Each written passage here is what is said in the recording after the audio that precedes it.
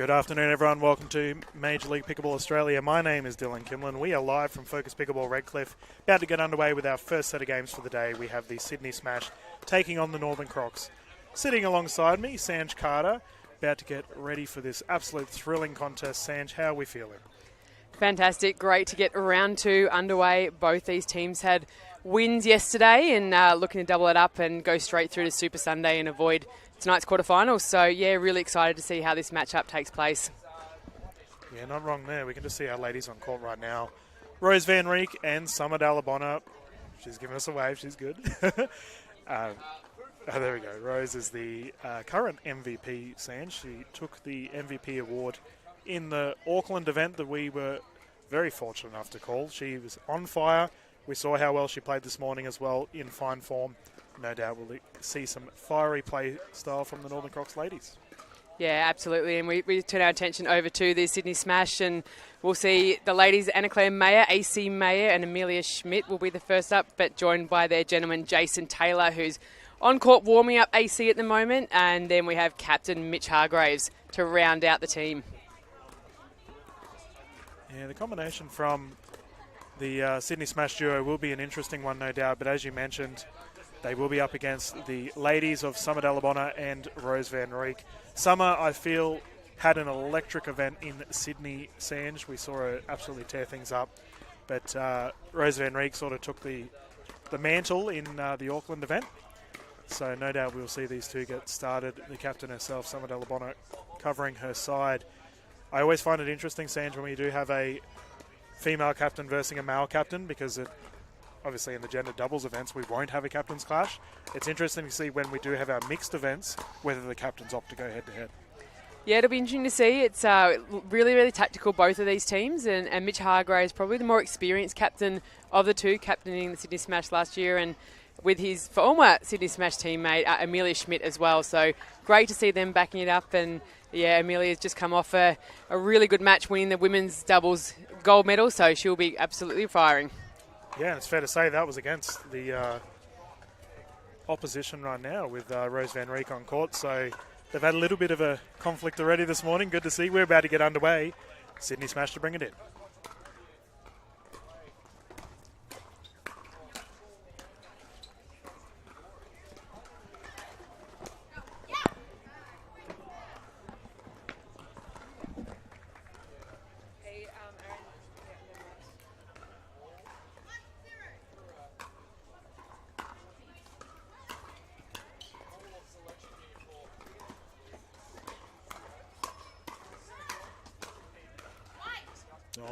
fiery start here for the Smash. They take the first 2 points of the game.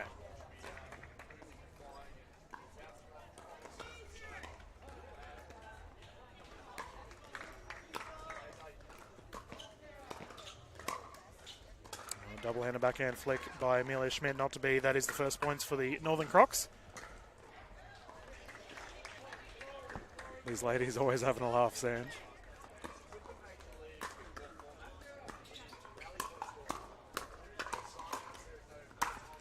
Oh, just short. I absolutely dug that one out from her shoelaces there, Amelia Schmidt. I think caught Rosemary Reek a little bit by surprise.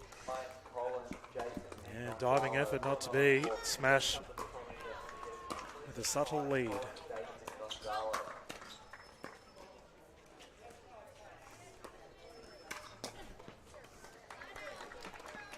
Fast forehand flick there by Rose Van Reek, catching the paddle of Amelia Schmidt, bringing up their second point of the game.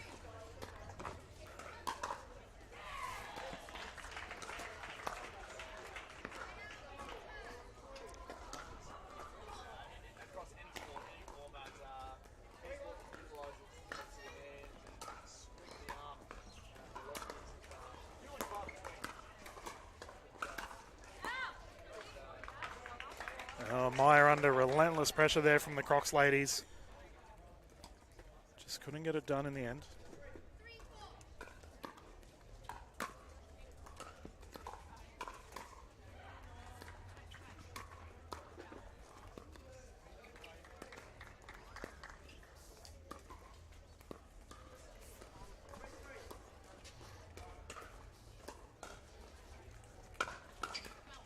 Top recoveries there.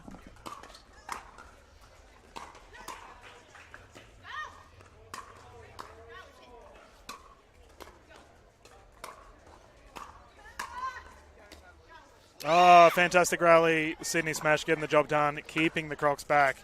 That lob set it all up, Sanj. Yeah, we saw a lot of the women's doubles earlier, and no surprise here, they've maintained that same strategy. Really trying to throw something different at the unbeaten ladies of the Northern Crocs. Ooh, left side. I was about to mention that, Sanj, that we have probably two of the best double-handed backhand drivers on the court right now, Summer Alabona and Amelia Schmidt. Expect the guns to be blazing.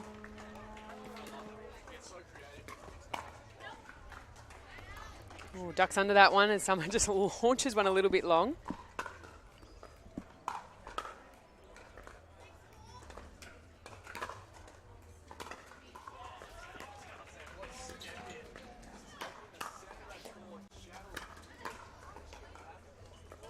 And that one goes wide. Fiery start to this game. Plenty of out balls as a result, however.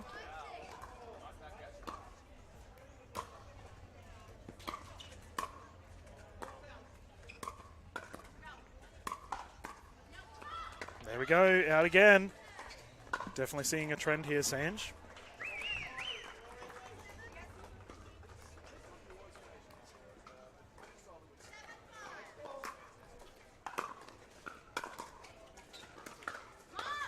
Yeah, great drop there, really getting someone to lean right in. Didn't quite get up to the kitchen as much as she would have wanted to, and nice play there by Sydney Smash ladies.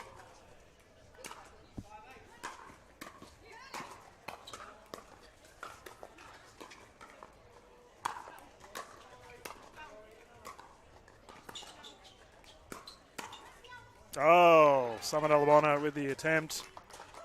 You see ducking and diving again, My goodness. getting her ninja skills on there. Getting out of the way of it. Another point.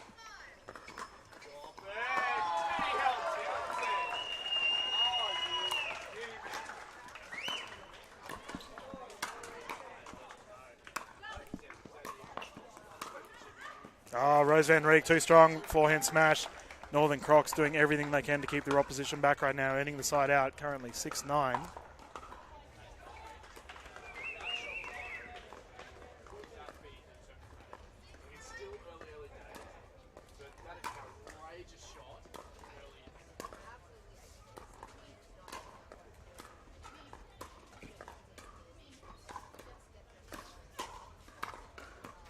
Yes, nice shot, down to the feet.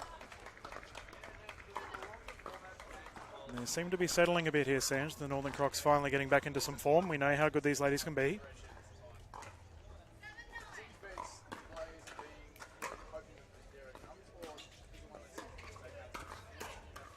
Yeah, absolutely right, Dylan. And you'll see the points will come thick and fast here. Rally scoring for Major League Pickleball. We are playing best of 3.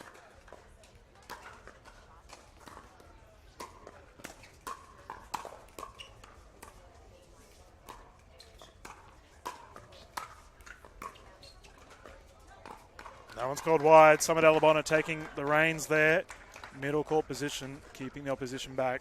That's it. A quick correction. We are playing 2:21. We have 4 matches to get through. Oh, how good is that? We start with the women's doubles, then we'll roll into the men's doubles, then 2 mixed combinations, and if we are all tied up to the all-famous Dream Breaker, which is singles battle.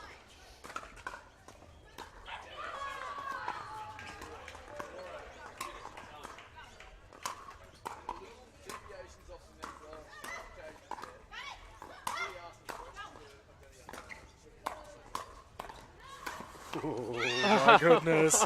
The patience to get into the net there from the Croc, but AC just kept swinging, bringing the hammer. That's when she plays her best, when she's out there driving hard, cheering loud. Oh, Van Reek too strong down at the toes. That forces the rotation right now.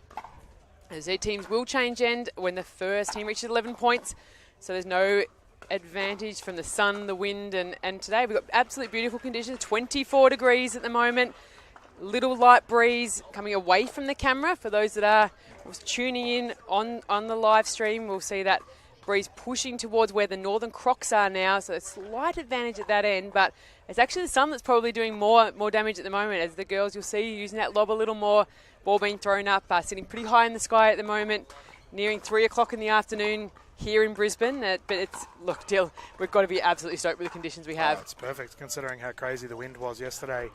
We've had absolutely nothing but glorious sun and, as you mentioned, a light breeze. Sandra, got an interesting note for you. I was speaking with Joey Wild from the Eastern Rush yesterday. Was fortunate enough to have him join the booth. And he said that the Northern Crocs, just because you mentioned Dream Breakers earlier, he said they are terrifying to come across from a Dream Breaker perspective. So should something like that happen, you know, a lot of the teams would be aware of the prowess the Northern Crocs have in that regard.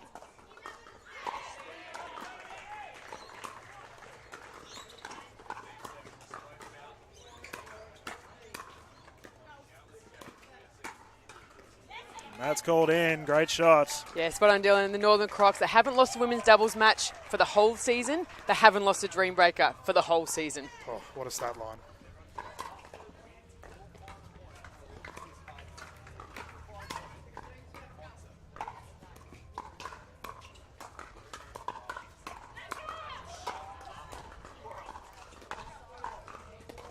Oh, how good is that? Crocs' transition to the line is perfect, keeping the Sydney Smash back once again.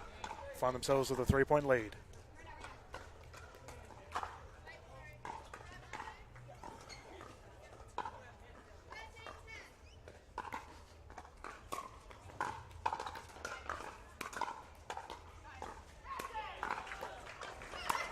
Oof, bang.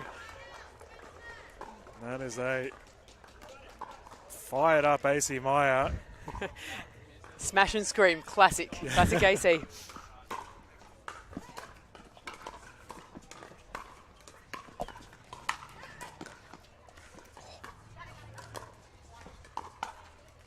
Oh, Summit Alabama ripping the angles there. Amelia Schmidt with a lunging effort. Couldn't get the second one back, however. Fantastic play by the Northern Crocs.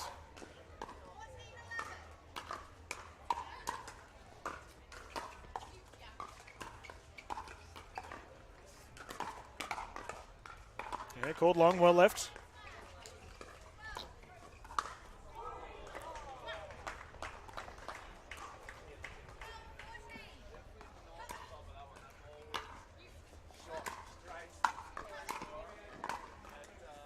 Oh, how good is that again? Again, that off angle, just using that off forehand, really pushing Amelia really wide. But again, it's actually the shorter shot. She's not going deep into the corner, which Amelia is actually anticipating. So nice work, Summer Delabonna.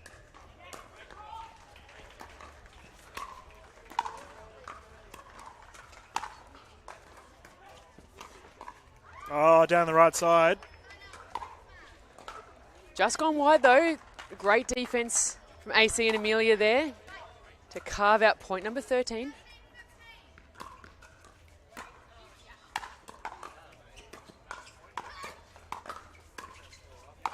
Well left. And there's that wind coming into play. That subtle push to the back left of screen, ladies and gentlemen. That is the direction the wind is blowing. Rose Van Rijk understanding this and getting out of the way.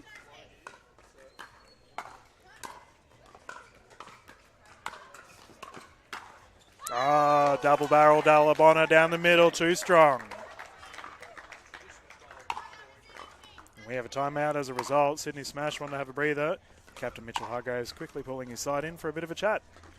Yeah, great tactic there from Mitch, just to try and break a little bit of momentum from the Northern Crocs and probably just have a little chat with the ladies, get their confidence up. And I think both the girls too, you know, that we saw from the other end, they were driving that ball so well, finishing through their shots into the breeze, but now being down breeze, just making sure that they fully commit, fully finish through their strokes, not pulling up a little short, which you see what that ball just drifting a little bit long. So he'll be telling them to stay out there, keep that aggression, really finish through your shots. Yep. Yeah, well, it's a fair point, Sanj, because we did see Mitchell and JT warming up with the Sydney Southeast Asia Surge players earlier, just before this event, and Mitchell was on the court for a long time. So I have a feeling that the gentlemen would be well and truly understanding of the conditions of the current court that they're playing on. We do have a little bit of shade in the Northern Crocs section of the court, but that's something that the gentlemen will be aware of. Summit Alabama will be bringing it in, currently 17-13 for the Northern Crocs.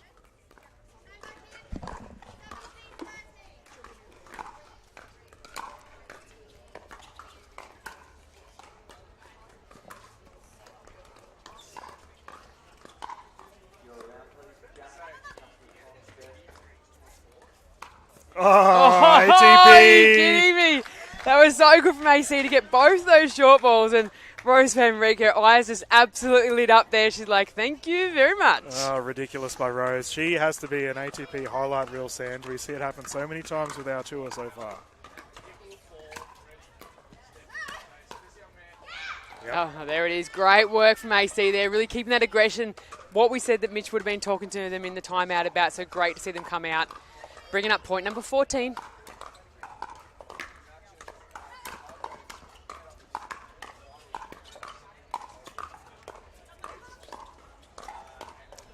Dig, but not to be. Summit Alabama trying to scoop it out. We've had a couple net rolls working in favour of AC Meyer. She won't be complaining. 3-point game. Amelia Schmidt to bring it in.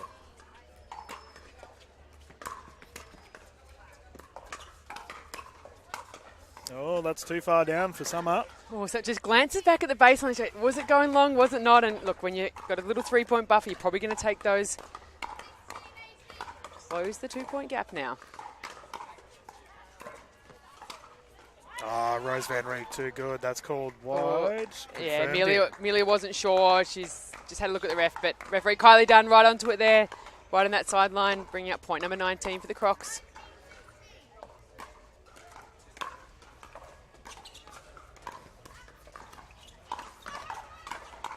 Oh, Summer smacking that down the right.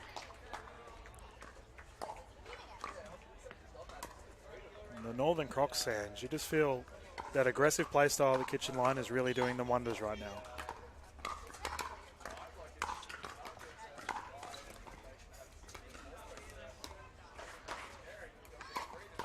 AC Meyer jumping on that opportunity. Speaking of aggression, I think we got 4 of the most aggressive ladies out there, and with their skill set, absolutely doesn't surprise me at all. All right, they fend off one, save one. What can they bring up here? Oh, freezes in effect as well.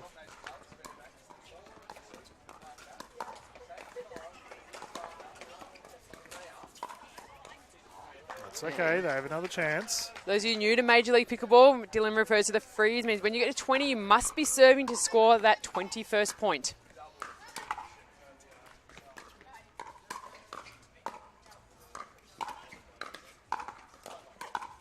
Oh, speed up not to be. Northern Crocs ladies will take the first victory here, 21-17.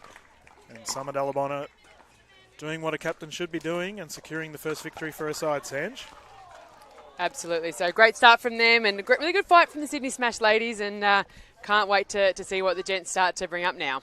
Well, interesting point, Sanj, as we have our gentleman in pink warming up, Mitchell Hargraves and JT will be hopping on against Armin Bartier and Nilsson Shen. Nilsson being the MVP, or the finals MVP of the Sydney leg of our season thus far, but I know Bartier's had a little bit of a lower limb injury concern throughout our events this weekend, so we'll see how he performs today. I mean, he absolutely tore things up in Auckland, so we know what he's capable of. He did. He definitely did in Auckland, and he won the men's singles here on Friday. Yesterday, it feels like a few days ago now, but not surprising he pulled up a bit sore. He had some grueling matches. Look, Armand's an absolute competitor. Him at 80% still, I think, would be better than a lot of people's most. But look, he'll get out there. I don't think it'll hamper him at all, Dylan. I think he'll be right on. And look, no doubt Mitch and Jason will test every part of Armand's physicality. But I've got no worries that he's going to be absolutely fine out there this afternoon. Yeah, and the gentleman he's warming up with, Nilsson Shan, absolutely ridiculous fast hands at the net, being able to capitalise on those volley battles. Fair to say he is a volley specialist, and he'll be doing everything he can to initiate those fast hands fights we see at the middle of the court. Alternatively, Mitchell Hargraves, the captain of the Sydney Smash, I refer to him as captain consistent for a reason. Minimal errors on his behalf. Very, very solid third shot drop, third shot drive. As I say that and he makes an error, that's the commentator's curse kicking in. But I've lovingly termed JT Frog Sanj throughout our events this weekend in Auckland, because he... how low he gets or how high he jumps, I'm not both. Sure. Either one of those it could Either be. way, And crazy. And look, it's great to see Jace back again, and he's just getting better at his pickleball, knowing his first event was in Auckland. Watched him play this morning, and vast improvement. Really excited. I mean, again, they are testing themselves against the top team in the league at the moment. So, I mean, to be the best, you've got to beat the best. So let's see what they can bring. Yeah, and it looks like our official Dunn has asked for the fellas to get ready. Kylie, one of the top refs here in Southeast Queensland. Wherever you are tuning in around the world, we welcome you.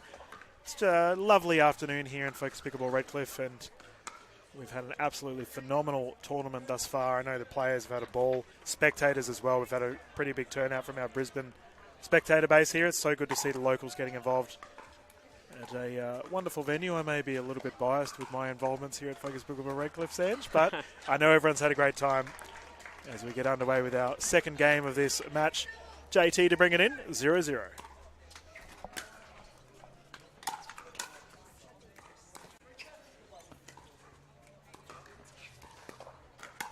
Oh, too good. Hargraves flick of the wrist down the middle, and that fifth shot drop of his, Sanj, absolute poetry. Does not miss many of those, and if he can get a lot of looks and set it up like that, it's going to give his team a really good chance in this game.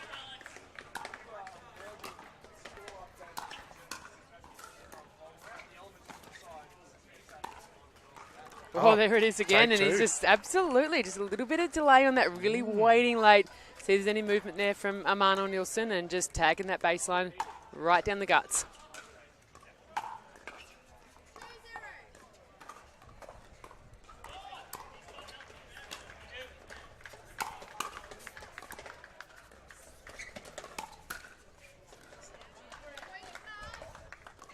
Well, danger signs here for the Crocs. The Sydney Smash have been electric to begin with a 3-0 lead.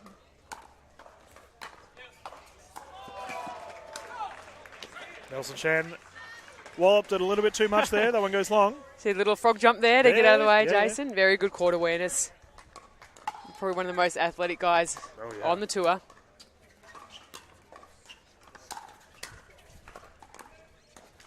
Ooh, a little casual there on that one. I think Mitch might have a little word there to him as he goes back.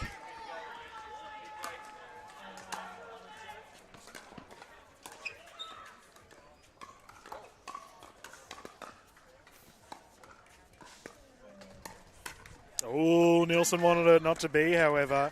He was waiting on it too. Normally lethal with that backhand volley opportunity.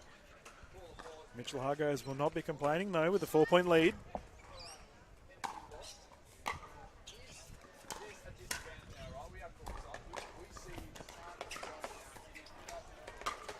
Oh! Denied by the net tape. It bounces right back. Armand has a look at that ball and says, come on, Durafast 40, get over there for me. No luck at all for Bhatia. And there we go. The net giveth and it taketh away. Northern Crocs getting it back.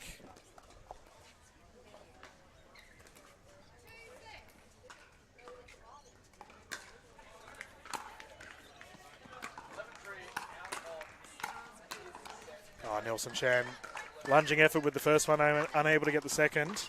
Very similar to what we saw with the ladies, Sanj, in that the team that generally gets to the net secures the point. We haven't had any long rallies yet. What's going on? Fellas blasting too quick.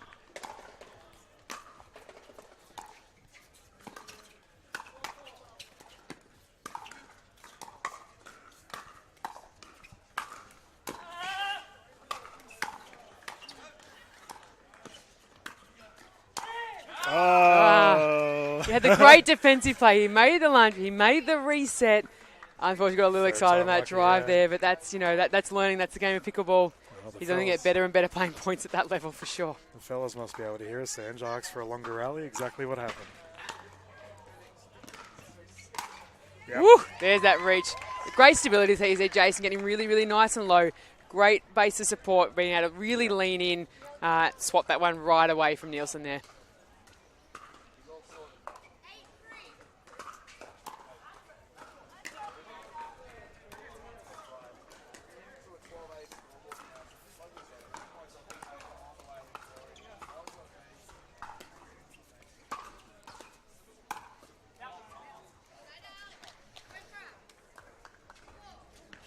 And that's 4. We have a side out. Nielsen Shen to bring it in. Sanj, I'm noticing Sydney Smash at a very high clip with their fifth shot drops right now.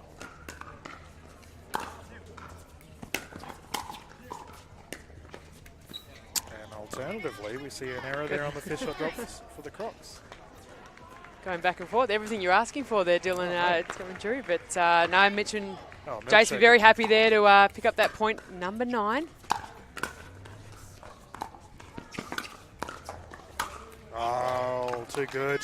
I mean, if I'm getting what I asked for, it's a nice warm day. Milkshake would be lovely. Would you like anything?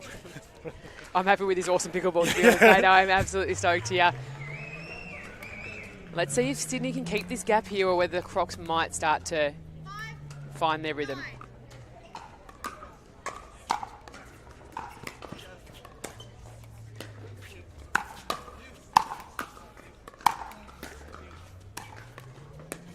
Oh, how cheeky is that from Hargraves? Very cute little slice and dice. It pushed Nielsen really far back on that first smash, and Nielsen's not slow at all by any means, so that slice really cut away fast.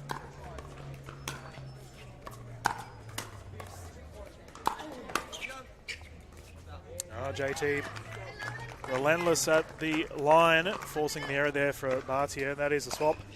11-5 right now. The Northern Crocs in a little bit of a pickle. Yeah, I really like the way Mitch and Jace have started this game, and it's almost like they're playing a similar to a mixed combination where Mitch Hargraves is really taking 2/3 of the court, really allowing him to take most of those resets and allowing Jason then to play that natural defensive part, but then come in and drive when necessarily. And I think he's doing a really good job. It relieves a bit of pressure off Jace and allows him just to play his more natural game, and then Mitch can really start to force the point. So really love the strategy, but then also they've been able to execute on that. That's so. Right. Can they maintain it in this after the end change here? We'll only see, but it's a great start from the Sydney Smash. And that's the one thing I've noticed, Sanj, is just the consistency of Sydney Smash. Minimal errors to be expected from a Hargraves lead side. We'll see if they can continue as we get back underway. Currently 11-5, JT to bring it in.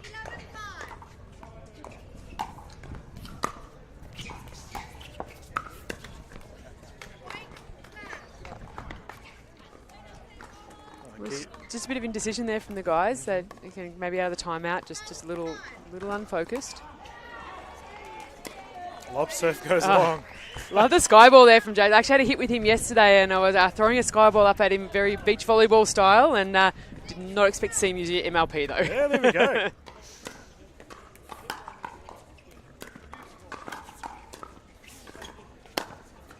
Talking about sky balls, that one goes long there for Nielsen. Again, that wind's just starting to gust here. We're feeling on the commentary booth whether the players are going to be able to adjust quick enough, but definitely going to give an advantage to Hargraves and Taylor with the wind in their faces.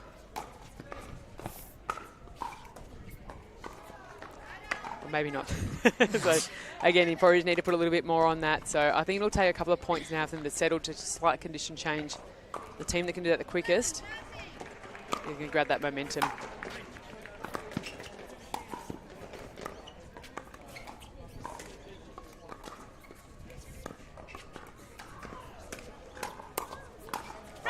Too good. The biggest thing for me right now, Sanj, is actually the Northern Crocs. So we know the Sydney Smash they're feeling it. I wouldn't say they're playing exceptional, they're just playing very consistent. So we'll see what the Northern Crocs can do in response.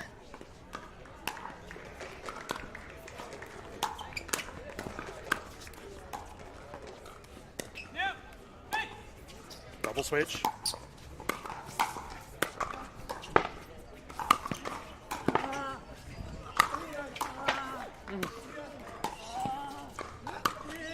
Oh, relentless. Did that fence get an absolute hammering there? Jason Taylor, right, I would say beyond the baseline. Forehand, backhand, reverse, great defensive play. And look, the guy hasn't been playing pickleball for that long, but wow, that's some defense. That was crazy. That's what it was. We have a side out. We have a timeout. And understandably so, Armin Barty is swinging for the skies right then after that. We had a double switch in that play, Sanj. You don't see that off very often, but the Sydney Smash managed to somehow stick around. Look, they're going to throw different things up, and I think they have to. I mean, the Crocs at the moment they're the ones under the pump, and I think they're just starting to force a little bit too much. And I'd love to see Arman and Nielsen. We know, as you said, Arman might be carrying a little injury. I'd love to see Nielsen really step in and take over here. I agree. He's an exceptional player, can cover the court ridiculously well. I'd love to see him now just go, Arman, you hold that right side. Let me do the work. Yep. Let me be the man. Let's get big and just have Arman to be able to hold position, because I think at the moment trying to do a little too much, a little confusion there. So I'd love to see Nielsen just go big. I agree entirely, Sandra. And Nielsen is renowned for his backhand volleys down the middle, so that right side that his partner Arman is on, it works for their team strategy. We'll see what happens as play gets underway once more. 8-14.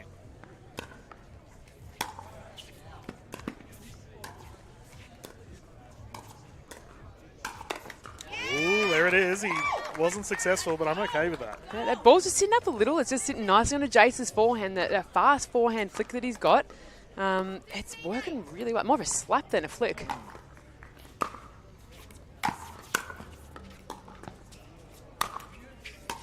Oh, no way. Ridiculous. No way. The boys tracked it though, like this is probably coming back. That's when you need the wind to kick in. Carry it back in.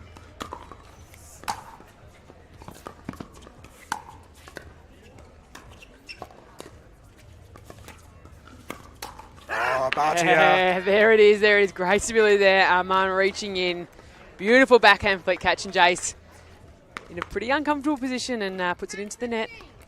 Brings up point number 10 for the Crocs.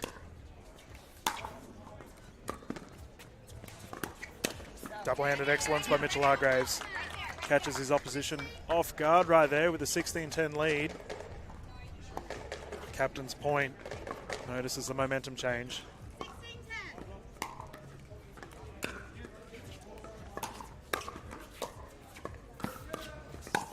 And again. And just great defense from Jason there, being able to get low, keep that ball in play to allow his captain, Mitch Hargraves, to be able to come in. And, yeah, not surprising. Time out. I think that's such a telling point there for Mitchell Hargraves. We know how good he is, Sanj. When he gets going, it's very difficult to stop. He's relied, like, JT has gone crazy with the defensive prowess. He's coming in, capitalising on the finish. It's great to see a captain stand up.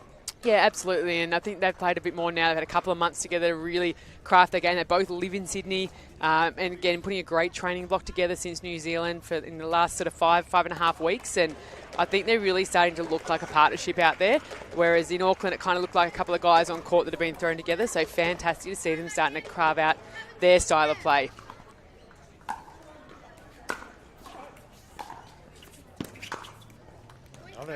Confidence here for Sydney Smash. 17-10 with the lead. 18-10.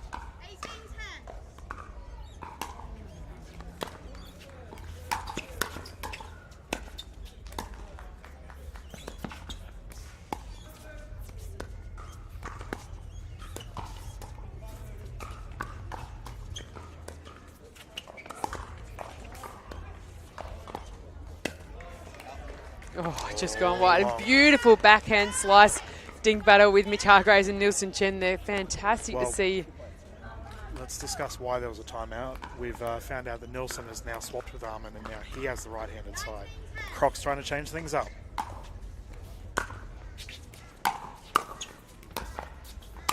Oh, still good. I love it. And that's the thing, Dylan, it was really good to point out because a lot of people wouldn't know that with Major League Pickleball, you have to stay on that same side unless it's a timeout. So they've used that really tactically. I thought it was going to come a little earlier.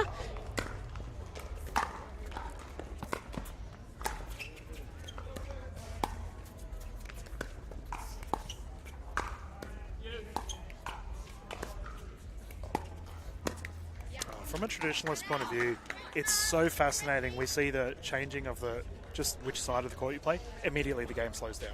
It's so crazy, Sam. Game point situation here for the Sydney Smash.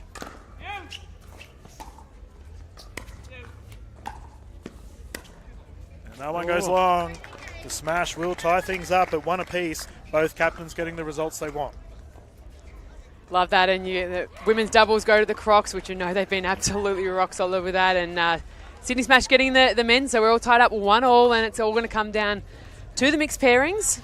Well, interesting thing to keep in note, Sanj, in that when we did the Sydney Smash event yesterday, we actually saw a change up in that Mitchell Hargrave played with AC Meyer, whereas traditionally he plays with Amelia Schmidt. We will see what happens throughout events today.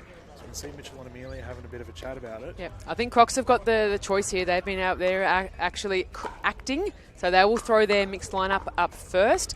Then referee Kylie Dunn will go over to the captain Hargrave and say which combination are you going to throw up. So what this means that if we do go to a dream breaker though, that then advantage goes the other way. So Sydney would have to throw their lineup up first for Crocs to respond to if it got to a dream breaker. So, I mean, obviously both teams are going to want to go out and clean sweep on both the mixed combinations. But look, the way Sydney were playing then, look, they're having a really good deliberation about this, who they're going to throw up. This is really exciting and great to see here. And can Sydney take the advantage? I think they're looking strong as a team. They look really confident and calm. You know, the Northern Crocs have been dominant. They won the Sydney event. They won the Auckland event. This is probably the first time we've seen them a little bit shaken, Sanj.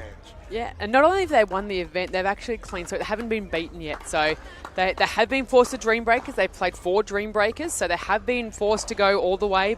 And again, I think too, Dylan, they're so confident in the dream breaker that when they get to mix, they're actually not too phased. They know they have to get 1 or 2 in most of those matchups. So they have actually got the men's and the women. So it'll be good to see. We see Captain Summer Dalabona and Nielsen Chen. So they're going strong. They're going their fit players. Captain's out. And we've seen Mitch Hargraves and Amelia Schmidt. So we see, there we go. Faithful. Back to Old Faithful going, hang on, we're going to go out strong. Can we grab this one? Interesting.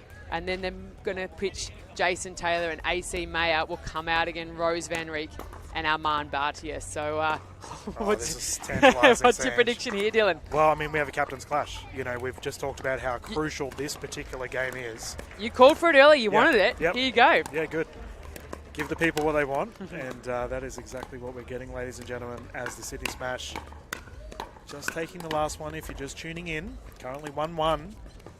But I expect this to be an incredibly fiery game, Sanj. Oh, no doubt. And you've got one of the best, well, actually the best men's, women's mixed combination in Mitch Hargraves and Amelia Schmidt. Not only do they won the PPA event in Auckland and Sydney, so they are absolutely rocking when it comes to the mixed doubles. And combination of Summer and Nielsen, they've actually been a little vulnerable. They actually have had a couple of losses through the MLP. So this is the one they want to get. Can't wait. This is really exciting. And we'll see who will be serving first. Official Kylie Dunn having a chat with everyone. We look like we are ready to go. Amelia Schmidt will be bringing it in for the Sydney Smash. And as we get underway with our Game 3, first mixed action about to kick off.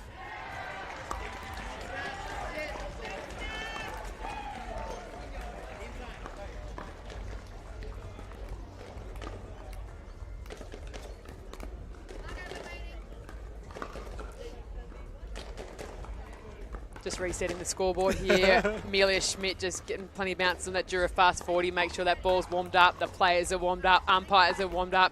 We are ready to rock and roll.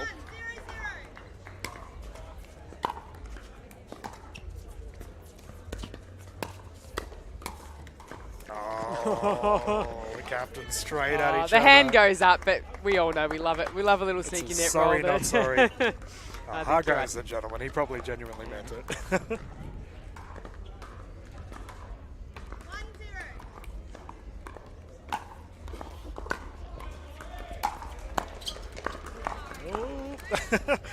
They caught Millie a little high there. I think it just didn't quite dip down from Summers' paddle, which you would normally expect it to. Couldn't get out of the way, but just grabbed that edge guard and brings up first point for the Crocs.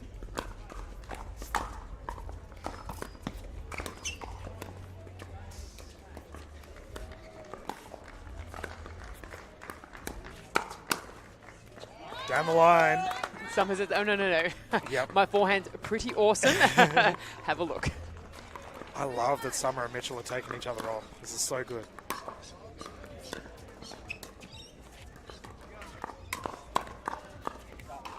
Just wide. Tied game 2 apiece. Again, the wind's picked up a little more from when the women were out here, so I think it'll probably take Amelia and Summer just a little to adjust to those slightly gusty conditions.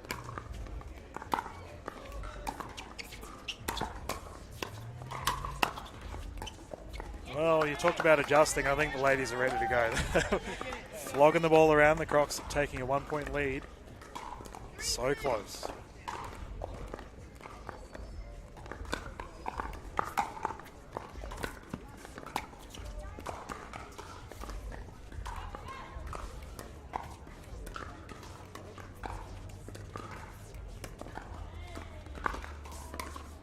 Too long. This is fascinating, Sanj. We're seeing a lot of front-on dinking. Not something we see very often in the MLPA. Just trying to change up, give each other something different to look at.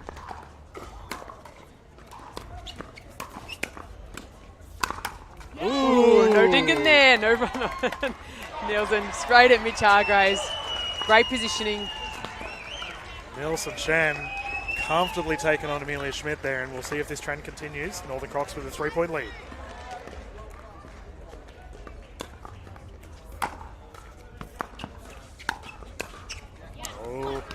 Shen trying to poach the ball there. Caught him off guard, however. Summit Alabama. Just a quick chat to his teammate. We're good to go once more.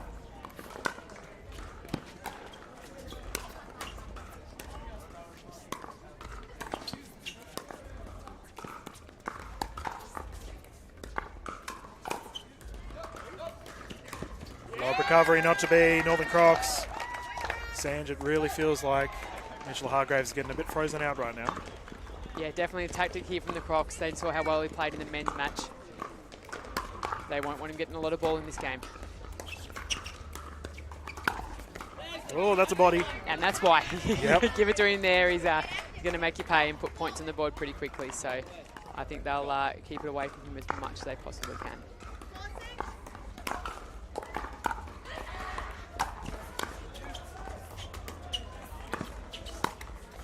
Oh, net roll. Working in favour of the smash. They have nearly tied things up, Sanj. Yeah, good little run here. And again, as we said, they switched on. Mitch has been able to reach across, grab a couple of those middle drives and set his team up. Well, it's the fascinating thing with the rally scoring format in that Mitchell may have only received 30% of the ball. Doesn't matter. They all have to do is defend. They can be right back into it. Tied game. Yeah, great drop from Amelia. Summer wasn't sure. Do I lean in and take it on the full? Do I let the ball come back? Great positioning. If you're watching at home, that's where you want to put that ball.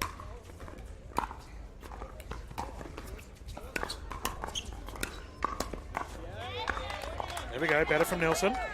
Yeah, great attacking. Amelia was on the retreat there and off balance, and really, really smart to put it down to her feet.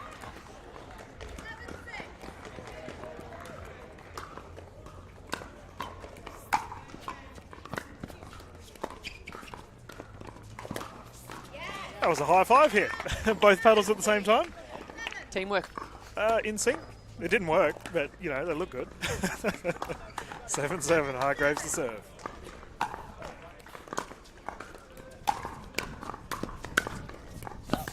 Good long. Yeah, big gust of wind just come through just as Nielsen went to play that ball, and they're going to get that every now and then, I think, over the next 30 or 40 minutes.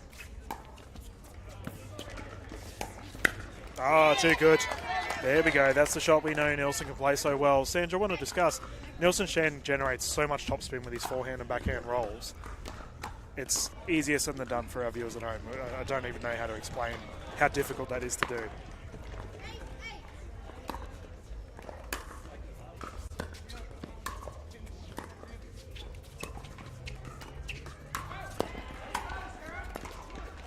Some are trying to slow things down, not to be. Yeah, you're right, Dylan. You'll see Nielsen, you know, you probably can't see it from the booth and what you guys are seeing, but loose grip, we had to really release the high velocity of the paddle face.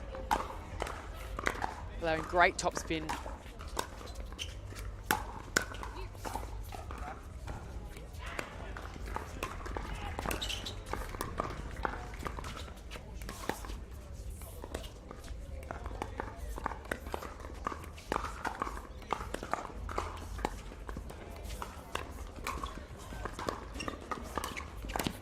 Oh, there we go. Loving it. Goodness. Those slice backhands to really set the point up. And as soon as it went wide, what I love there, Amelia Schmidt was ready. She went back, knew the ATP was coming, put it back into play. And I mean, 6 months ago, an ATP was an absolute winner. Now it's almost like the defender's ready. Yep. A slice ATP at that. How often do we see that happen?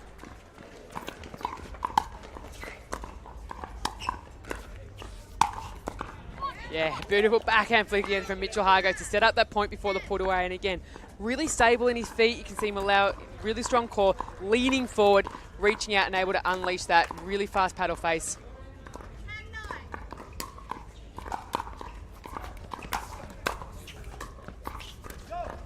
Oh, sneaky Bashan ties things up 10 apiece. I love that. The big backswing, thinking he's going big and then able to really just slow that paddle down, slice the ball, get that backspin so when it bounced, coming away from Amelia.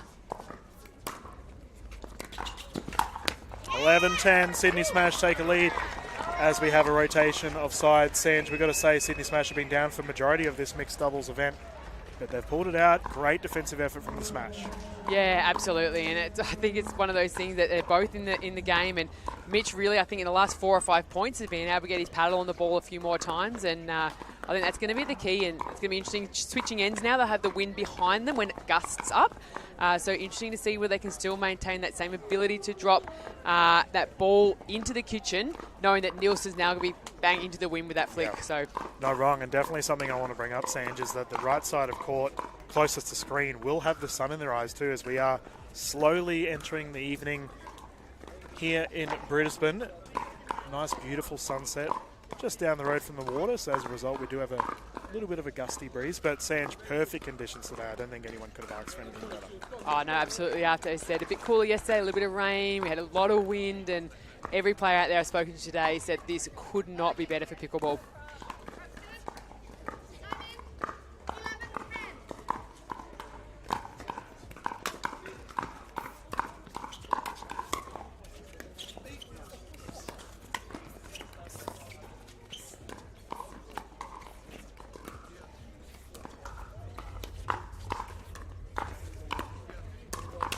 Oh, Nielsen. He was waiting for that one. Yep. And again, every point's a fight here. Like we know that when it gets through to the elimination phase, we've had a difference of like 0.003 to go through. So they know every point is so valuable.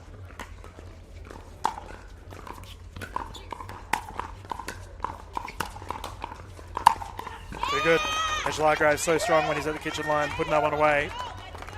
It just looks like he's in a groove at the moment. Hey, like I think Mitch so looks comfortable. He always looks calm, but he looks really comfortable, but still in that really aggressive mindset. I'm really loving the, I guess, the composure, but also the body language here from the way Mitch is playing.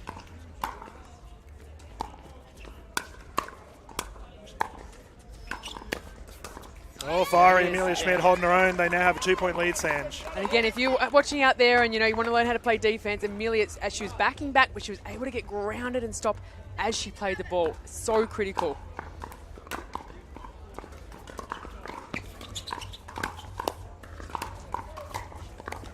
Oh, they survived, the Crocs. We're in a bit of a tricky situation in that one. Didn't strike the paddle as well as Mitchell Hargraves would have liked. Currently 12-13, anyone's game for this game 3.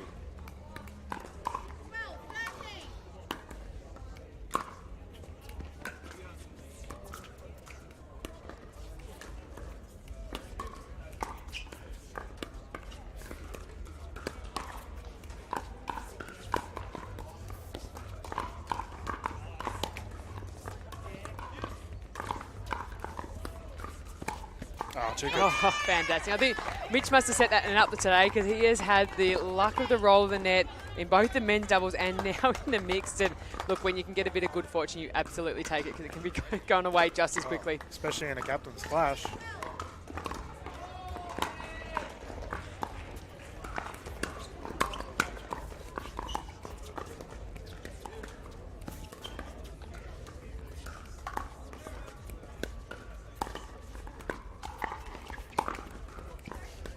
There it is again.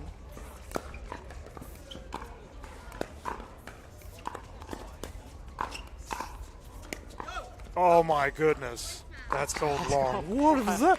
I love it. Going for the Burt straight across his partner from the left side to take the Ernie and back across. And again, I've seen some crazy highlight clips from Nielsen Chen. And look, honestly, it doesn't surprise me. No, it doesn't. He tries it all.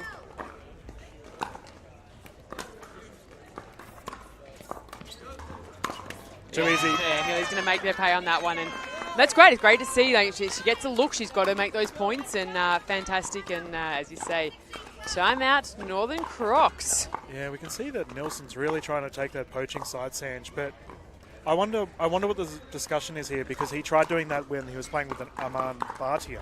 Do we think there's any discussions going on regarding this playstyle?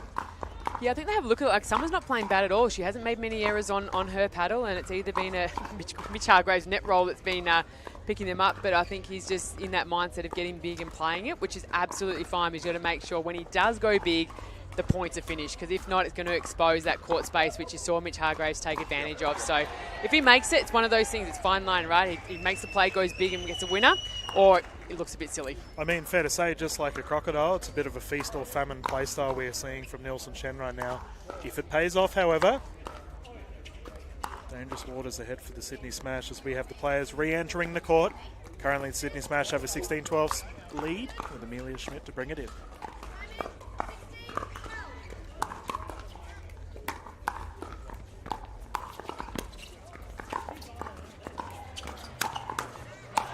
Ooh, little follow. Summer's like, I've got the power. I can bring you, Mitch Hargraves, face to face, but popped up a little high, and Mitch was able to finish that one off and bring up a little 5-point gap here. This is fantastic from the Smash. They're going to feel pretty comfortable here to swing big to try and close this out. Yeah, the slice there from Nielsen Chen, just ball not bouncing up as high as Amelia would have liked, and unfortunately pops that one in the middle of the net.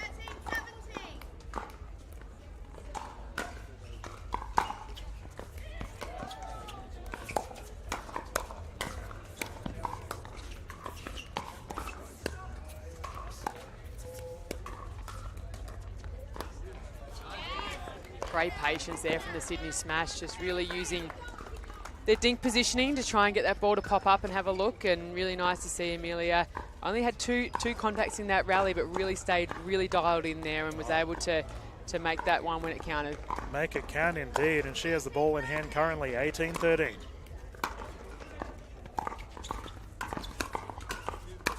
Oh, and again. As you said, making the most of opportunities, and fantastic to see. Like, we know she's no stranger hitting a big ball. It's fantastic. All right, 19-13, Sydney Smash.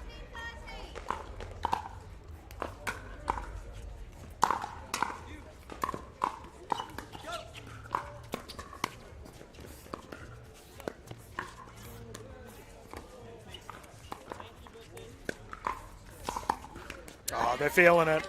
They are feeling it right now. Sydney Smash now find themselves in a game point situation for this captain's clash. Sanj, this is a big win for the Smash if they can pull this off. The toughest point now, though. They can get to 20. This 21st point, though, must come on serve.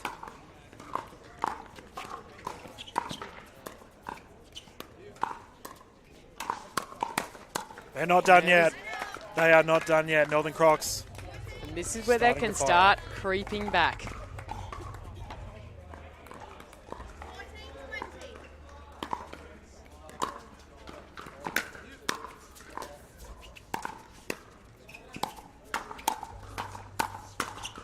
Ooh, Mitch Hargraves getting fired up. You don't often see him really get pumped up. Much like maybe he's taken a bit of the AC Mayer. Had the AC Mayer coaching class on how to get you pumped up for a match point in this first mixed doubles. Too easy for Nielsen. The freeze really coming into play right now. And now every point the Crocs get back now, the Smash are going to get a little tighter. So this is where we say, can they keep playing free, or can the Crocs just play big and hope that they can bring that gap closer and closer?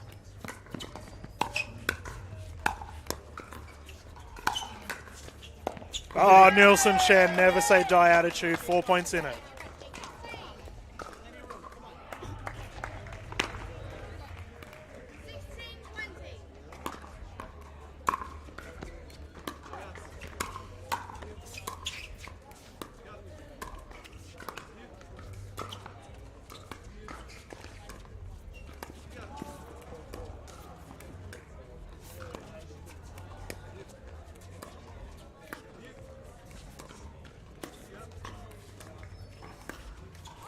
Receiving 100% of the ball with a 100% win rate. Perfectly played by Amelia. One of the longest rallies of the match so far, and good to see that they're happy to get into those too. Not pull the trigger too early. Nielsen coming out clutch once more. Just like their mascot, when he gets his hands swinging, fair to say Nielsen's pretty snappy.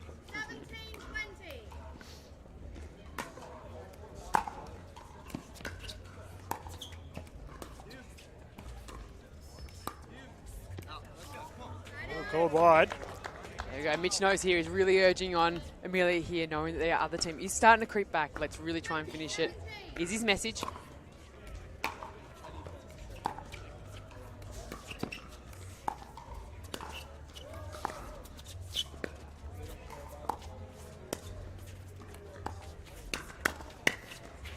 Nielsen wide. Sydney Smash take the victory here. And that's a 2-1 lead. Sanj, let's talk about the psychological aspect of that. Your captain has come out absolutely dominated. Oh, look, you've got to. And again, like Crocs coming resounding favourites. You don't want to come down, and you don't want to be down 1-0 in the mix. You've got to go in and win strong. So really impressive. Mitch threw himself out there. He had to make that win to really not only give the team the confidence on the scoreboard, but the confidence for the second pairing to go in. Clearly, as we know, nowhere near as experienced AC Mayer and Jason Taylor, but also coming up against Armand, a little under par, as we said, but Rose Van Rijk. I mean, Rose Van Rijk, the current MVP. If the time is to stand up for your side, now it is. And what do we expect to see from the Northern Crocs from this one? Well, these guys have only lost, I think, one mixed doubles match for the season. So it's actually been the other pairing of Delabonna and Nielsen Chen that have actually been a little more inconsistent. So it's interesting the pairing they threw out. So I think they'd feel very confident in their abilities, in their connection. And again, Rose has the ability to play big as well. So she may be able to allow Armand to just hold his space, not cover as much as what you normally would in mixed. So I'll be really interested to see which sides they take when they go out there. But yeah, Rose obviously has that ability to play right side and left side. So if they do need to make that tactical change during the match, we may see it as well. Yeah, it's definitely going to be interesting to see, considering we did have Bartier playing on the right side and he swapped over in our last event. It'll be interesting to see how much Rose decides to take control of things, considering how well she's played in Auckland. And for the duo, for the Sydney Smash, I'm not going to call anything, Sanj. This game's all over the place at the moment. We'll see what happens as Maya's currently getting warmed up. I would say she's the barometer for the Sydney Smash, Sanj. Yeah, 100%. It was interesting in the men's doubles seeing Mitch Hargraves really just hold ground and be the consistent one and allow Jason to play that really defensive style. So AC is a very attacking player, so I think she'll probably play a very similar role to what Mitch did actually when they played the men's double. So allowing Jason to hold that side, really play defensive, and I'd almost love to see Jason play the right side and AC on the left, and we're going to see that. So I think that's going to suit them better.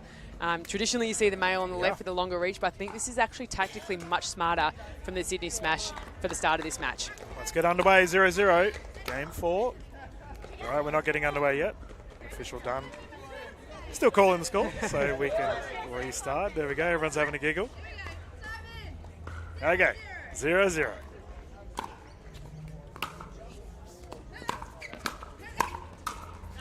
All called wide, Smash, strike first.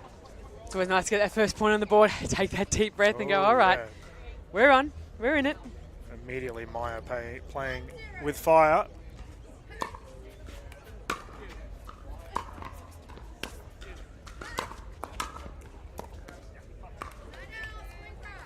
Yeah, a little sweaty in the hands there. Jay's just lost his grip a little bit on the paddle. It is pretty warm out there still. Definitely is.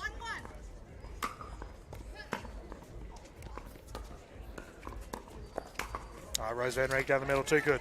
It's in that sweet spot for her. AC is going to have to keep that ball down a little lower, or someone's going to have Rose is going to have an absolute field day on that forehand smash.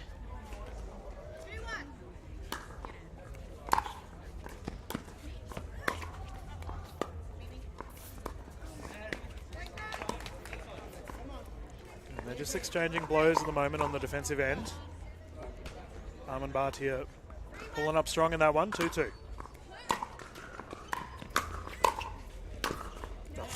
Okay, we were talking about potential injuries. Armin's moving well on the court. Look, instinct takes over too, and that's his natural game, and he's not going to be holding anything back here.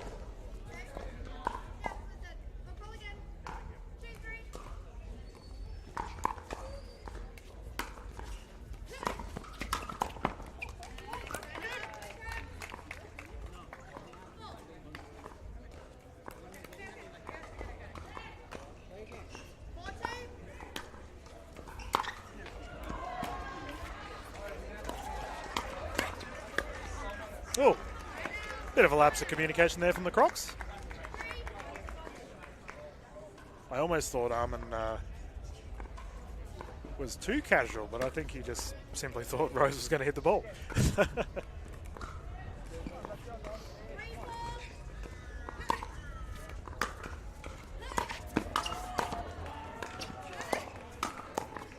Oh, good.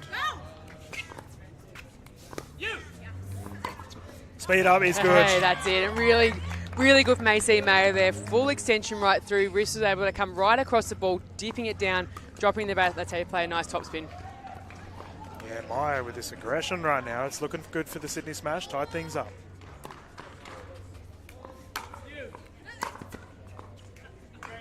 Well left by Rose Van Reek. There's that air ball we talked about earlier. For a tennis player like Rose, that's a nice juicy one to return.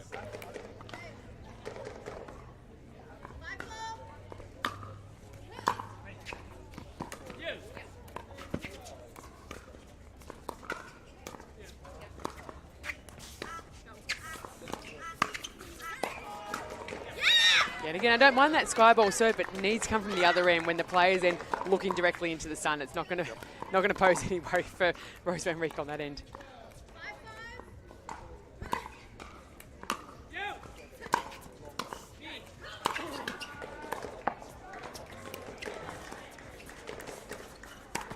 Oh, JT getting caught. Armin read that so well. Yeah, just a little excited there, and probably just need to let that ball bounce. Stay in the dink rally, stay patient, and you can see AC just going over and have a little word.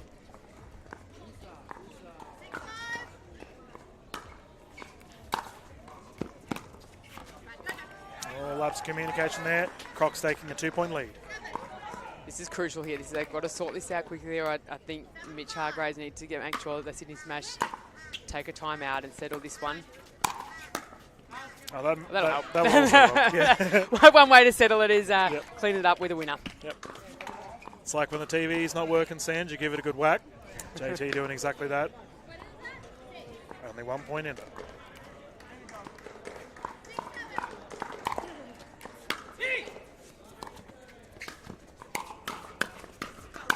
Whoa, okay.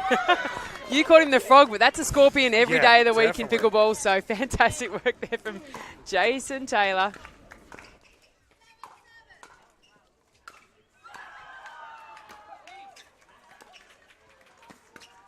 Bhatia too good down the middle. Yeah, really clever. Just caught AC back in that sort of transition zone, and Jace was running really fast forward and it just created that gap there, and Armand too good to squeeze it through. What a game this has been so far, Sanj. Very close.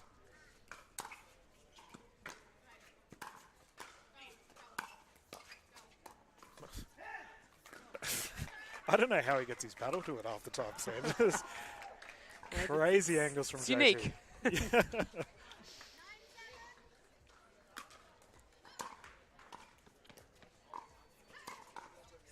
Too long. Crocs with a 3-point lead. They've got to stay patient here, Sydney. They're making some good shots, but sometimes they're just going a little bit quick, pulling the trigger when the ball's not quite in a great position.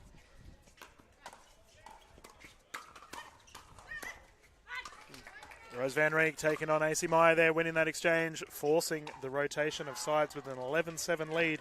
Anything that's caught your eye thus far, Sanj?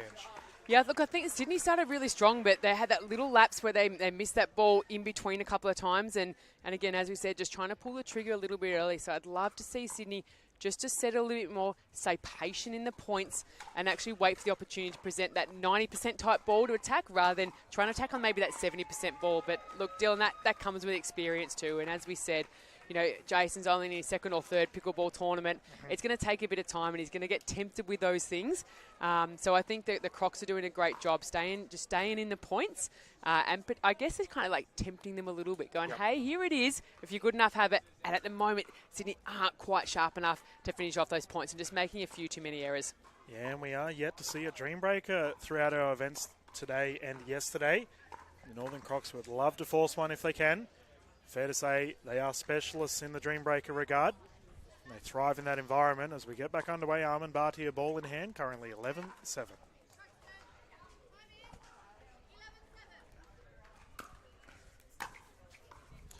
And I want to bring up, Sanj, we've had a changing of sides. JT now on the other side. Unfortunately, there's an immediate error.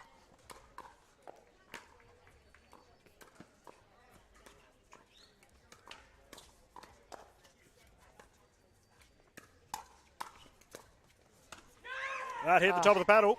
JT's ability when he's moving backwards to actually flick reverse that ball from a defensive position is absolutely incredible. And I think a lot of players, you know, he's coming in with a new kind of style. And look, some of the things, some are not, but there's some things that definitely can be put into the game and really bring that new next level of pickleball. Oh, one thing it is entertaining, Sanj.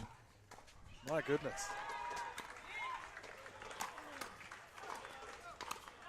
Oh, double out ball here for the Crocs. Good little surge from the Sydney Smash. He's just taking a nice tactical walk over to collect that ball and maybe get a little word of advice from Captain Mitch Hargraves. I don't mind it.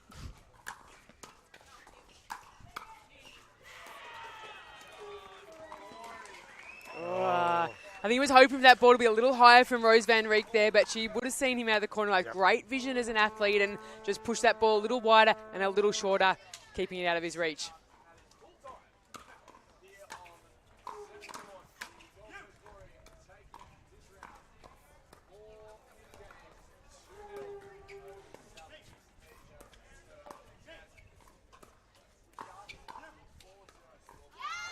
Dink Rowley going in the way of the Sydney Smash.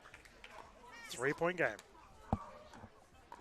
And those of you that are tuning in, we've got the other game on court one. We've just seen the Gold Coast Glory clinch the win against the Southeast Asia Surge. Oh, drive attempt. And that'll book Gold Coast's position into the elimination finals. So they will go through and progress with 2 wins on the board. And it might leave Surge vulnerable. They definitely may not make it through for the first time in MLP Australia.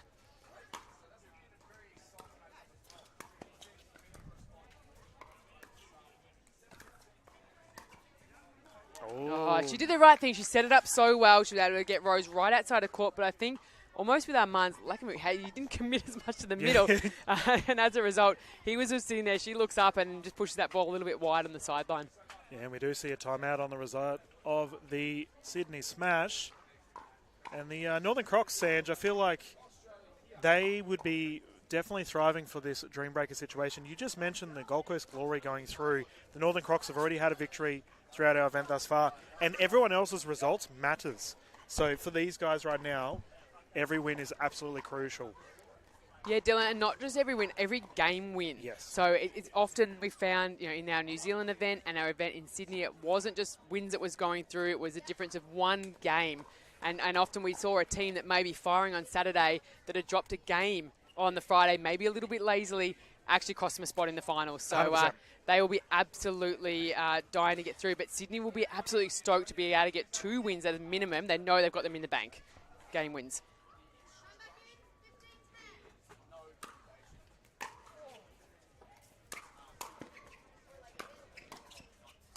Oh, that's dangerous. Ooh. Yep. He is scary when he gets going. Arman, the man. He's like, came in firing then. He saw it. He set the play up beautifully. He's squeezing this out to a 6-point lead now.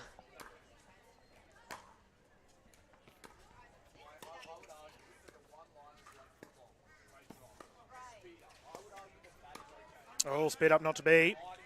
Bartia with a flick of the wrist cannot capitalise. Sydney Smash getting it back. JT and Maya must respond, start getting some points on the board.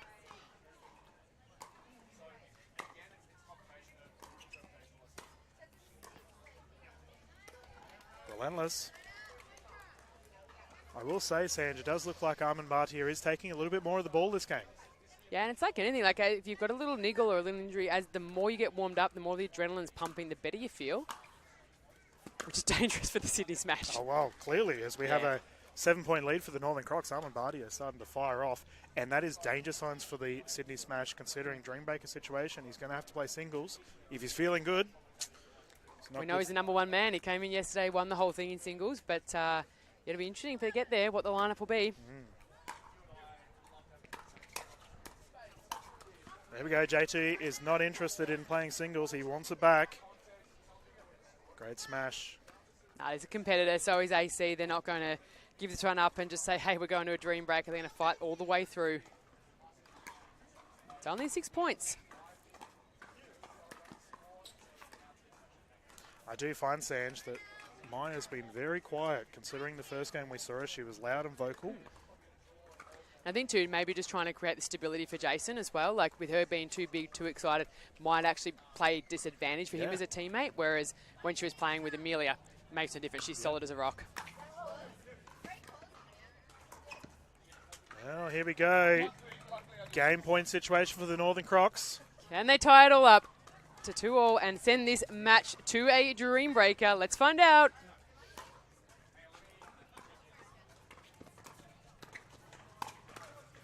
JT says you're going to have to fight one more at least. And we saw the freeze was so important in the last game, Sanj. That comeback option is always there.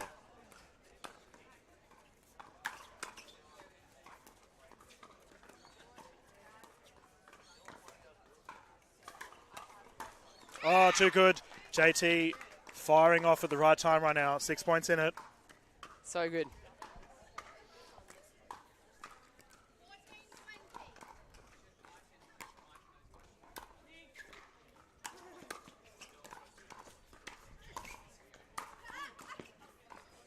Oh, recovery just short.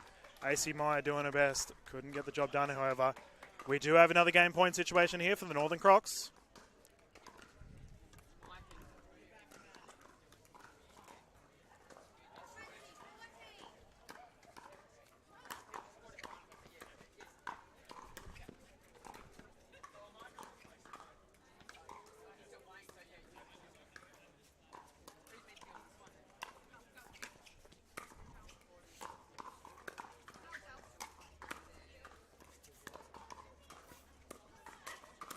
Oh, what a rally Sydney Smash survive. AC Maya getting fired up.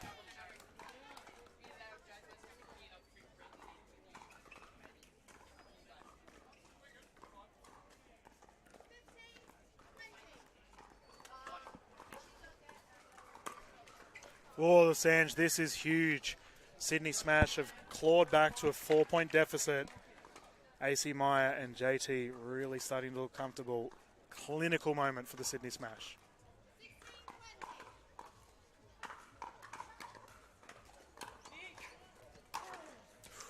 Unfortunately, you just have to create doubt. You have to make the Crocs play it one more ball every single time, and let's see if they can do it. Fourth opportunity.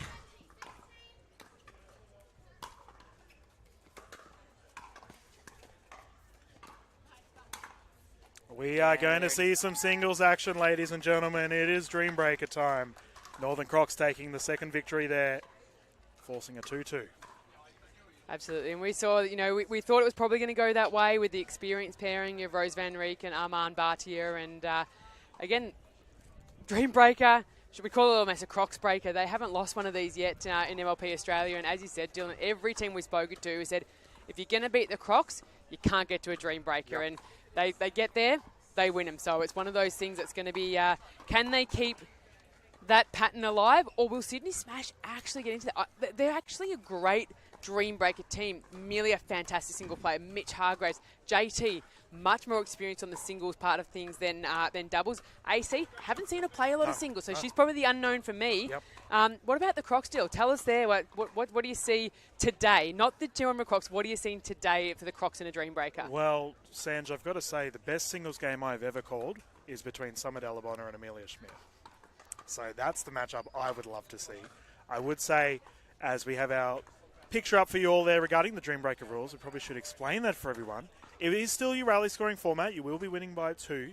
However, the teams must put in an order of who is playing when. So currently, Kylie Dunn, our official, is speaking with the captain of the Sydney Smash, Mitchell Hargraves. Each player will play 4 points and then rotate. So absolutely clinical, these matchups, as Sanj and I are kind of alluding to. Whoever you are versing, you're against them the entire time. And it is, we've seen in the past with our Dream Breaker situation, Sanj, when a player goes 0-4 or 1-3 against their opposition, it's really disheartening and hard to bounce back. So for the Dream Breaker sides right now, you mentioned the Northern Crocs and how they're playing. Summer Delabona, I didn't see her play this morning in our singles events. In our singles events. However, I did see Rose Van Rieck perform. I know she's obviously on fire. Armand Barty is crazy, so we know he's going to do well. I am a little bit concerned about his lower limb injury, especially in singles. If anything's going to be brought to the front and made a little bit more obvious, it is singles play.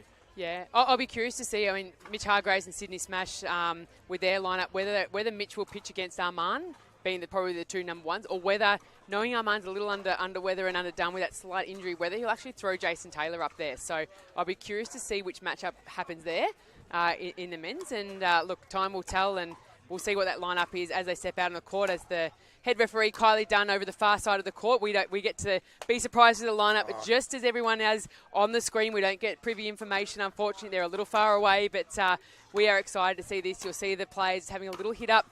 Just get back to that driving style of game that you'll see a lot more in singles. And as we said, each head-to-head combination will come out for 4 points. Yep. Then their teammates will come out for the next 4 points. And we'll repeat and rinse that until we get a team to secure that win at 21 by 2 points. And again, that rally scoring format. Though we do see, just like we do in the normal games, at 11 points, the whole team will switch in. So there's no advantage. Sun, wind, crowd, fences, whatever it might be, and it's going to be fantastic. We see the crowds starting to gather in around as the match on the other court's finished early, and everyone is starting to gather around for a Dream Breaker, and the first Dream Breaker for Brisbane. Fantastic. Great. Yeah, and I know what an amazing way to start our evening of play with a Dream Breaker situation. Sanj, there's 2 matchups that I definitely feel like we need to mention, in that the Northern Crocs, their ladies are phenomenal singles players. So Amelia Schmidt, we know, is an absolute gun on the singles play. As you mentioned, AC Meyer is probably the one of the 2 that we haven't really seen too much of the singles play, but vice versa. For the men of the singles, JT and Mitchell Hargraves, we know what they can do on the courts.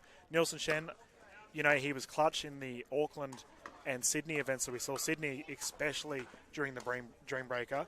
Fair to say the pressure is on him to really perform for the Northern Crocs. Yeah, absolutely. You will see Mitch Hargraves putting himself out first. Captain leading the way. And it's going to be against, I think, Armand Bartia. So the 2 big boys out in front, throwing themselves in first for this Dream Breaker. And you probably can't see it on the camera, but behind the camera in the stand, we probably have about 30, 40, 50 people just started to amass themselves from the other courts like they were giving away free ice cream here. It is exciting, and everyone loves to see these guys compete, but a Dream Breaker for a chance to potentially go straight through, skip the quarterfinals, and maybe go straight through to a semi. So both of these teams absolutely going to battle out for everything they have here. Mitch Hargraves, Armand Bartia, bring it. Dream Breaker action about to get underway for our Focus Pickleball Redcliffe event at the Major League Pickleball Australia. Mitchell Hargraves for the Sydney Smash, 0-0. Immediately, you see a first point off of an error there from an Armand Bartia. Pressure building already.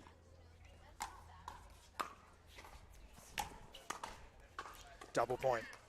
Yeah, Mitch, you want to go big. You want to bank points for his team here to alleviate the pressure from maybe some of his lesser experienced teammates. Oh, he is so good, Hargraves. See him expose that movement. He knows that left leg of Aman's a little vulnerable. He's really going to move him laterally as much as he can.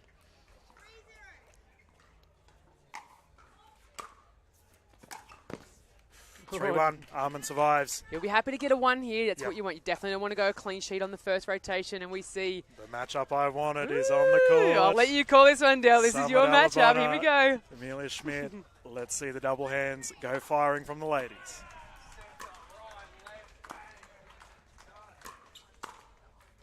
Oh, Summer straight into the net there. A little bit uncharacteristic. She almost sits on the baseline in singles, but she had such a good first shot. She said, oh, I'll come up to the kitchen and finish this one. This is great. Too good. Summer Alabama with a quick 2 points, and let's talk about the impact the captains have had immediately. Mitchell Hargraves with a quick 3 points. Summer Alabama comes up and ties things up. Yeah, you want to lead from the front and give your team a lot of confidence. Fantastic to see.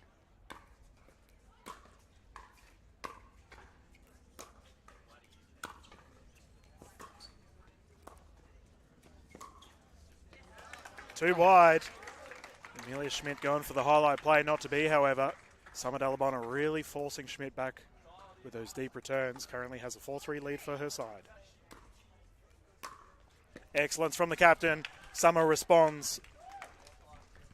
And we'll have a quick rotation. You'll see JT hopping on the court up against Nielsen Shen. Clean sweep there from Summer Dalabonic to 4-0 against Amelia Schmidt. I very, very rarely see that.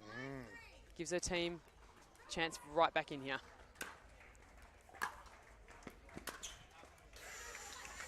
I reckon, just like all the games we've called today, Sanj, this is going to be so close the whole time.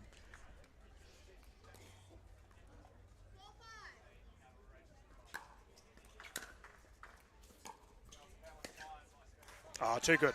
Too good. Lovely late flick there from Nielsen Chen. Holding late, waiting for Jason to move. Flicking the wrist into that backhand position. And, yeah, fantastic technical skills there from Nielsen Chen.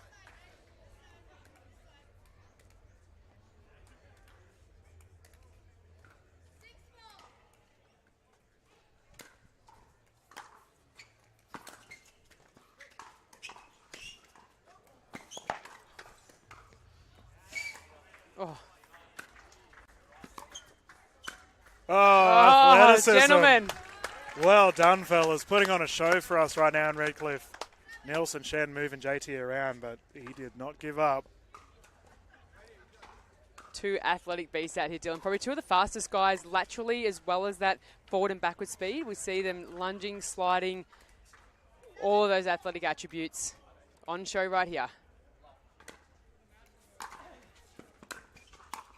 Oh, JT unable to get that one back over the Crocs. Have a 4-point lead as we get into our final rotation. Rose Van Rieck up against AC Meyer.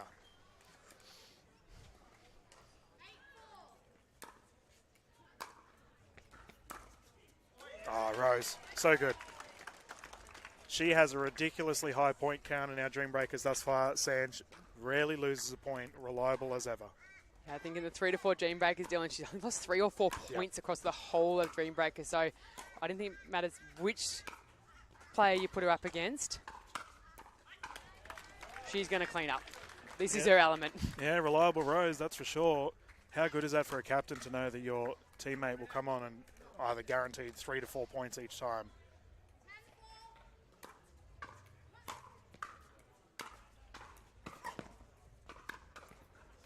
Sanj, we got to talk about it. The Summer Alabama comes out, quick 4 points. Rose Van Rieck comes out, quick 3 points. The ladies for the Crocs, absolutely clinical.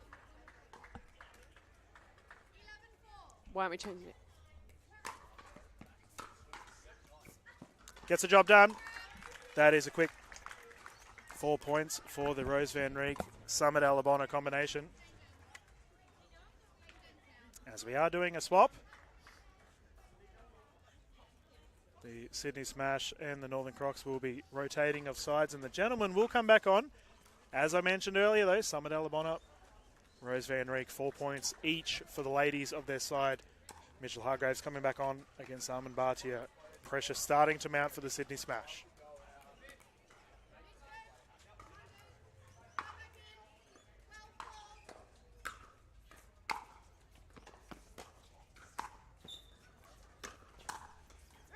There we go. Yeah. Response from the captain. Love that emotion there from Mitch Hargraves too. Realising how important it was to have that first point.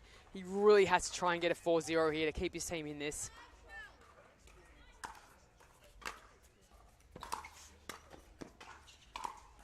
Perfection. Captain consistent, getting it done once more. That top spin drive. Armin Bardia could just watch as it skipped by.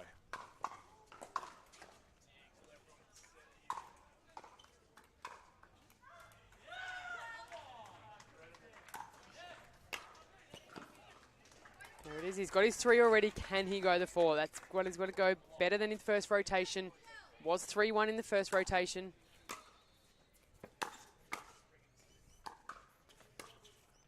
Oh, Armin responds. There we go. Handy point.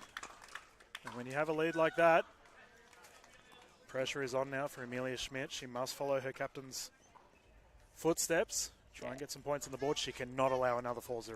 Got to get a 2 or 3 here.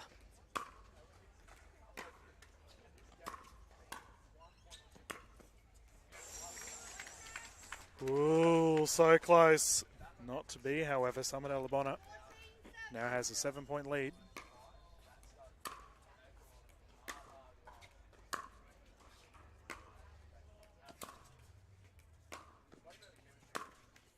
There we go. Brilliant backhand there from Amelia Schmidt, covering the court really well. She read the play. Got to get this one. Level it up at a 2-all in this rotation. This is tense, Sanj. Very tense.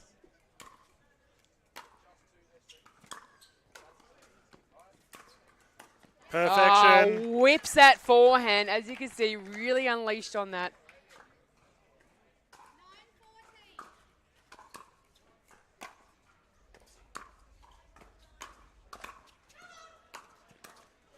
Summit Alabona getting it back, and that is another rotation. We have the gentleman hopping back on once more, JT Nielsen Shan. Nielsen was the star for the Crocs in our Sydney event during the Dream Breakup. Can he do the same here?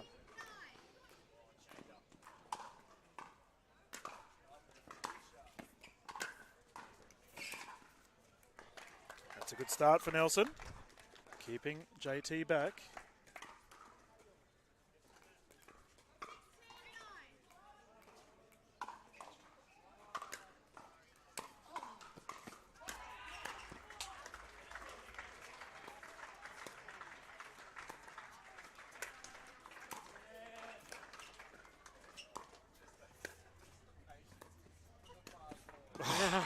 Wow.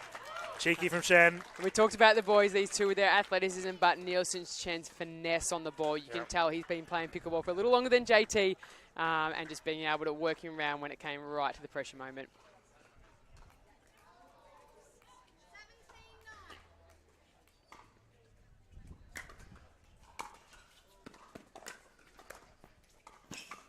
Well, just like the initials of JT, Sanj, we see a bit of Tom and Jerry cat and mouse action between Nielsen and JT. It's excellent stuff to see here at Redcliffe.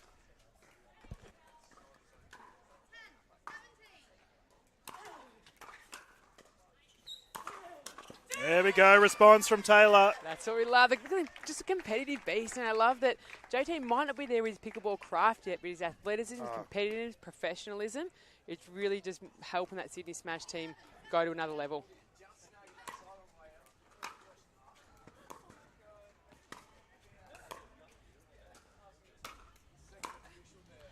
Rose Enrique Sanch has an opportunity here. If she follows suit with another 4-0, she may take away the victory for the Northern Crocs.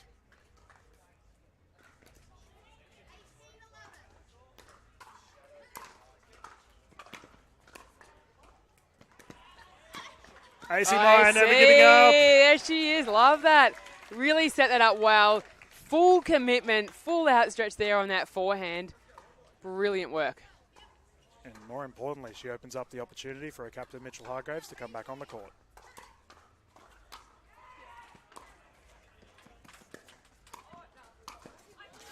Rose Van Riek down at the toes of AC Meyer. Great finish there. Northern Crocs find themselves with a 19-12 lead.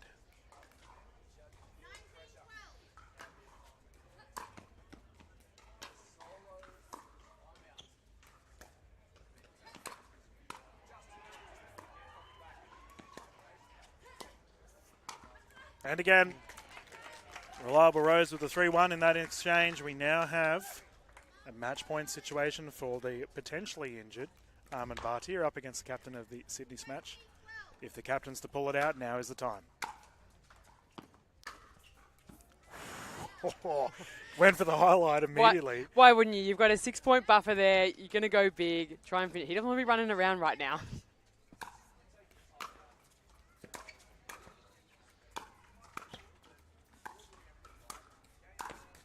Bhatia too good. Northern Crocs win another Dreambreaker, Sanj. No? He's got a the serve freeze. deal. He's got a serve to win the point. He might have got it back. This is why the Sydney Smash got a sneaky little opportunity.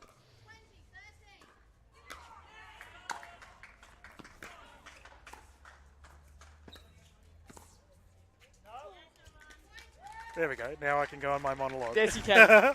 Continue.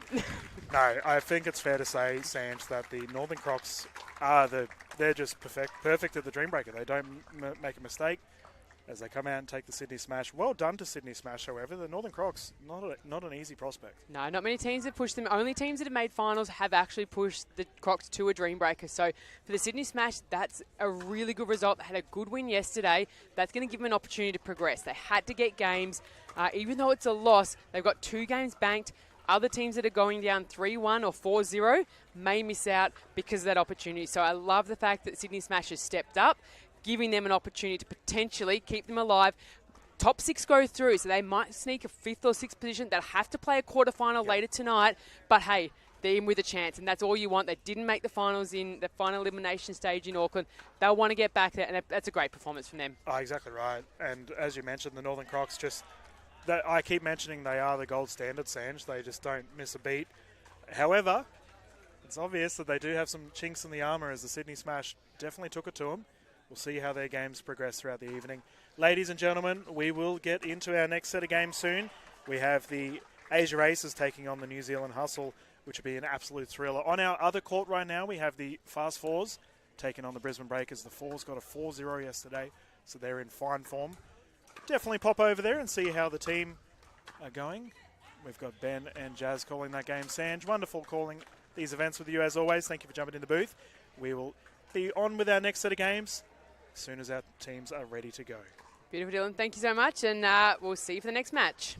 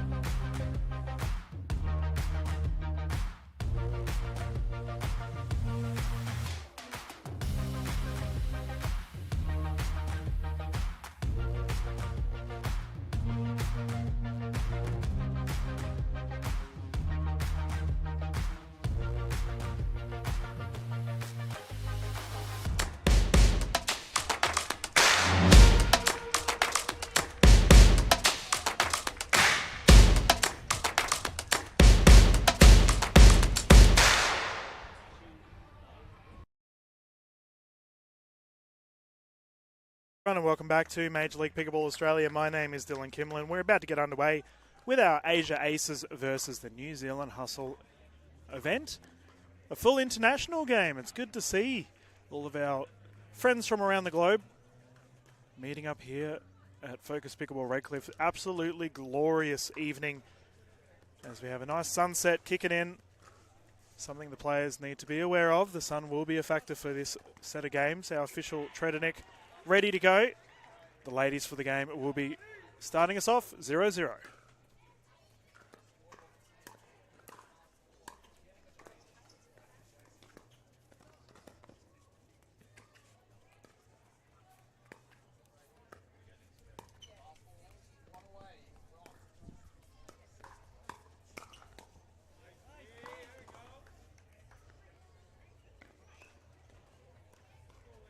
As we have the first points of the game going to the Asia Aces. Currently 1-0.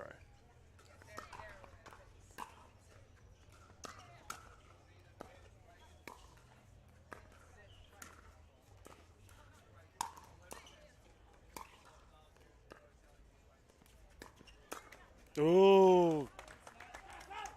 Venice flogging that one into the net, unfortunately. That's a tied game, one apiece.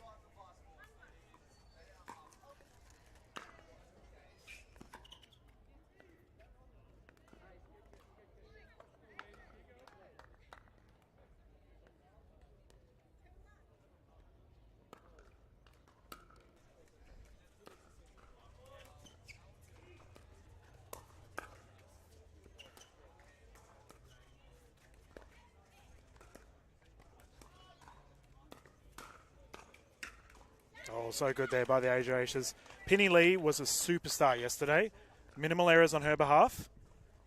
And she's continuing that fine form with our events today.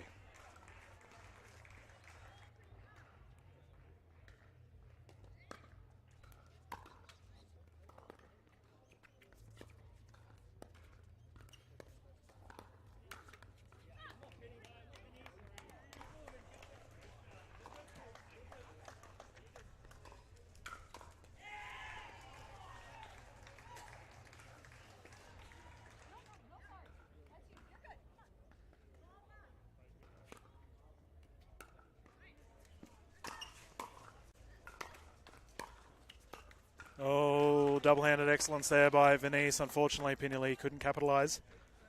New Zealand Hustle getting it back.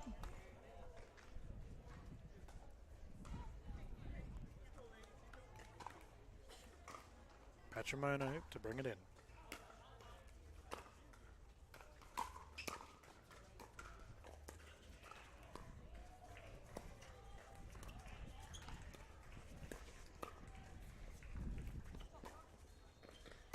Oh, lob recovery is perfect. New Zealand doing exactly as their name suggests and hustles to recover it. Tie game 3 apiece. Lexi Contrado to bring it in.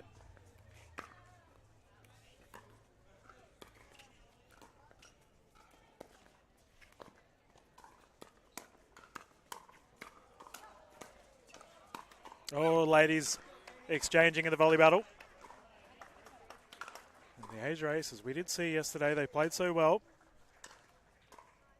especially in those fiery contests.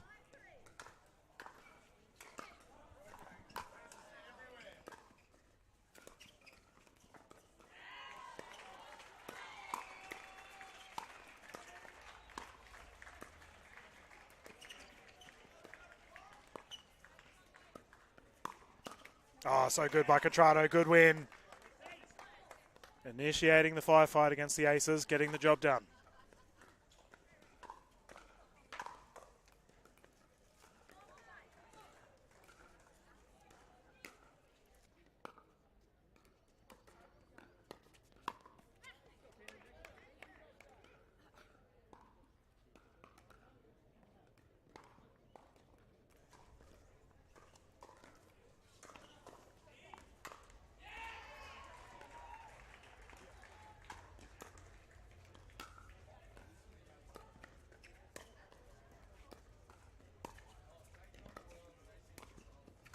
Yep, too good.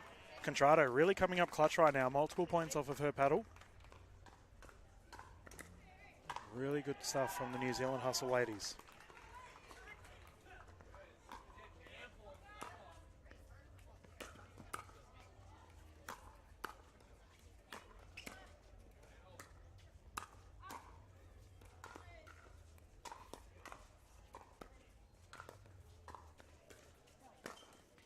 Double-handed excellence. Patrimonio getting the job done. Ties things up 6 apiece.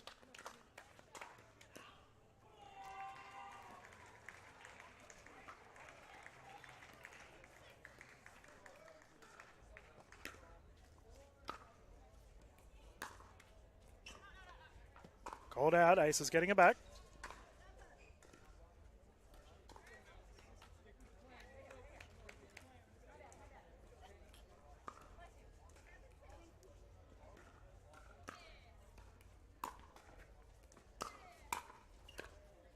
Ooh, that was going long. Lee swinging for it. Close game thus far. All of our Major League Pickleball Australia events so far have been so close in the first 2 or 3 games. Neither team able to get a big lead.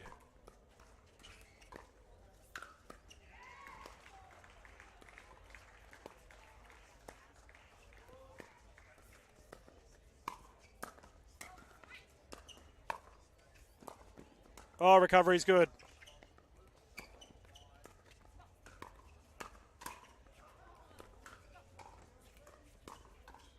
And it goes wide. Asia Ace has survived an absolute onslaught from the New Zealand Hustle. Tremendous effort there by the captain.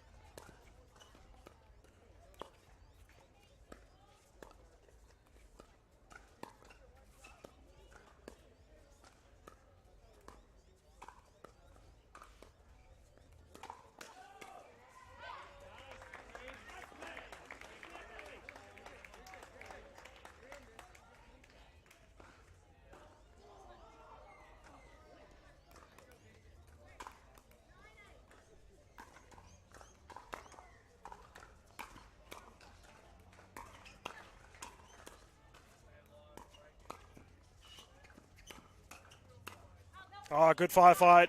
Goes long. Hustle taking the lead once more in that exchange. Great hands from the New Zealand Hustle right now.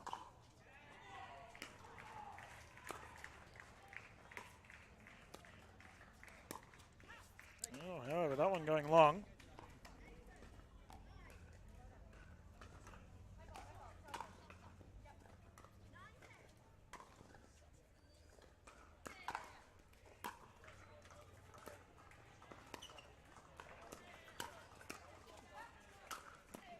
Great smash.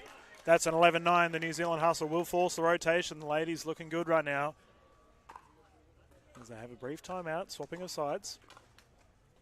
For all of our international viewers hopping in and listening, we are playing at Redcliffe, so Focus Pickleball Redcliffe, which is about 45 to an hour north of Brisbane. Absolutely beautiful conditions throughout our games today, and we welcome you all with open arms.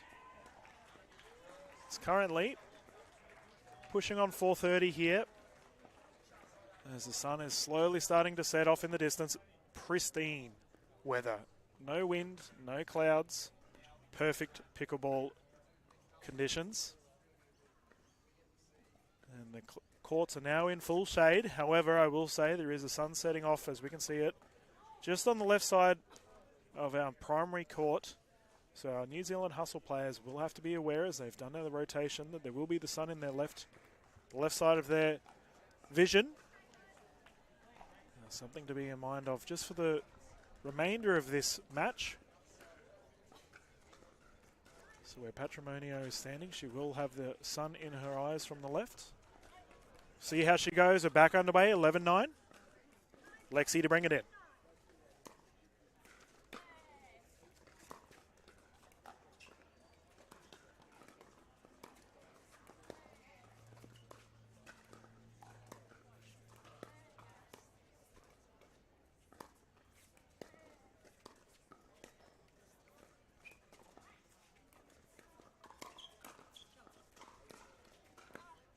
Yeah, slow play from the Hustle. Defend, defend, defend. That net roll had them in a bit of a pickle, but they got themselves out of it. 3-point lead.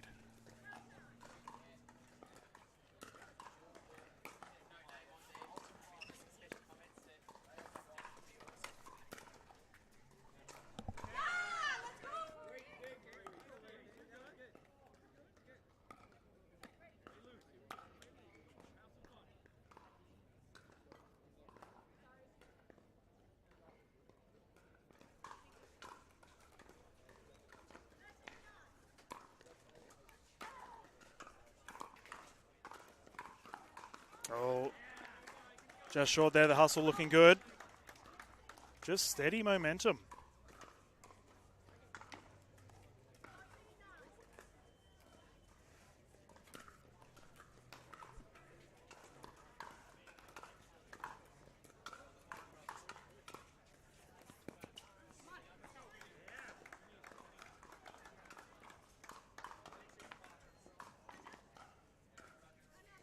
And we have a timeout here on the side of the Asia Aces. And see Hall of Famer Wesley Gabrielson just having a chat to the ladies, giving them some insight. So handy having a player of that caliber on your team.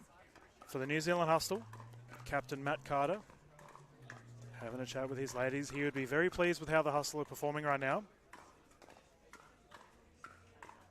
So important to get that first win on the board for the side.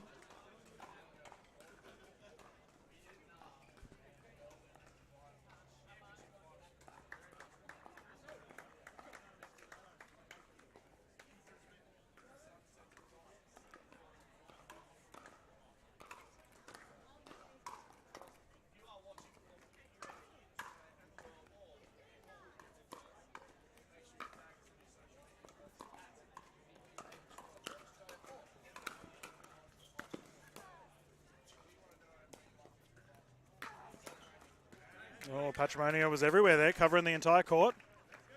Maybe a bit off a little bit too much there. She potentially confused her partner, Contrado. Either way, the ace is getting it back.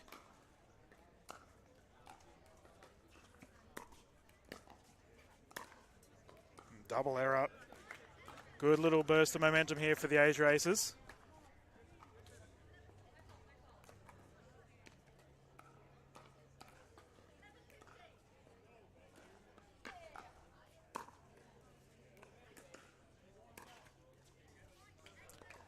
Three times the charm, and we may see a timeout. That's exactly what occurs. Matt Carter recognising that his side have had a few errors.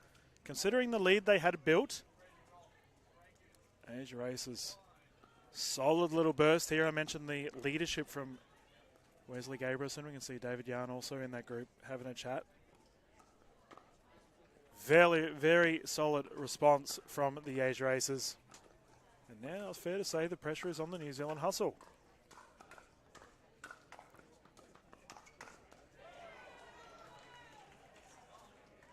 We do have plenty more action for you throughout the evening, ladies and gentlemen, as we also have our quarterfinals straight after all of this. On our other courts right now, we have the Brisbane Breakers taking on the Fast Fours. It'll be a tremendous game to watch once more.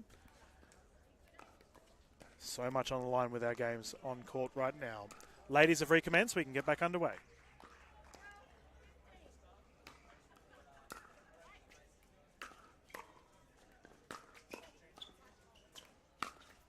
That one goes wide.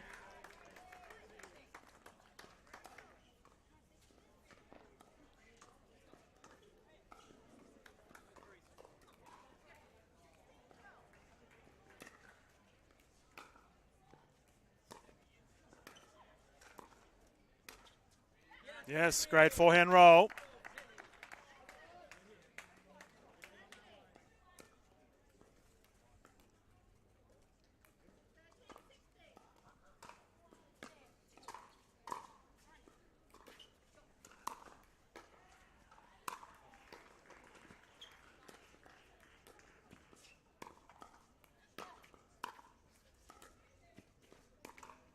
Oh, that'll get the job done. So casual there from Lexi.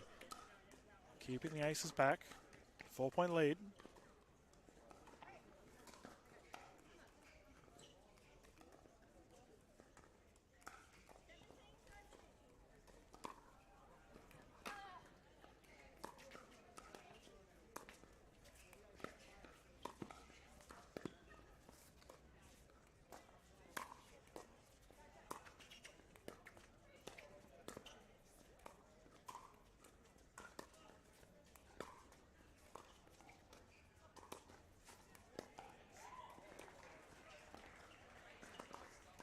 Oh, single-handed versus the double-handed cut. Did not work out well, however. The age race is so close. Grinding away. They need to build some points on the board, however.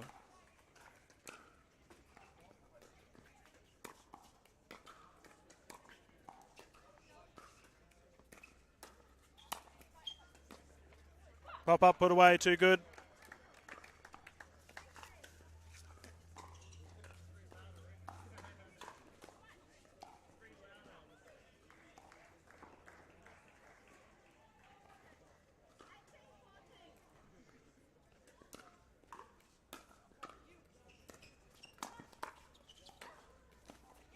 Whoa, that's in the crowd. Official Kylie Dunn putting on her catching mittens. Good catch.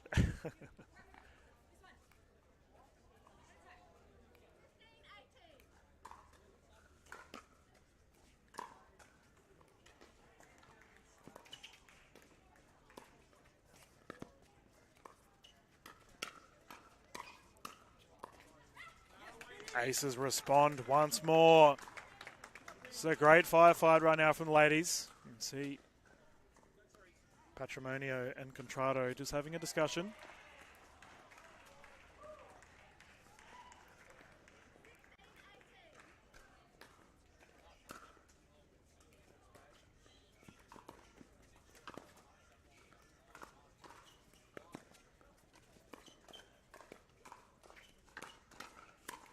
Oh, smash attempt in the net.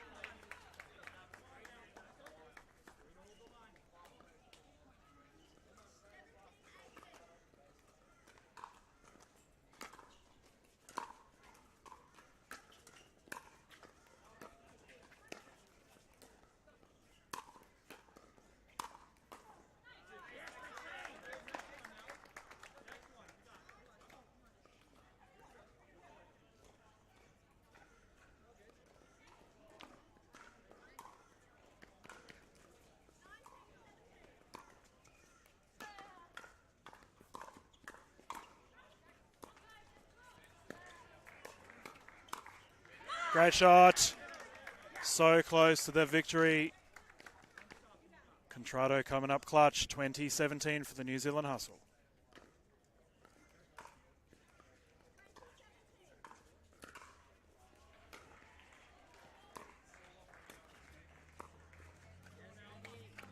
And the freeze is in effect, so New Zealand Hustle must get the serve back to be able to put this game away. Gives the Asia Aces a big chance here.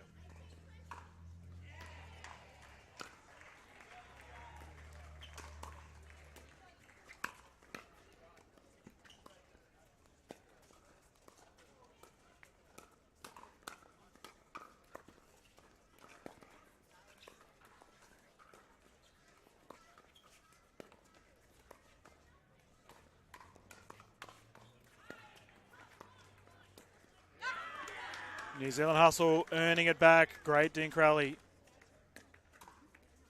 Can they finish this one off with a game point situation?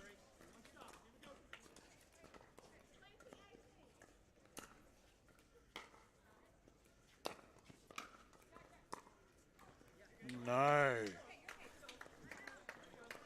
Asia Aces. Never say die attitude.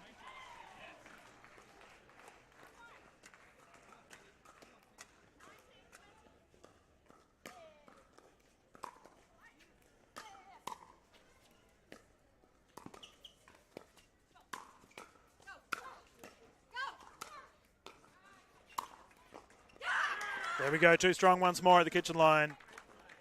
Patrimonio and Contrado combining.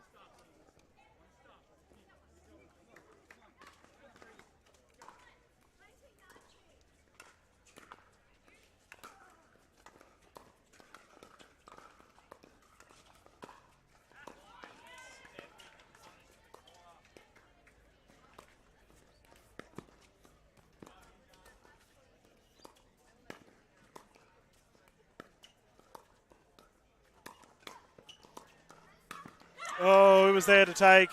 The New Zealand Hustle will take the first victory, with the ladies taking game one. Solid response here from the NZ Hustle. Asia Aces did well, just couldn't get it done in the end. The gentlemen will hop on as we get started with our men's section of this event.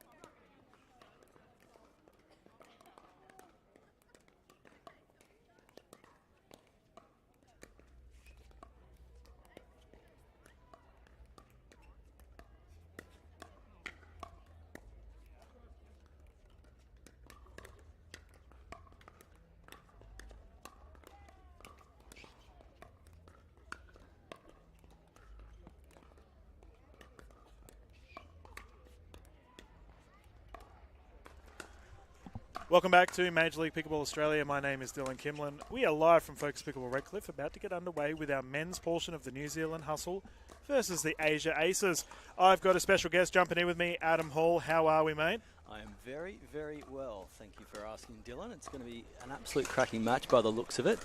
The Hustle girls taking out the first match there.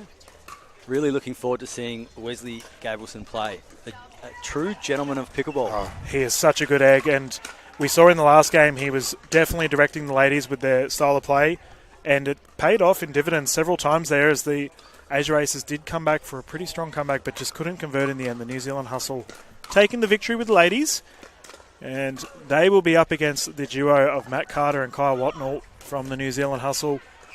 Speaking of good eggs, I've had the pleasure of commentating Matt several times in the New Zealand events. Shout out to the New Zealand crew if you are watching. Matt is such a gentleman, really nice guy to have around on the pickleball courts. I've seen him in the crowd with his wife and a couple of kids here, so he's brought the whole family over this weekend. Really nice to see. Obviously, there's a fair bit of travel in this Major League Pickleball format, and this one's the closest one to home, shall we say. Yeah, not wrong.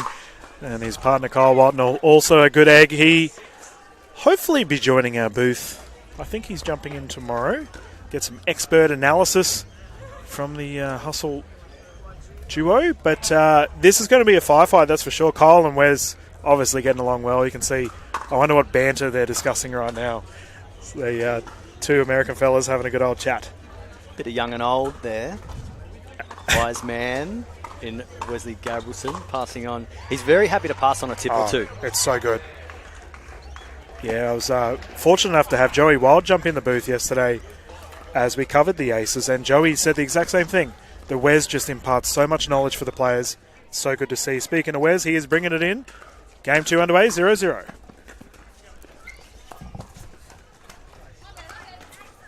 And the Aces getting the first points on the board.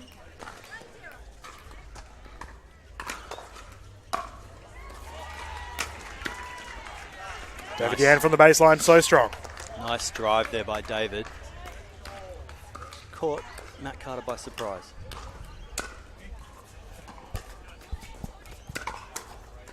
There we go, Matt Carter with the speed up.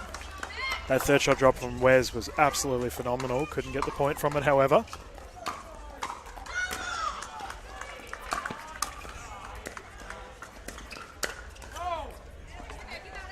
Well left there by David Yang. Read that straight off the paddle, knew it was going long.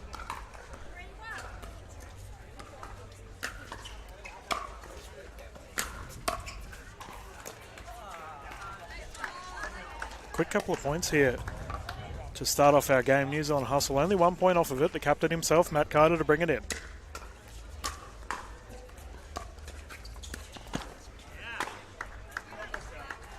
I don't know where that landed. We thought it was going to come in the commentary booth. It's gone straight over the top of us there. David Yang just going for a little Burt opportunity. Just hitting the top of his paddle and going long.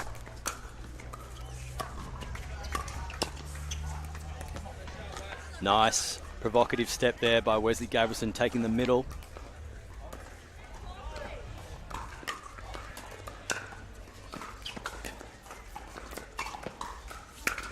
Oh, flick of the wrist, perfection there. David, so strong down the middle.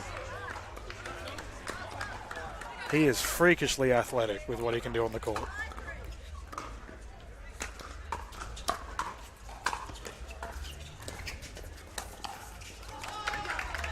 Wes there just pulling the trigger a little early. That's uncharacteristic for him. He's normally very patient. That's a high five hit. Double paddle clash. New Zealand Hustle tie things up 5 apiece.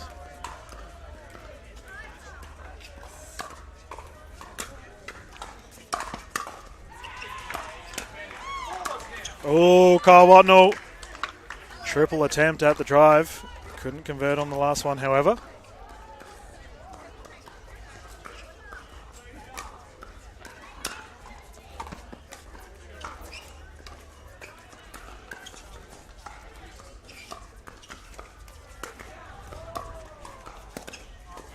That was a perfect log for Adam. Wes is known to do it as well. Just the right amount of weight on it. Very hard to execute one of those, especially at this level. Pop-up put away. Asia Aces take the lead. The scoreboard is ticking over. There is not room for a breath here.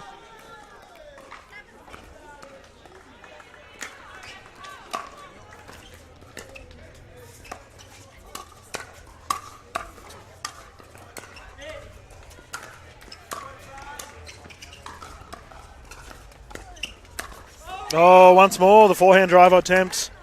Not to be. Wesley Gabrielson taking the middle position.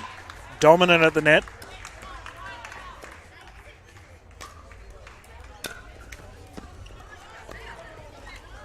Matt Carter just ruining that one.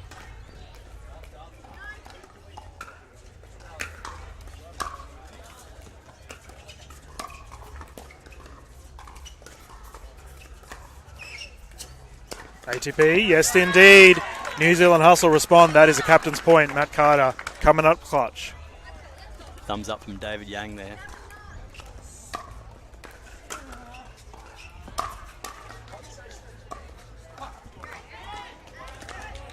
Adam, I find Kyle has such a unique serving action. He almost like winds up himself. It's crazy. Windmill style, you could say.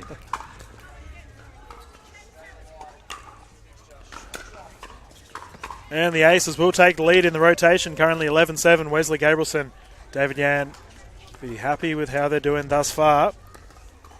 Nice and tight contest here, Dylan. Not wrong, mate. We've had some really close ones throughout our sets. We obviously just called a Dreambreaker event, which ironically was the exact same. We had very close up until the rotation of sides. We'll see if New Zealand Hustle can respond here. Anything that's caught your eye thus far? Well, I hate to talk about the weather, but there's different conditions here tonight than what we not experienced wrong. at the same time yesterday. There is literally no wind here, which I'm told is very un-Redcliffe-like. Oh, definitely the case, mate. I'm enjoying it.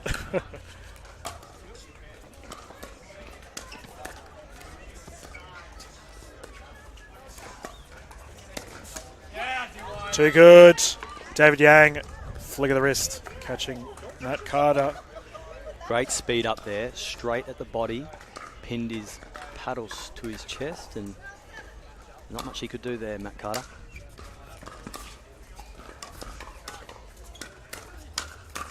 Down to the toes, too good. Away she goes, Matt Carter getting it back once more. New Zealand Hustle, only 4 points in it.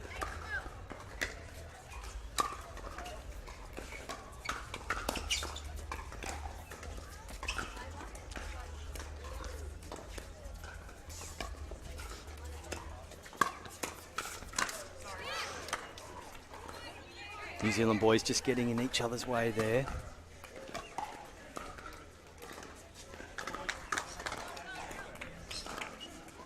David Yang to bring us back in.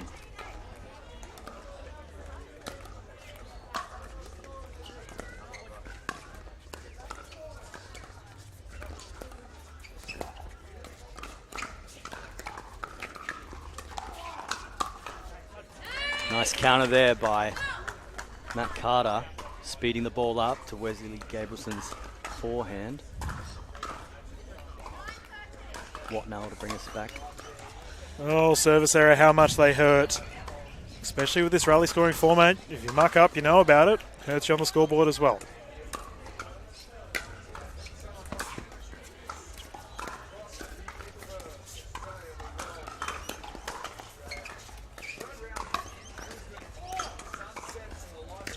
Oh, Ernie, so good. What a beautiful, Looks graceful. beautiful shot by David Yang there.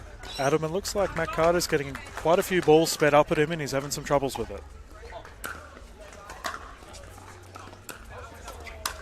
No, not that one. Dylan, be quiet. Just a bit too high, that one by Yang. Matt Carter having Watnell's back here, you could say.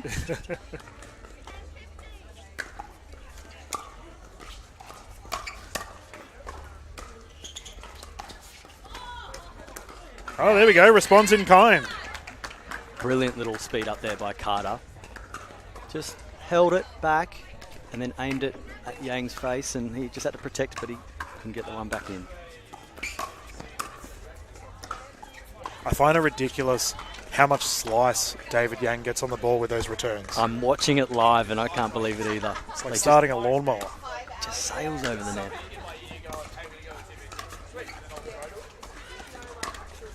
There we go, another speed up. The Hustle have clearly changed tactics here. Catching a little bit of tape there, bit of luck, and Wesley Gabrielson wears that one. Oh, David Yang, double end of backhand, not goes well, and we have a timeout as a result. Wes immediately calling it. Fast-paced play for the New Zealand Hustle. Gets them a couple of points on the board, close game. Yeah, great call there, I think, by Wesley Gabrielson. They're still 3 points up, but the last 3 points were really quite quick, and it was starting to get a little bit away from them there. Definitely a change in tactic by the New Zealand team here, the Hustle. Just having a nice little chat. Look pretty calm over there, but as do the Aces boys. Going to be a bit of a grandstand finish. This one has been very, very tight. It's probably the biggest lead of the match, to be honest. Well, the Aces need to take this one, especially after the deficit. Ladies going down.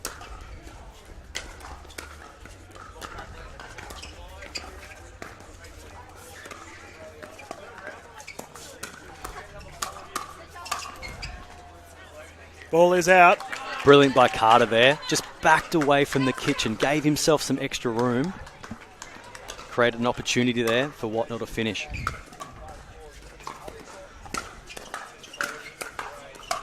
And again, you called it. Kyle Watnell jumping on that opportunity created by his captain. Good stuff from the Hustle. They're just running nice and hot now.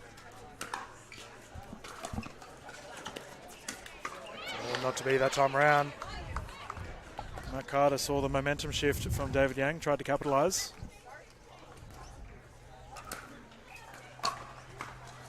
That one's long. Just a bit edgy now, this match, as we sort of crescendo at the end.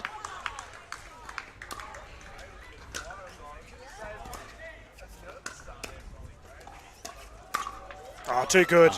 Hall of Fame shot down the middle. Set up so well by David Yang there. Just a beautiful reset. Allowed Wesley Gabrielson to find the middle.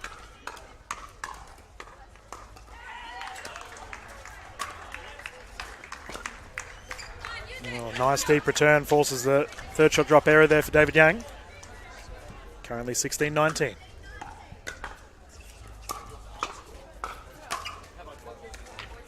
Now that one just caught a little bit of line by the looks, bit of skid. Didn't bounce as high as we probably thought it would, and I think that's the reason why it went into net, unfortunately.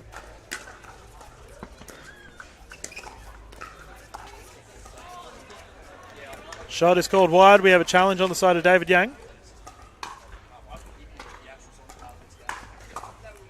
Called out. 3-point game.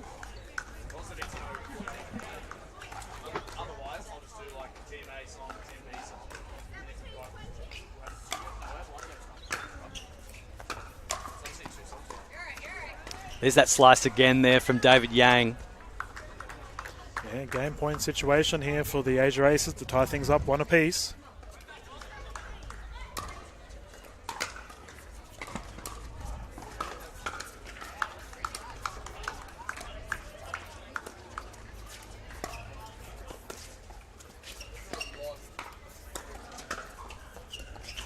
Oh, well left. Kyle Wardner was about to wallop it. He knows the ins and outs and all the dimensions of these pickleball courts by the looks.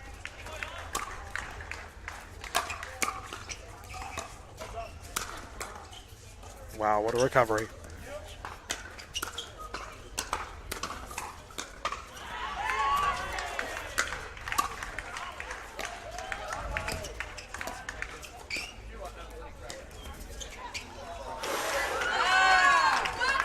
Okay. He's caught some nylon there, I think, on his paddle. And he's put his hand up and said, I've touched that. Good honesty by David Yang.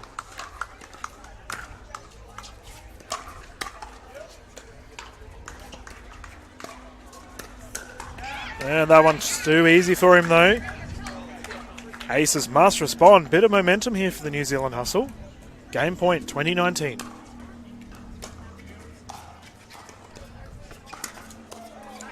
Great speed up. We have a tight game. 20 apiece. How high will we go? We must have a 2-point victory.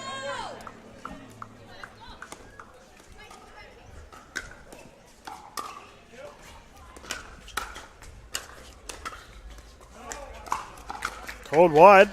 Despite being down for most of the game, Adam, New Zealand Hustle have come back to now have a game point of their own.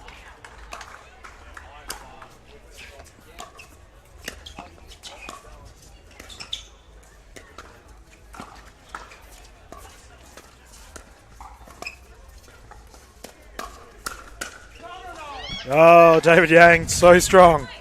That's a gutsy move there by Yang to speed it up at that time in this match.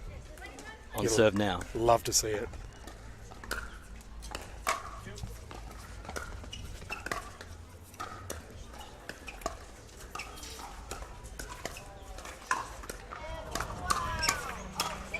Wesley Gabrielson is there, takes the lead back once more. What a game.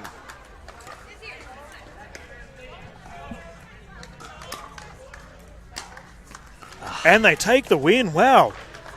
As you mentioned, gutsy effort from the Asia Aces. That was tremendous. That was huge, huge. Just in that match, just looking at the New Zealand Hustle when they came out from that 16-13 timeout that the Aces called, they definitely had the run of play. Matt Carter looked to hold a lot of nerve in that match. And to bring it to such a tight finish at the end, I'm in awe at times of Wesley Gabrielson. Just how he transitions from left to right with the overhand slam. There's no one like him in Major League Pickleball Australia. Well, speaking about transitioning, he's legged it from the courts. I'm assuming he's going to get a bottle of water or something. He's gone for a jog. And our players are just figuring out who will be on. So we can see our official Margot Trednick just getting ready to have a chat with Asia Aces captain, Venice Shan. It's been a fun tournament thus far, Adam. I've had a ball calling it. I know you've been around talking to all the players. Had any quirky conversations just yet? Had a couple of quirky little conversations with a few different players. It's just actually been really quite nice to interact personally with some of these players. We've been following them along on the Instagram.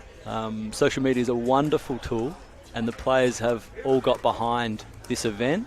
And it's been really exciting to get to know the personalities, because you don't get to see a personality on court per se at times with the way that people just play. There's a lot of focus and steel in their face, and then when they're off the court, they let go a little bit. So it's been really, really good to actually get to know a couple of these players. Yeah, I agree entirely. It's awesome. As I mentioned, this is an international battle right now with the Asia Aces and the New Zealand Hustle. It's so good to see these teams battling it out in southeast Queensland, where arguably pickleball really kicked off in Australia. So we do have our Gold Coast event later on in the year, which will no doubt be an absolute blast to get involved in. But the Brisbane crowds have turned up for this one as we got a wonderful sunset there in the background. Not many better ways to spend your Sunday afternoon. Absolutely not. And this beautiful facility too. What can we say? I mean, it's hosted just so many games today. I can't imagine how many games these pros have actually played. I mean, Wesley Gabrielson and Roman Estereja winning the Open Men's. And here they are. I'm so happy for them, man. Like they're just gentlemen off the court. Like they deserve all of the roses we can throw at them. And we can see, speaking of which, Wesley is on the court. He will be going up first with his partner, of Penny Lee. And they will be up against the duo of Patrimonio and Kyle Watnell. New Zealand Hustle to be serving first, currently 0-0.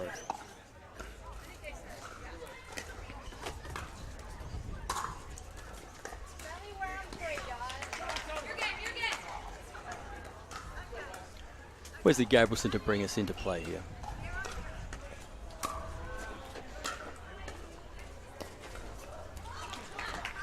Penny Lee just a little slow to react on that.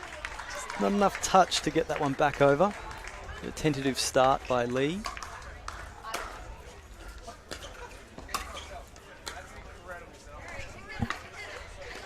Great feet work there by Wesley Gabrielson just to cover a wider angle on that one.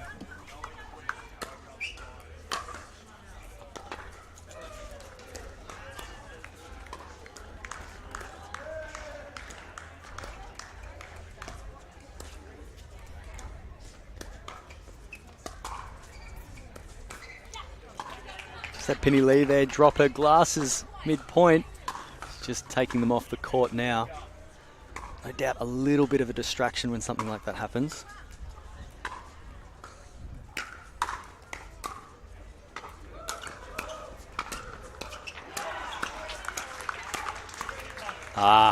Well done by the aces there. Just really controlled that point.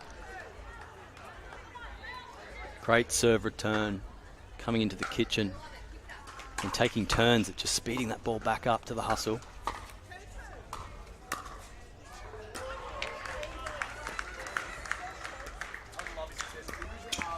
Gabrielson almost collected Watnell's head there, but Watnell ducks and the ball drops. Watnell could not believe it. Having a good joke about it. And that's something I want to bring up, Adam, and that the players love versing each other. There's such a camaraderie between all the teams. I genuinely think it's because they spend so much time off the court with one another.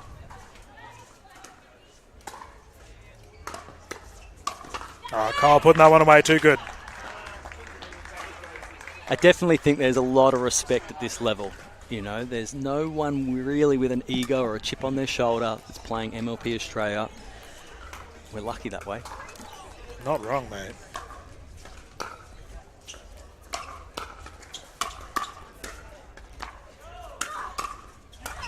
Patrimonio so good with the smash attempt.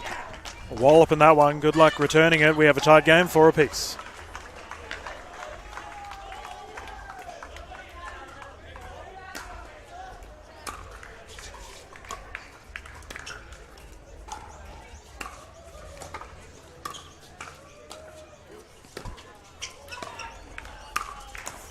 Earning by Lee, causing the error. And that's easy as for Wesley G. I would love to be closer to the court just to see how Wesley Gabrielson was coaching Penny Lee to take that space. He took the middle and allowed her to create a little earning opportunity there.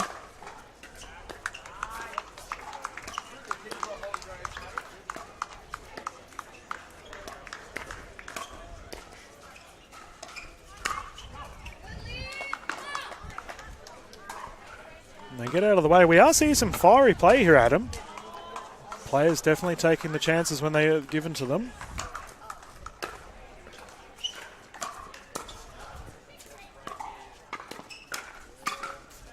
Great shot down to the feet.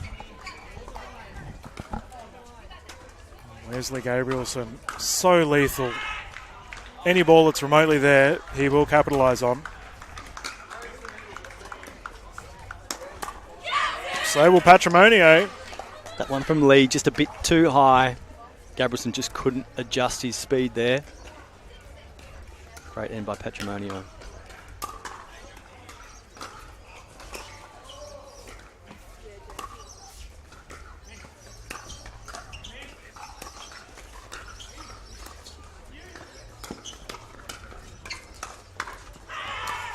Oh, my goodness.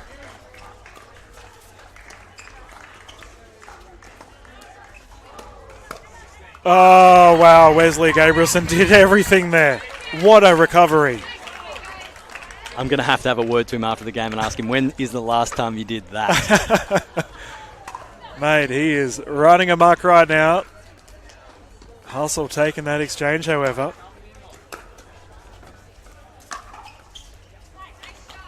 Great drive. Bounces just on that line. Aces thought that was going long. Enough topspin to stay in.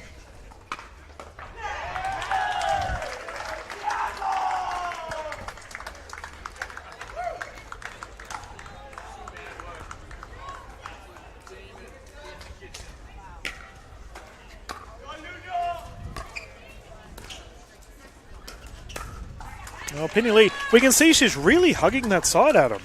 Seems like a strong tactic that they're going with at the moment. It's been most successful up until now. I think they'll stick to it. And drive by Watnell, not to be. Asia Aces hanging around the rally scoring format, as we've said all day thus far. All you have to do is defend. Definitely find yourself back in it.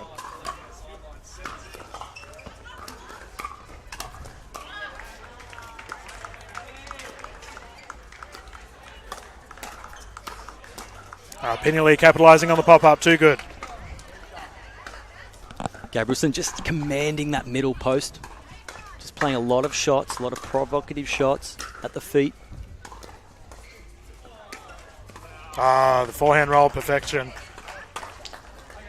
Sometimes the net can just get involved when you don't want it to get involved, Yep. Dylan. Definitely the case. That was shaping up to be a beautiful little rally there.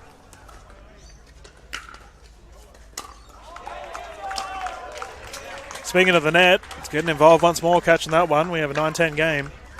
The worst thing for me, Adam, is when you have an absolute brilliant rally that's ruined by a ball on court. Thankfully, we haven't had it happen today. It's been good. There's a lot of space out here, Dylan. Got the show courts. Doesn't happen often.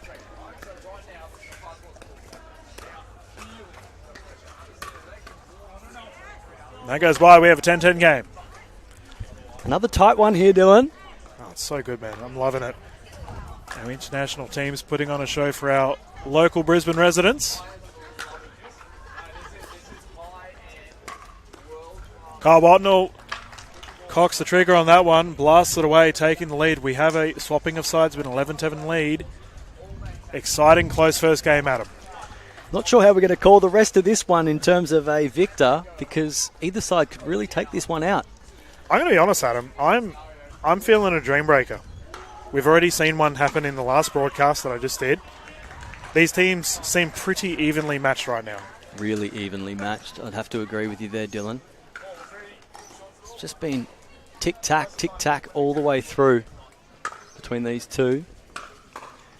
Really interesting tactic involved there with the Asia Aces. Just Wesley Gabrielson really taking the middle. Penny Lee staying on the side. Plenty of opportunities there for Ernie's, but plenty of court to cover for Wesley Gabrielson. Yeah, you're spot on. Penny was almost straddling the side of the kitchen. She was way out. Either way, we're back underway. Kyle Watnell to bring it in for the New Zealand Hustle with a 1-point lead.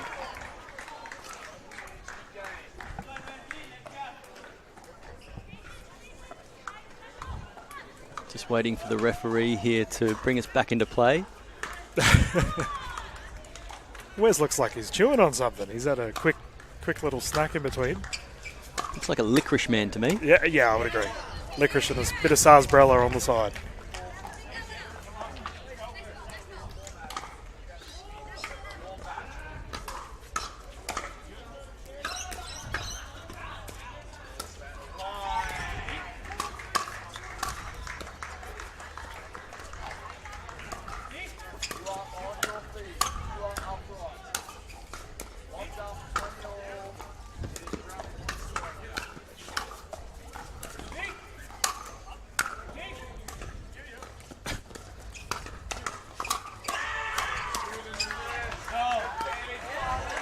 Called wide. Wow, they had their dancing shoes on, moving back and forth. Patrimonio with a double recovery, but Wesley Gabrielson just so strong.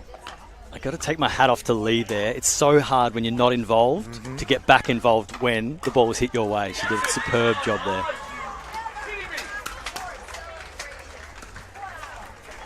I do not know how he got that back. My goodness, Wesley. The amount of pace he took off that ball for it to land over.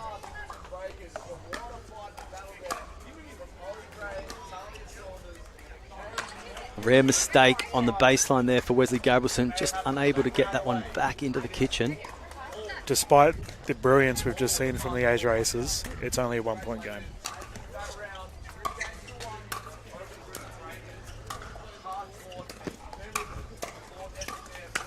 Oh, Kyle Watnell jabbing at it, not to be.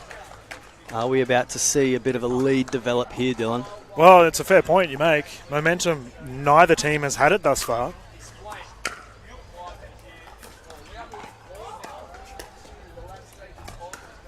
Oh, too good. Forehand roll down the middle.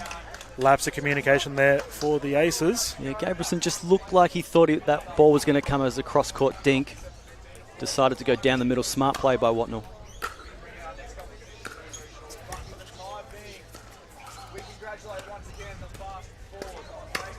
Oh, too good. He's done it again. Too good. Tied game, 14-14. Different setup on that one. Just got sped up and he just punched it back onto the backhand, straight down the middle. No lead developing yet.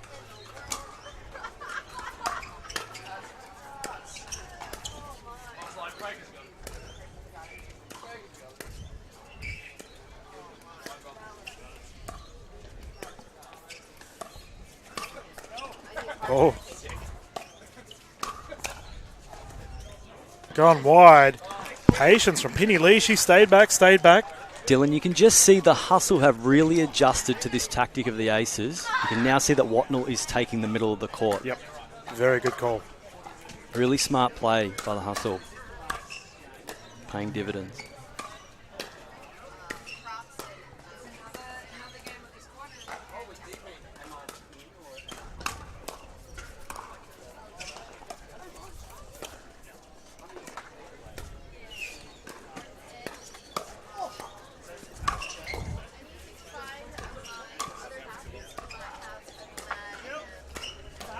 Oh, the forehand roll. They just had so much to do there, the Aces. They were digging. They did so well to reset so many points in that rally. But the New Zealand hustle, with this adjusted tactic, really setting this one up nicely now.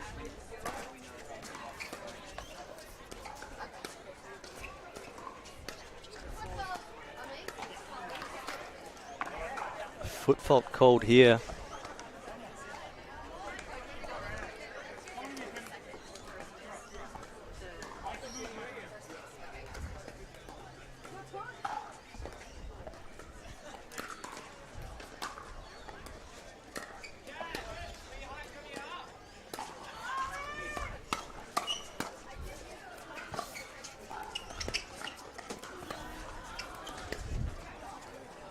Just long. Held around the backs there from Watnell. And the Aces are calling a timeout here. Probably a good time to do it as we have a 17-15 scoreline in the favour of the hustle. Really, really great play here. This one is tight again. And some of the play there by the hustle just to manipulate the way that this game had started to unfold with the dominance there of Wesley Gabrielson through the middle. He's just having a chat now with Penny Lee. Not sure if we're going to see a bit more of an adjustment, maybe a bit more of an open play and allowing Lee to take up her side of the court a bit more. But the tactic of the hustle really worked out. Paid a great dividend there. And we've got Watnell to bring us back in.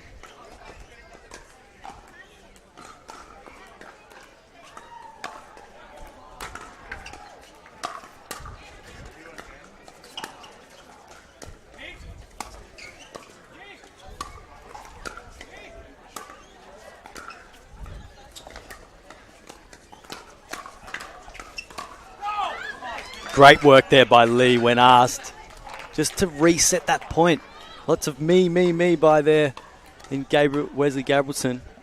Did a fabulous job just to wrestle that and control the point back.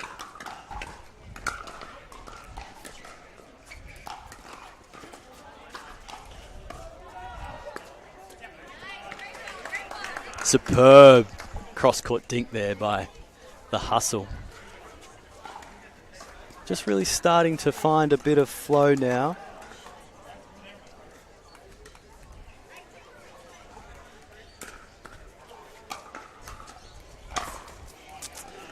Just puts that one into the net. Maybe didn't have to go for that drive. Just changed the shifted momentum there a little bit.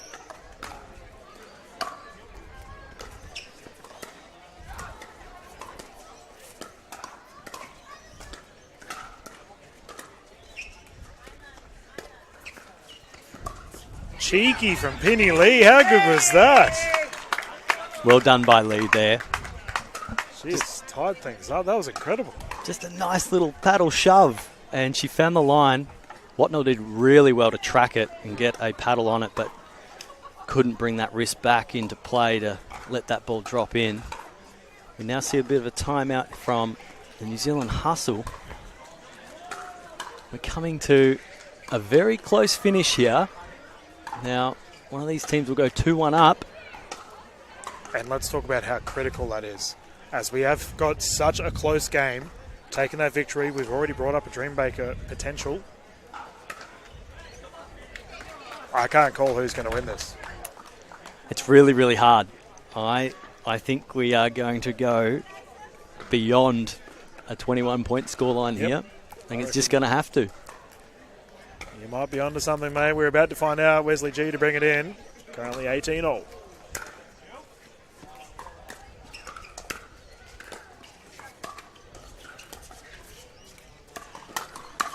Oh, perfection. Kyle Watnell taking that one, swatting it out of the air, taking the lead. So good by Watnell there. Looking for down the middle. Didn't get it the first time, but got it the second time.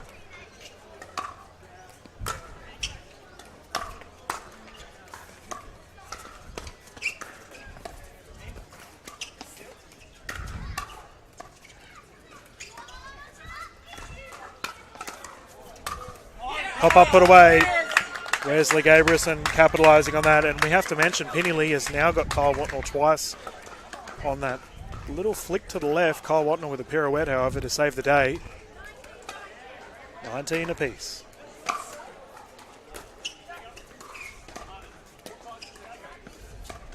Oh, too good. I reckon that's about the fourth time this match that we've seen Watnell exploit the middle.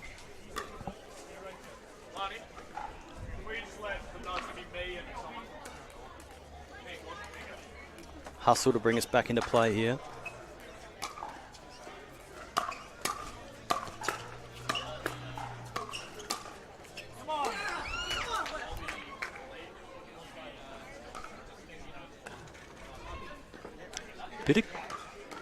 Bit of confusion here. Gabrielson has called the point dead, interestingly enough here, Dylan. And he's saying that the Hustle players paddle in Watnell made contact with that before Patrimonio put it back into play. It all looked a bit peculiar, but we've sorted it out. Well, Watnell responds, ties things up 20-20, but I will say we see all the quirky rules come out, mate. It's crazy. Makes our job easier.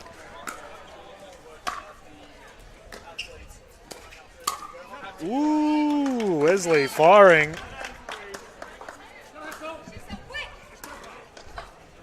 New Zealand Hustle have a chance to put this one away.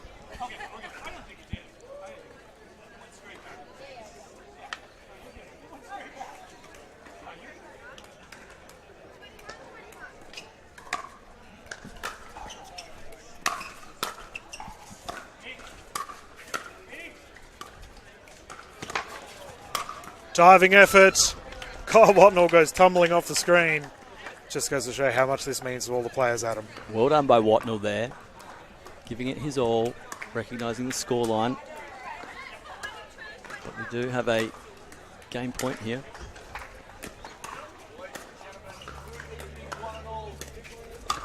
Oh, so good. The That's the Aces match. will take the lead. Wesley Gabrielson comes up clutch, putting that one away. You called it, mate. You said it's going to go longer than 20. Exactly what happened.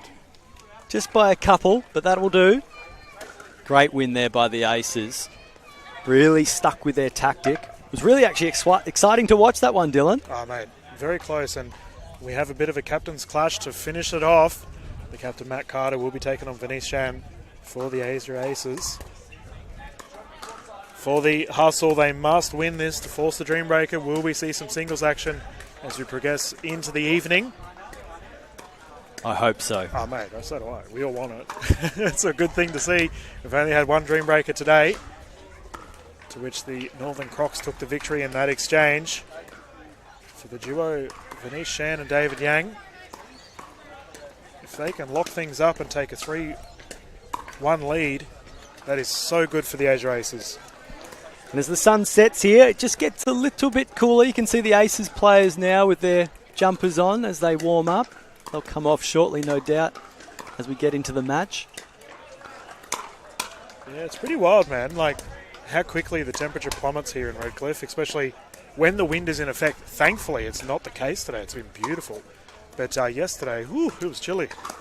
It was a little bit chilly as we move into the middle of May now. See David Yang on screen here, the right-hander. Well, I had David and Venice on their side reach out to me via the Focus Pickleball Redcliffe Instagram account because they wanted to book in some courts to have some practice. But they couldn't exactly call.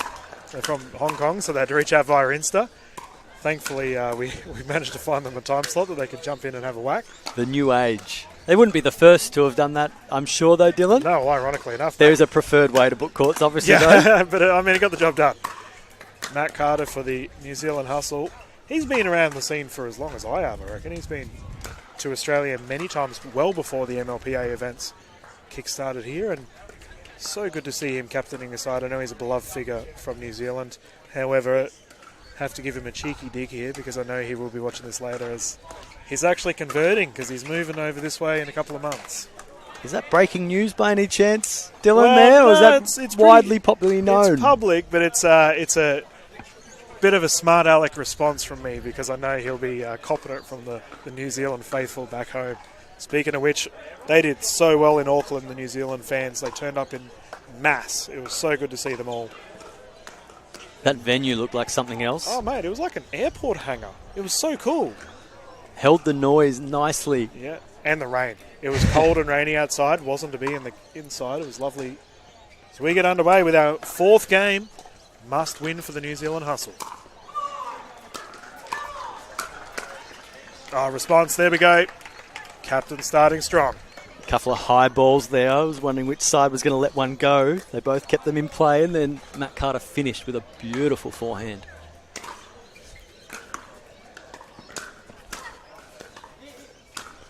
Oh, so good. David Yang down on the feet. He has ridiculously fast hands, and I've noticed yesterday he looks away when he backhands the ball.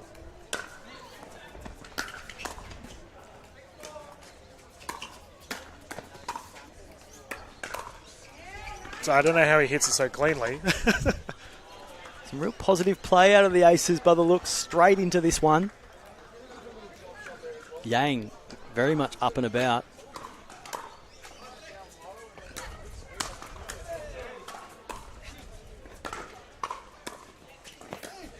Yep, well played. Contrado down the right, forcing the error.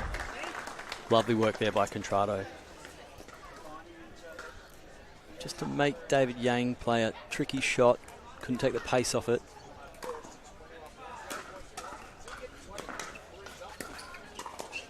Oh, great spot there by Yang. Aiming at the feet, got it between the legs. Contrado got a paddle to it, but just could not dig it out.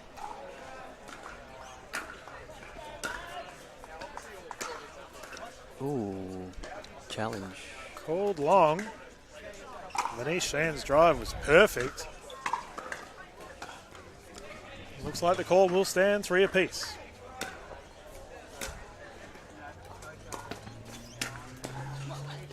Yang taking the middle of the court there. That one just a bit too high. Makes them pay. It's fair to say he's a kitchen specialist. He's always in there wrecking havoc.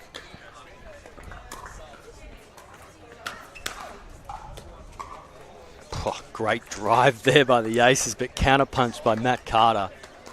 And just like the last 3 games we've called so far, very close. 4-4.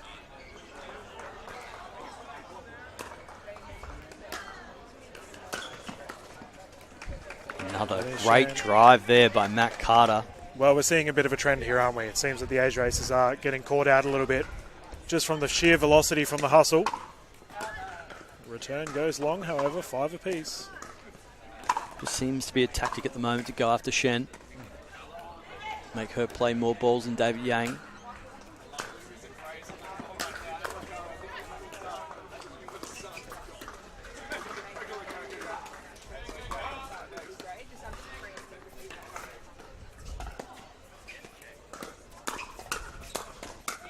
Oh, David popping off. Fantastic play there for the Aces. Tremendous driving prowess, running amok.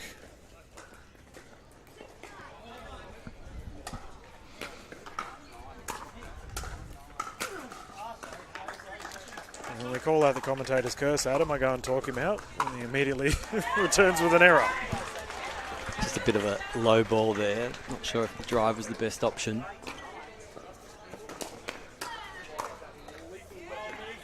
Did you have a chance to play today? I did, mate. I was playing in the futures, and I went a lot deeper than I thought I might.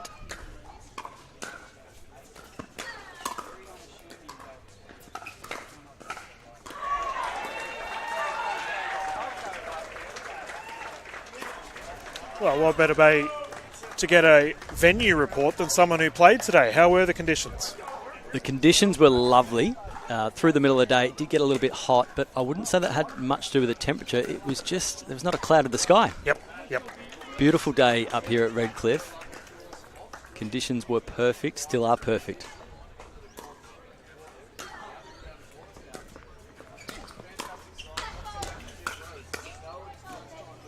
And we have a foot fault called on the Ernie by David Yang. Hustle taking a 2-point lead. What a bummer that is, hey. As you go for a sick play like that, but your feet's in the kitchen.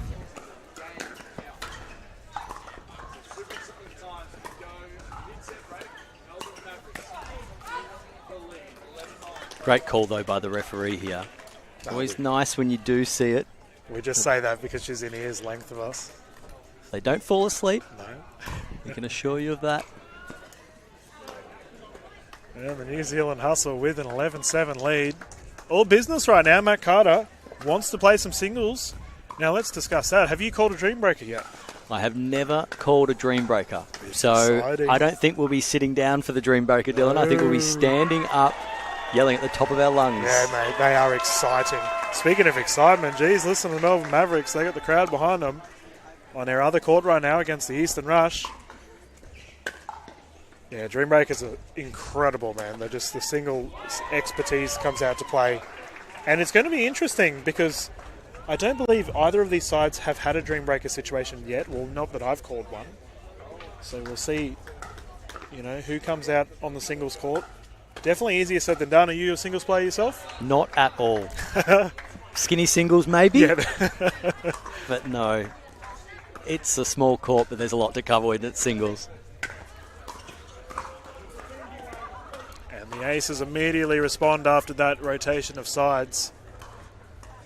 Contrato just putting that one into the net. Would have liked to have got that over and kept the run of play here.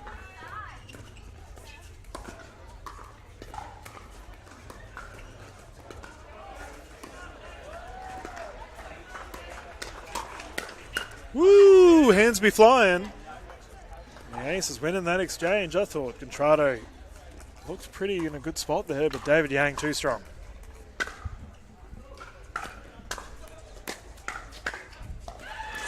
Uncharacteristic return of serve there from Matt Carter. Just miss-hitting it a little bit, sending it wide.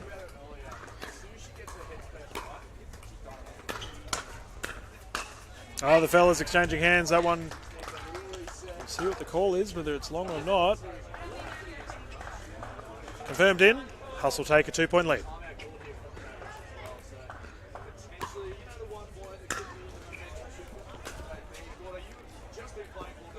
Lob did not work out well. Didn't look like the preferred shot he wanted to play. Just maybe changed his mind at the last minute there, Matt Carter.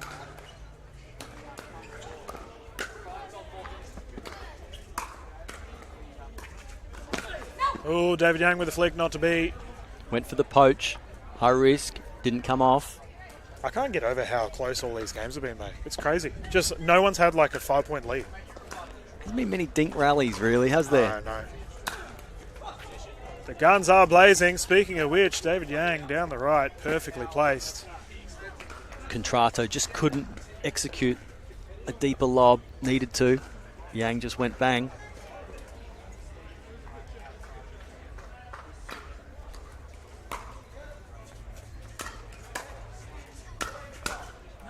Yeah, there we go. Captain's point, Venice.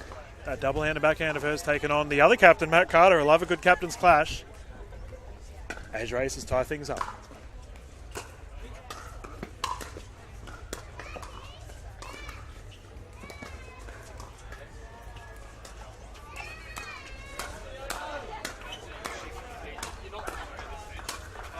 There we go. Relentless from Carter at the net. The lob game. It's making a comeback. We've actually seen a ton of lobs today, now you mention it. I was speaking to Sarah Burr from the Gold Coast Glory. She was doing it deliberately because the sun happened to be right above her in her game. Smart play. The wise old veteran. Yeah, your words, mate. I made the mistake of calling Sarah a veteran in the past and I copped it. I think I've just said the O word too, so Yep, she won't be too happy about that. Contrato just pushing that one wide.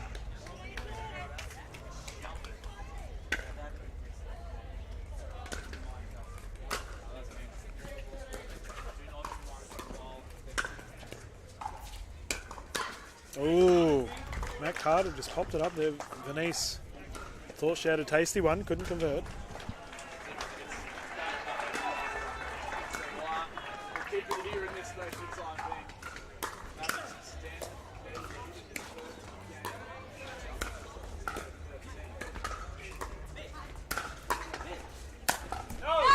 Switch on the side of the Asia Aces. David Yang going flying, walloping it wide.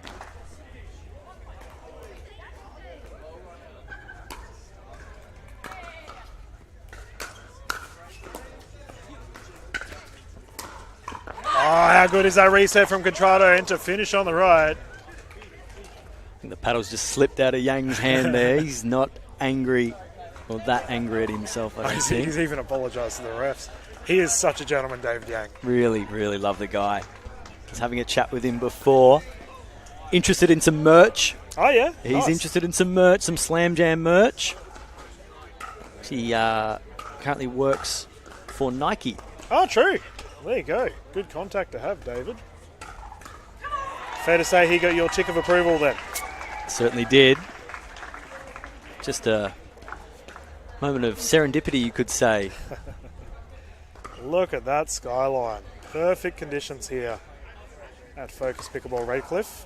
I was having a chat to the staff earlier today, me being the director of pickleball here, so I was more checking that they weren't eating all the snakes and lollies in the shop. But they have had a ball to see this world-class pickleball on display here.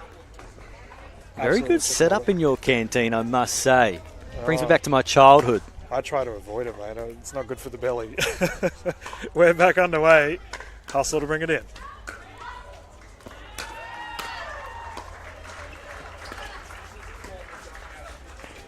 Oh, David with the tennis step.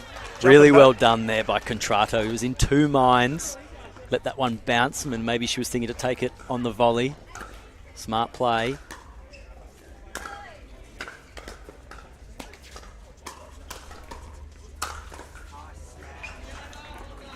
Oh my goodness. Wow. Funny little rule there for your Adam. That's the only time you're allowed to reach over the plane of the net. It's when we have a backspin ball. Our official Kylie Dunn, who's listening in, gives me the nod of approval. Thanks, Kylie.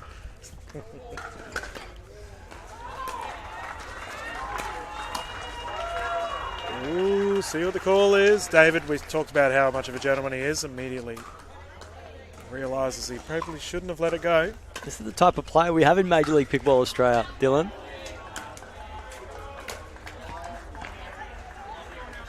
Aces desperately want to avoid that dream breaker situation. If they can claw back a tie here, the freeze will come into effect should New Zealand Hustle get another point.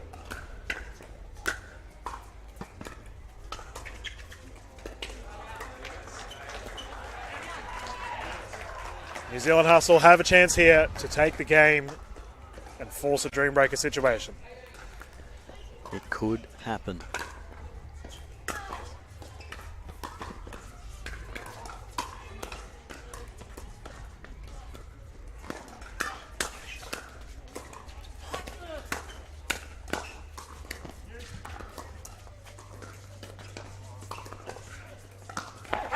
What a rally. New Zealand Hustle have forced it.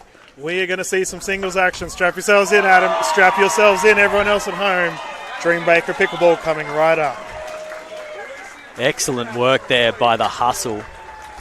Just was going to make a comment as we were getting to the end of that match there that Contrato was always looking to take on Yang, and I just wasn't sure whether or not it was the best strategy to get them the victory. But that last point, she took him on again. She hit the line. Mate, crazy. Absolutely crazy. And let's discuss the Dream Breaker format, ladies and gentlemen. So the players will be playing singles. We are still going to 21, win by 2. However, each teammate only plays 4 points. So we will continue to build it up, build it up. Once a team has played it, or once a player has played 4 points, they will rotate. And let me tell you now, the Dream Breaker format, it's almost humbling, Adam, because we quite frequently see a 4-0 situation and how important that is for your side to either A, do it, or B, not be the recipient of a 0-4. You're spot on there, Dylan. You always find there's one guarantee in a Dream Breaker. Both teams are always going to send out their strongest player in this format because they'll get 3 goes at it. It's a very fair point. Yeah, simple math. And one thing we have to look at as our official Margot Tredenik is just running around and checking with everyone, is this is where your singles expertise players come in. So right now on the side, I know I've called David Yang, Matt Carter, Kyle Watnell. I don't think I've called Wesley in singles yet. So I know all of these guys can play the singles aspect of things. I'm really interested to see how Venice Shan and Penny Lee will go for their side from the edge races. I would say that Gabrielson has the most experience probably in these Dream Breaker situations, and that should count for something. So I wouldn't be discounting maybe what he's going to be able to show us that he can do. It's going to be interesting to see who he matches up on. It's very rare in a Dream Breaker that you see the opposite sex match up with each other. Yep. But maybe this is one of those matches where we just do. There's an act and react happening as we speak.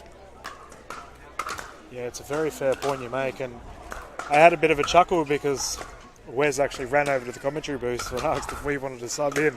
So hopefully he's feeling up for the challenge. We all know what a superstar he is, ladies and gentlemen. As we are getting into our Dream Breaker action, we do have quarterfinals after this. So strap yourselves in for a fine night of pickleball here at Focus Pickleball Redcliffe, our current game of the Eastern Rush and Melbourne Mavericks. The crowd's been going crazy, so I'm assuming it's a doozy. Speaking of doozies, we're about to have one ourselves. Second Dream Breaker in a row. What a treat. Showcourt number 2, this one? Yep, 2 for 2 thus far. And very fitting that our 2 international teams meet for a Dream Breaker. It's awesome to see. Now, just wonder who's played the most matches out of both of these teams, the individual players playing in the gender doubles format prior to Major League Pickleball Round 2 kicking off today. It's been a long day. Most of these pros who played in gender doubles arrived at the courts at 7:30am. No, they would have arrived much earlier than that. That's they kicked off at 7:30am, I'm afraid. Right. It is a big day of pickleball.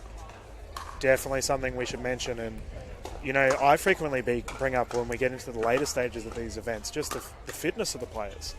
Mental fatigue is a real thing. You know, you lose focus, and you cannot do that in a rally scoring Dream Breaker format. You certainly cannot. But, I mean, how could you not get up for this sort of event? The atmosphere here, the sense of occasion, you're representing a team.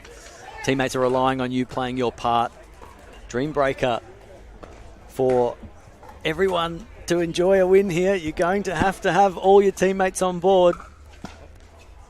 Just looking at the boys warming up on court 2. We've got some vacant courts out of camera at the moment. The girls having a little hit there, but coming back onto the court now as we speak. Looking like Watnell for the hustle is going to kick things off. And Gabrielson's the closest to the baseline here, so we're going to see Wesley Gabrielson start us off for the Aces. Interesting to say that. I don't think we will. I think it's going to be Yang. Yang's got a ball in hand. Yeah. Wes just loves the attention. He's just having a good old chat.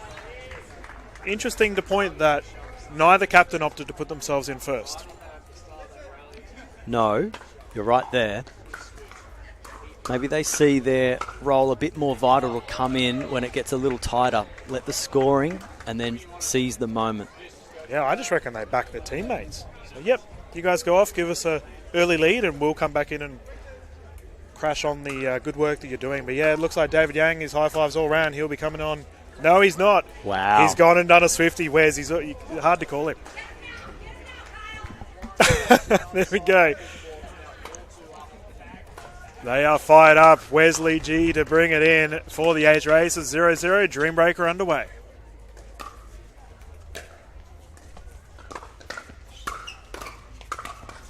Oh, Watnell too good. Flicking it to the left.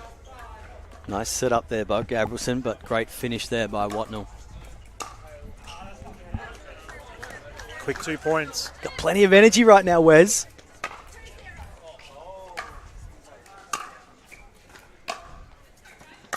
Wow, how good is that? Kyle Watnell flicking it to the left, and he's had 3 successful drives on that side.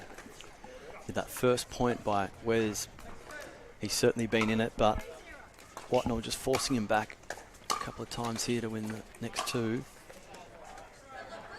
And it's been called in by the looks to the hustle. Yeah, that so one. 4-0 for Kyle Watnell. What a start for the hustle. So Called the out. boys are kicking us off first and second pairings.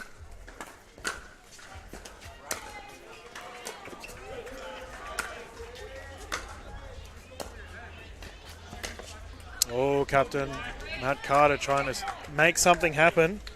David Yang survives. Only 1 point in it.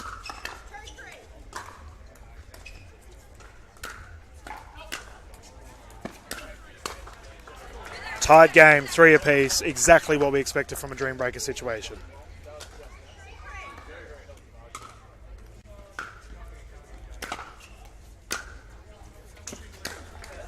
Whew.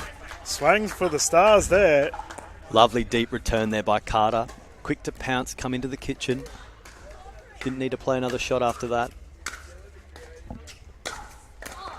Great drive. Carter lost the first 2 points, jumped back strong, tied it up 2 apiece. We now have the other captain, Denise Shan, hopping on for the Asia Races, and she will be up against Patrimonio, who played tremendously well at the start of this event.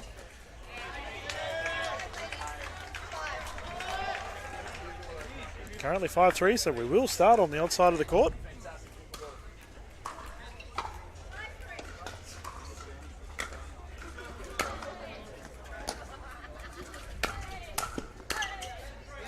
Oh, that is good. Lovely by Shen there. In that transition zone, but was able to hit a clean shot. Found the line. Girls having a lot of fun with this one.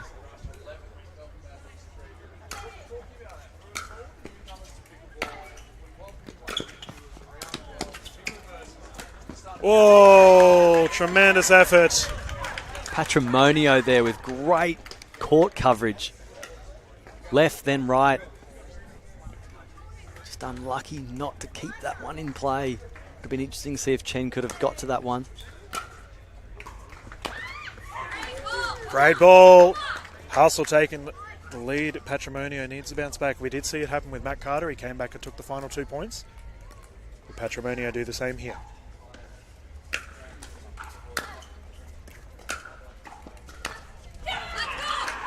Yes, she does. Response. Hustle keep a 2-point lead. Here we have Contrado coming on against Penny Lee. There's a big difference in a dream breaker when you get to come on and you've got the ball in hand for the serve versus receiving. Yep. Definitely an advantage.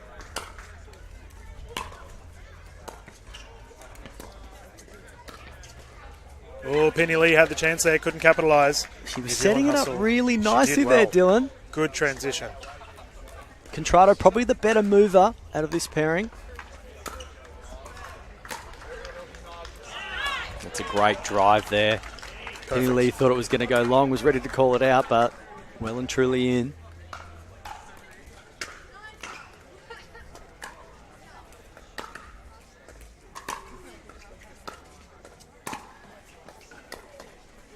And that one into the net once more. New Zealand Hustle with a 10-5 lead. Contrado on fire. Will she get the first sweep of this matchup? She's looked strong. Very strong.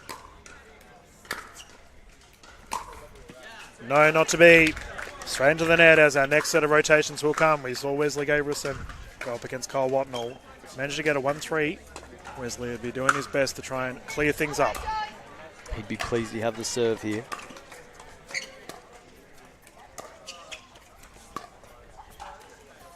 ATP and the recovery. Oh, Dreambreaker rally, what a point. Hall of Fame effort. Wesley Gabrielson is everywhere. Kyle Watnell pulled some absolute screamers on the defensive effort. 7-10.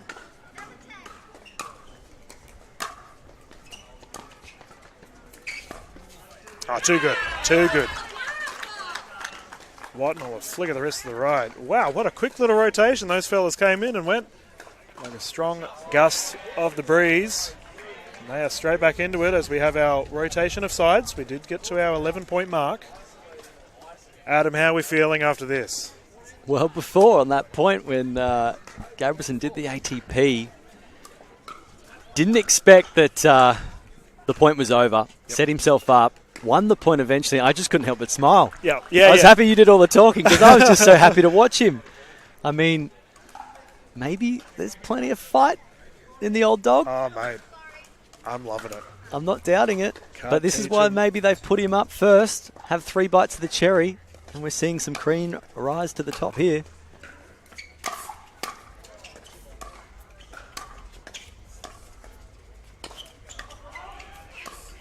Yeah, Kyle Watnell on the defensive end for that entire play.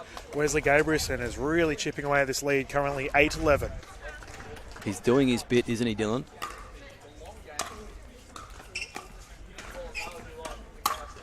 That one goes long. Watnell brings it back. We're yet to see 4-0. It's the captain, Matt Carter, would love to build a big buffer for his side.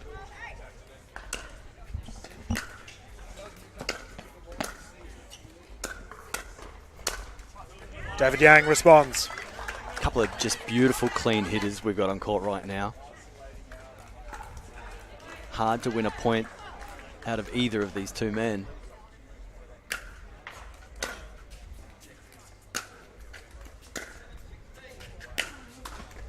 Great shot there by Yang, and I want to bring something up, Adam. We talked about fatigue. You know, we're in a dream breaker situation. These guys are buggered. I think you can see it out there. Very much staying at the baseline. Both of these players. That point there just caught Matt Carter a little off guard in the transition zone. Return called long.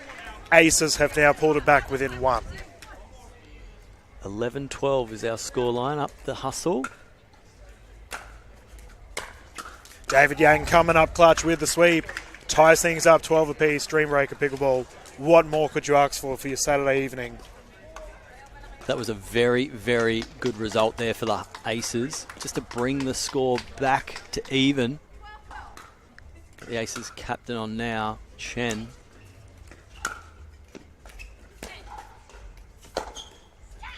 There we go. Shen takes lead. You can see neither player wants to make that provocative move into the kitchen line. Just wondering who's got more left in the tank here.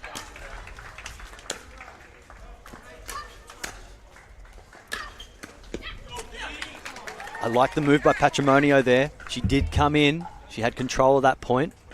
Oh, the captain standing up tall. Denise Shen coming in clutch right now, taking the 2-point lead. Currently 14-12.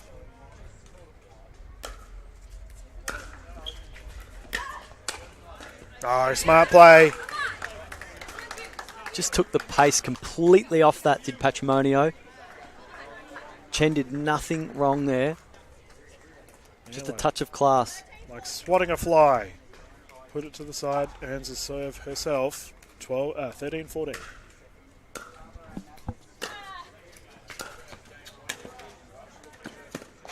There we go, Venice Chen with a 3-1. That is tremendous for the Asia Aces. They have responded so well here. Contrado with the pressure on her. She must do well. She did get a 3-1 in the last matchup with Penny Lee. This may be the response, or rather the chance that New Zealand have to respond. Yeah, nice little gap here at the right time at the pointy end. 15-13, the Aces. Penny Lee with ball in hand. We mentioned before how much of an advantage it is to be serving as you come on. That one goes wide. There we go. We asked for a response from Contrado. She has kicked it off exactly as Captain Matt Carter would want.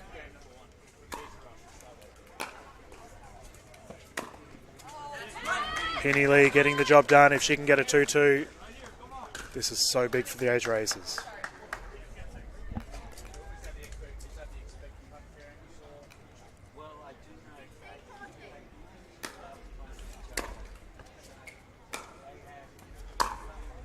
Lee lets it go. Very well left there by Lee. 17-14 scoreline with the Aces.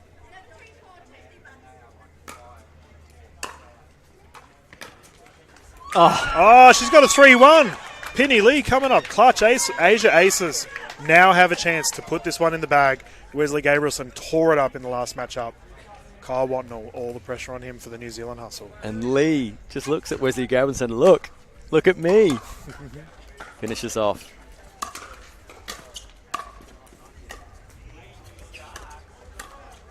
Oh, that is so good. Wesley Gabrielson with the highlight play, flicking it to the left.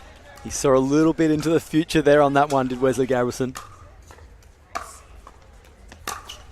Oh my goodness. He's put it on a clinic. He's going for the high fives to his teammates.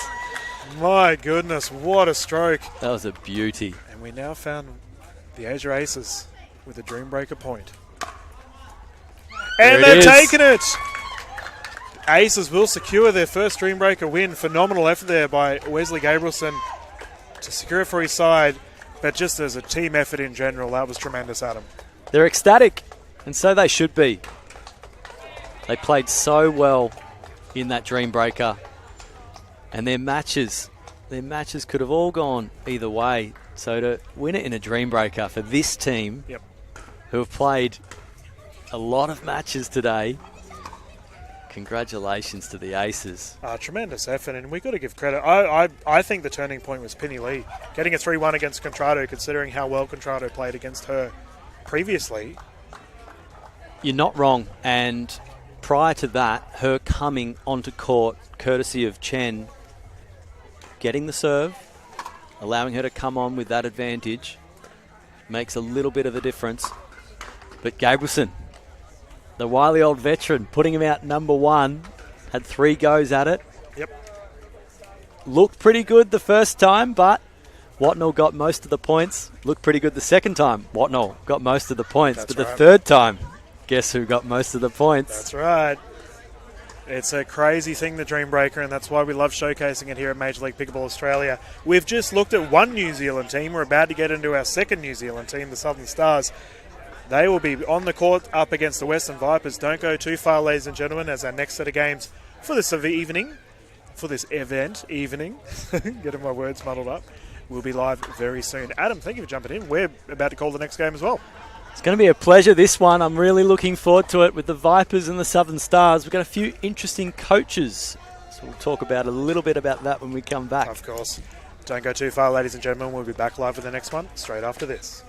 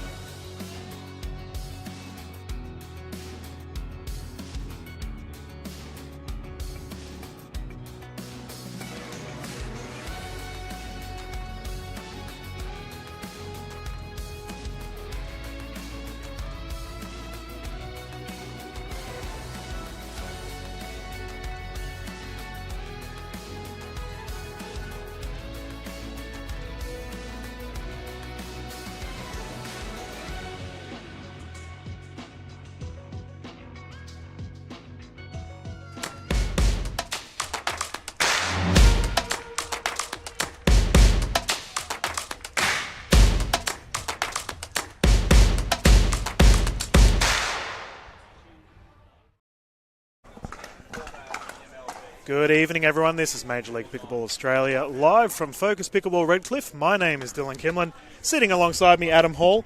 We're about to get underway with our next set of games with the Western Vipers taking on the Southern Stars. Adam, we've just had an absolute thriller of a dream breaker, and I imagine this game in front of us is going to be just as entertaining. Going to be very, very entertaining. There's a bit of a rivalry brewing in this one. Oh, do tell. Well, we've got a couple of guest coaches on the sidelines for both teams here. If you follow along with Slam Jam, the podcast. We've got Coach K for the Southern Stars, just checking the net there. And we've got Taco for the Western Vipers. Mate, I expect full banter from your side of things in this regard. There is going to be lots of energy on the sidelines. If I know one thing about these two boys, they try and outdo each other a lot. We're underway. Ladies action here for the Vipers and the Stars.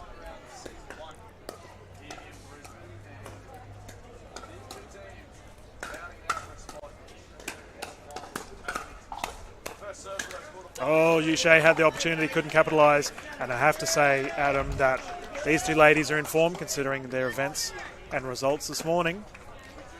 I was lucky enough to call the Vipers yesterday, Dylan, and these two girls played so well, especially in their mixed pairings.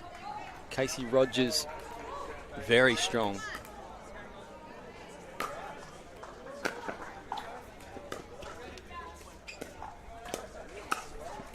Casey Rogers with a flick of the wrist. Called out, however. Wang Bakval happy to let it go.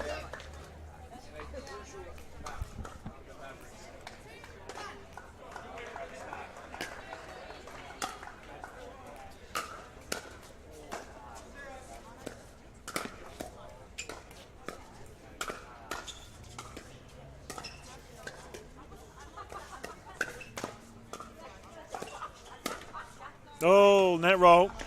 Casey Rogers copping that one. A lot of patience in that point. Nice think rally. Rogers just unlucky to wear that one on the wrist as it caught a bit of tape.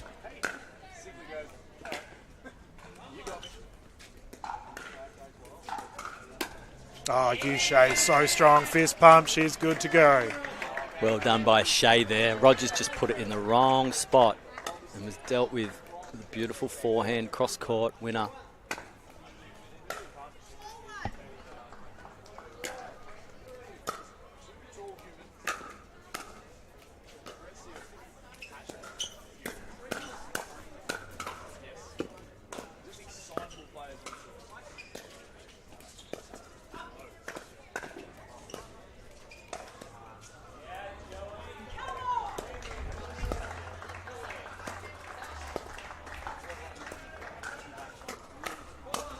Oh, Casey Rogers defending. Lim is getting a high percentage of the balls right now, Adam.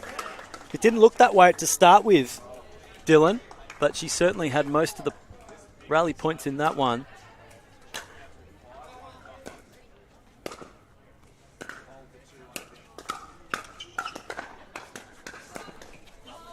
Oh, lunging effort on the defensive end, not to be for the Western Vipers. And the Southern Stars find themselves with a handy lead right now. Just feel like both teams still feeling each other out right now.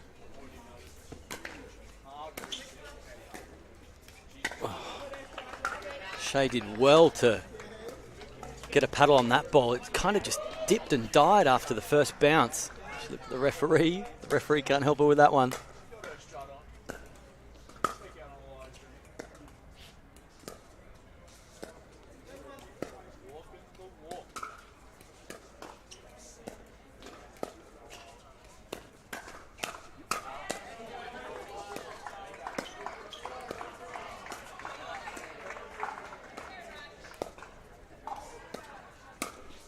Oh, speed up, Goose, good. So strong there by the Southern Stars. Great finish there by Beckwell. Rogers did so well in the middle of that point. Just a counter punch with a beautiful backhand. Stars girls looking to come back here.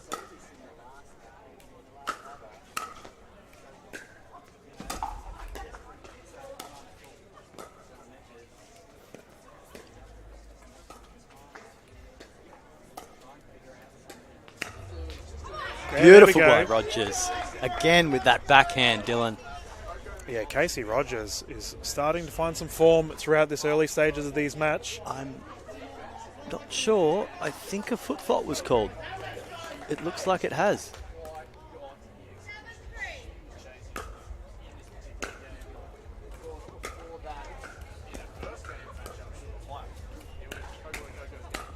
There we go. No foot fault on that one, no, Dylan. She was certain of that. Double-handed backhand excellence down the right side. Casey Rogers is vastly improving throughout all of the series that we've seen thus far, Adam. She looks like a smarter player, and I'm not just saying that because she's wearing the glasses tonight, Dylan. Oh, there we go. Quick couple of points for the Vipers. Got a couple of players sporting the lensless frames. Just a bit of eye protection. Honestly, considering how hard these players can wallop the ball, I'm not surprised. 5-7.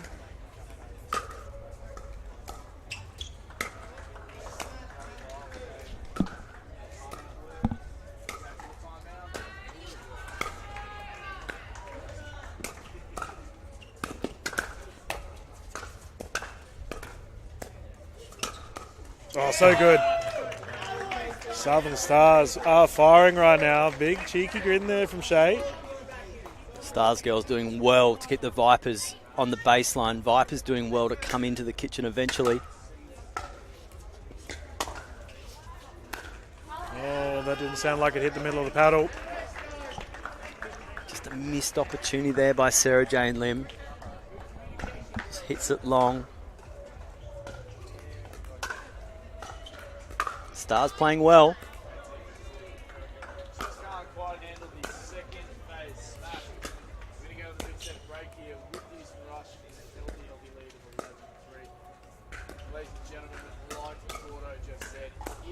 Oh, good speed up. And it feels like, Adam, that the Stars are just winning that initiation battle. They're getting where the ball where they want it to be. They really are. Casey Rogers is doing a fabulous job to counterpunch. Sarah Jane Lim there, just not up to the task. Very good play, expected to do more. Oh, Yu Shay on fire. Double-handed backhand down the left. That is a highlight clip, and they have forced the rotation. The Stars with an 11-5 lead.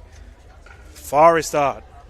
Nice time to be switching, I think, for the Vipers. If we weren't switching, I would have expected that maybe a timeout was brewing there. Just the momentum well and truly with the Stars at the moment. They've come out really well, hitting the ball cleanly. Sarah Jane Lim getting a lot of the balls. But Casey Rogers up to the task when called upon. She's playing well. Expecting a little more out of Sarah Jane Lim in the change of ends. Yeah, well, one thing we should probably mention is that these ladies faced each other earlier today in our PPA events during the morning. Casey Rogers did go up against Wang Bekfal, and what a fiery game that was. So a little bit of history with the games on today. Who won? Dylan, if you can recall. Wang Bekfal got the victory in the end. Okay. Level up opportunity here.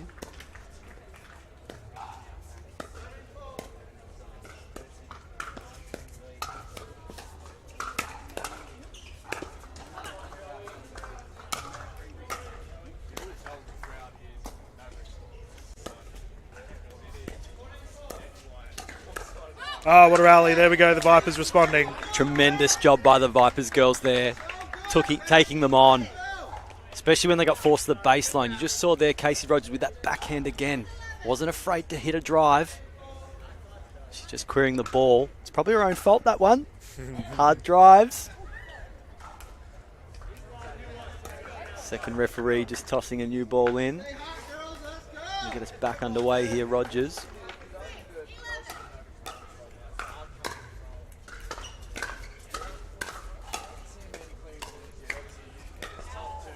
Oh, lunging effort not to be. The Southern Stars looking comfortable right now.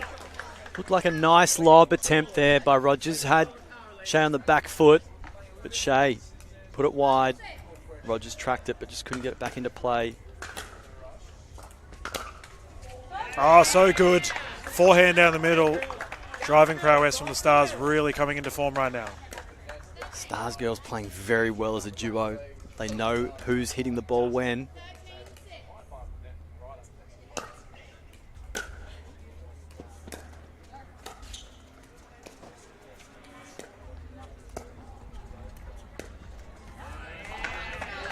Just consistent, Adam. Just consistent. Yeah. Sarah Jane Lim just needs to tighten up here.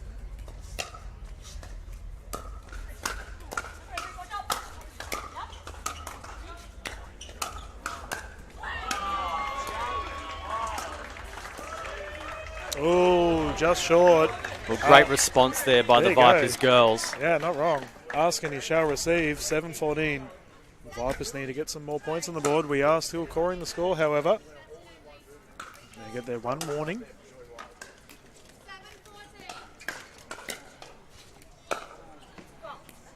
There we go. Quick couple of points for the Vipers. Sarah Jane Lim doing her little bit there. She certainly looks like she's lifted a little gear after a couple of missteps.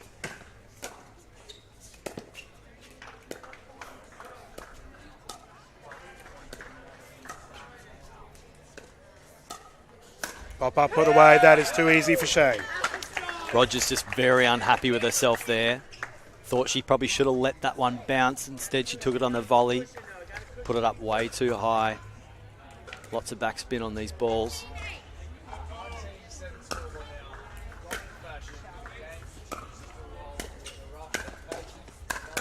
Oh, look at her go. Fist bump. Cheeky grin between the two ladies. What a setup there by Shay, and finishes off her good work. We have a timeout here from the Western Vipers. Good call. If you are in the coaching box of the Southern Stars, what would you be giving your side? Well, I'd just be saying more of the same. Geez, they've just done so well to eke out this strong lead. They're playing just so well. They're certainly the girls and the duo that's on top. No, not wrong. And we have to say for Captain Jay Grewal, he would be so happy with his ladies. They played very well throughout the entire season thus far. He's got the, I call him the young boxer, Connor Robertshaw on his side as well. He bops around like Muhammad Ali. For the duo, for the Western Vipers, we can see Andy Horridge just having a chat with the ladies. Rogers very animated over there in that chat. Obviously, they want to win. Oh. And they're not giving up. This scoreline is not to be given up on. They're just talking about their tactics. Will we see much of a change between the girls? Stars girls ready to get back on with it.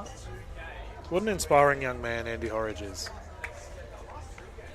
My first time actually meeting him at this tournament, but we've shared so much correspondence over the last couple of months, and when you look at him, he's just such a young boy. But he's got a bright future ahead of him, on and off the court. Such a good bloke. I'm so happy he's a part of the MLPA.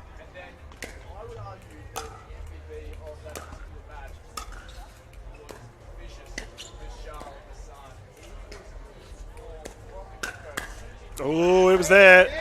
Well done by Sarah Jane Lim, initiating the speed up and now finishing off her work. Shay just giving a smile.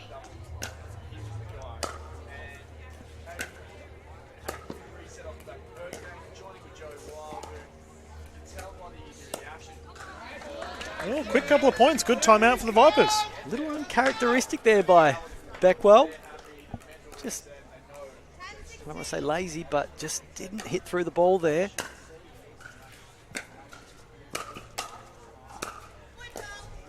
Foot fault. 3 points for the Vipers. These ladies got big feet. That's twice now we've seen them in the kitchen. One apiece for both the Vipers and the Stars called here. The referees are very sharp tonight.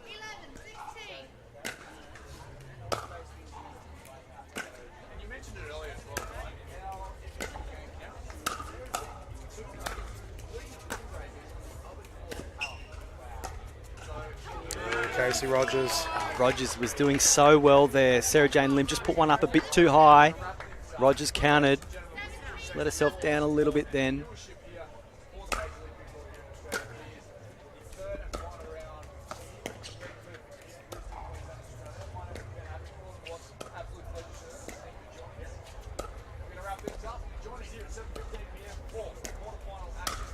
Oof, caught a body.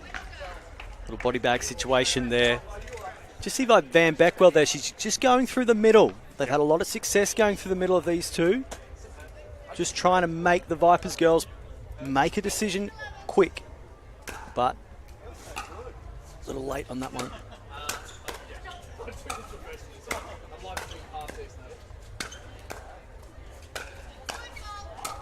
Another foot fault. I saw that one too. She's going to be pretty angry at herself there, but it was certainly there.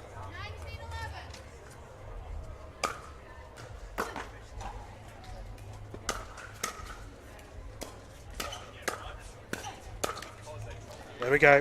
The Vipers need to start accruing some points. There's a bit of pressure being applied right now. Well, they've got the serve now, Dylan. It's now or never.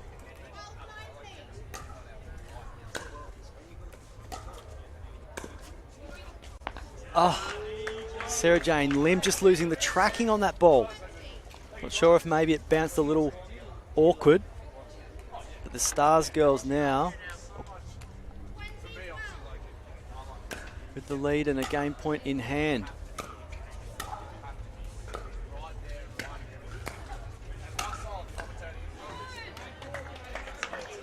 Nice deep shoe hunting return there for the Vipers girls.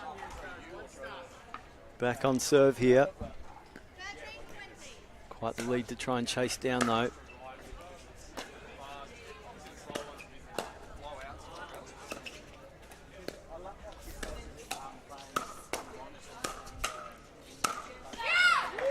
What a rally there by the girls. Rogers with a yeah. 14-20. Vipers mounting a little comeback.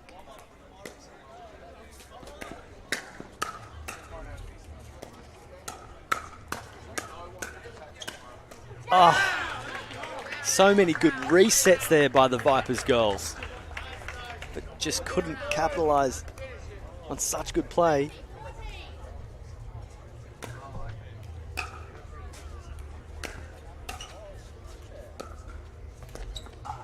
And that'll do it for the Southern Stars. They win this one 21-14. A good match there. A great match, to be honest. The Stars girls just shining bright.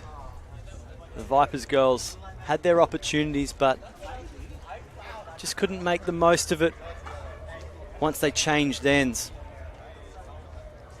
And the girls from the Southern Stars win the first match of tonight's event.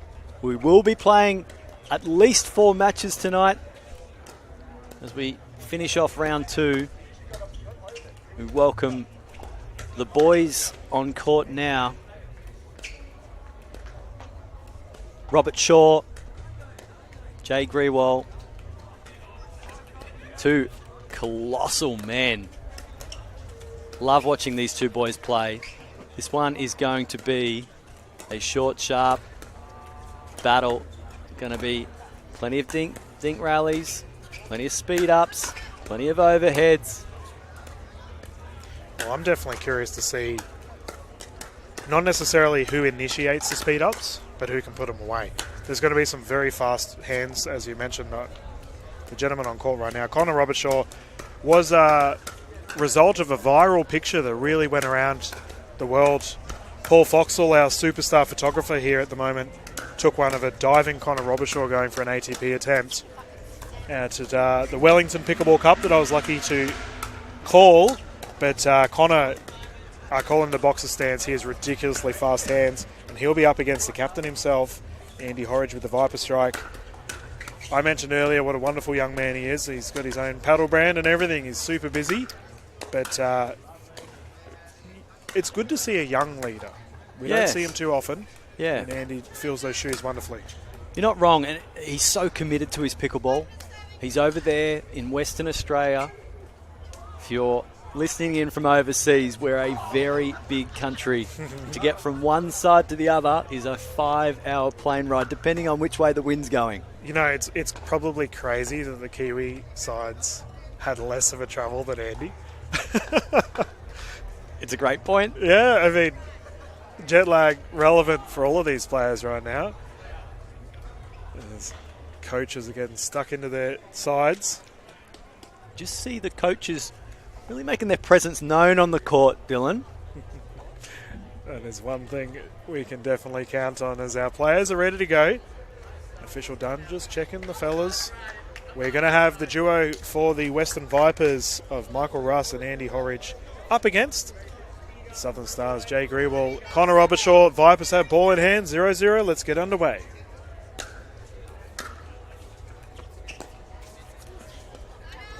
And the Stars getting the first points on the board. Captain's clash here, good to see.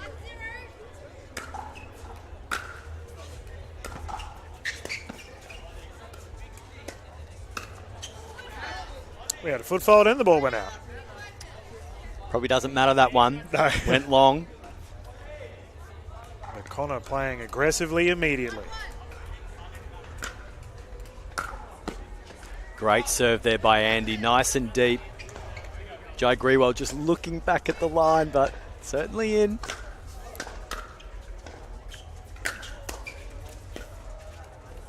What Goes wide. Clean drive there by Michael Russ. Grewal up to the challenge, but couldn't bring it down in court. And Russ just pushing that one too long there.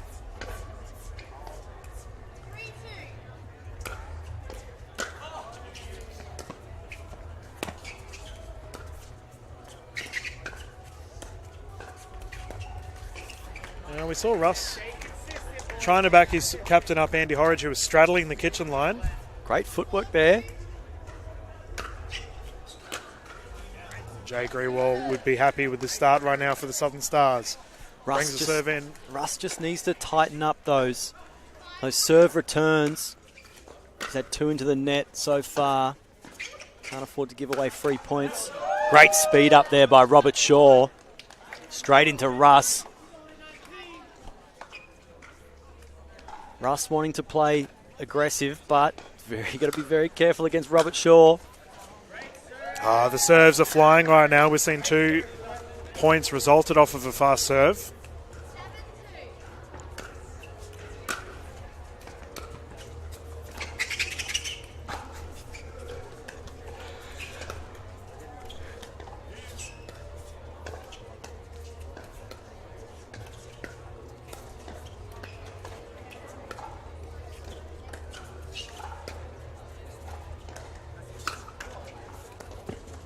Recovery. And again, the Vipers strike.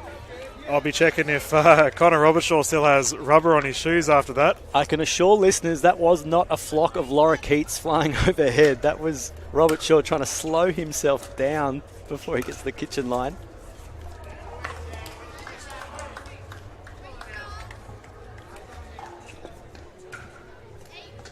A 3 right now for the Southern Stars. And I was wondering when this was going to happen. It does feel like Andy Horridge has been frozen out right now for his side. Taking a controlling presence in the middle of the court. A big play by a big player. Really commanded that one.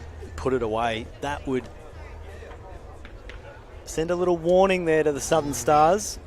Don't be loose with your shots. I'm starting to poach.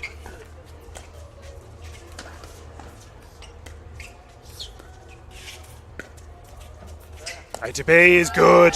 LBW there for Michael Russ. Jay Grewal cleaning up. I think Michael Russ read that reasonably well, but just didn't expect it to be hit so low. Probably thought he was going to have to hit it a little bit higher there, Grewal, but perfect execution of an ATP.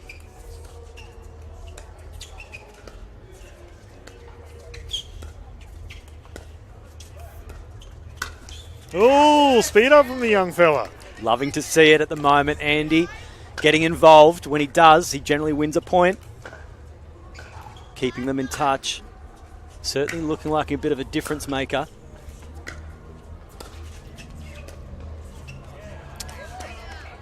Just too cute on that one, I think, Dylan. Yeah. Just when they started to get a bit of momentum. Felt like he had more time than he realised. Oh, double nets. And that is a rotation of sides. The Southern Stars in a commanding lead right now, 11-5.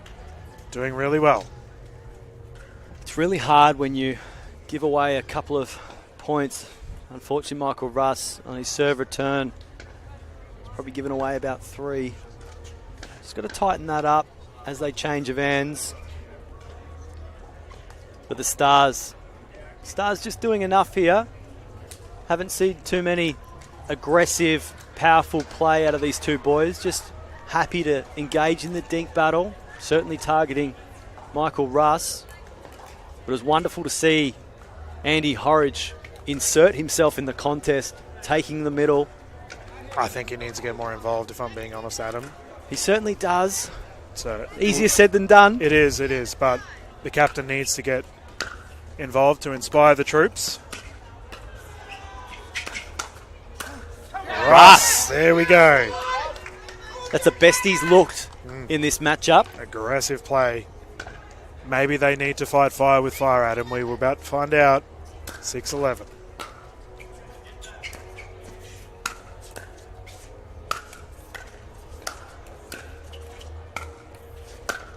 Crazy angles. That goes wide. Just watching Jay Grewal assess his options there and decide, I am not going to hit it with 100% power. I'm going to place this with 100% precision. Yep. Smart play.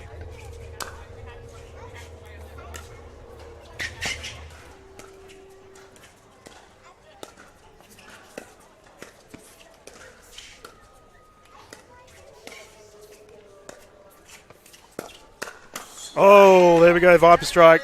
Andy Horridge responding to that double-handed speed up from Jay Grewal. It looked like a nice set-up play there by Grewal, but Horridge taking up that middle. It's the wrong move.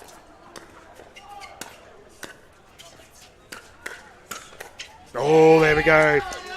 Nice play by Robert Shaw there to speed up to Horridge. Dangerous. Oh, the jab from the boxer gets the job done. Securing the next points, forcing the side out.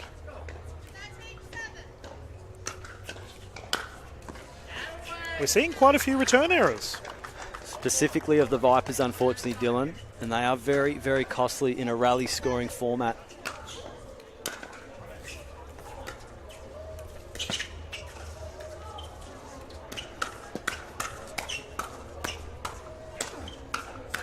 Ooh, hands are flying. Opportunity was there. Andy Horridge could not capitalise. Looked like such a good battle taking place there, initiated by the Vipers.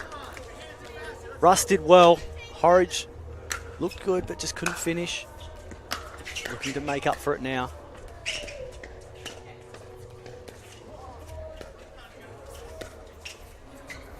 Lob is long. It was the right move there by Horridge. Got forced back. Knew that ball was going to be a bit too high when he put it back in and went for the lob, but too long. And just like that serve return, another serve return, Dylan, that has gone long. And the Vipers are calling a timeout. Smart play. As the pressure is really starting to mount for the Vipers. The Southern Stars in cruise control. You got to say, Jay Grewal, he hasn't. I feel like he's taken a lower percentage of the shots. Connor Robert Shaw, he's just let him do his thing. Yeah, I think when Robert Shaw is hot, he's really, really hot. Yeah. I mean, he's got so much power behind him that at times he can do the wrong thing at the wrong time. Yep. So when he's actually in flow, I think you've just got to let him go. And Jai Grewal there being a little older, playing the game for a little longer, just recognising skipper's call. That maybe I just need to take a backward step and be there in support. But Jai Grewal, he's a finisher too, so watch out for him.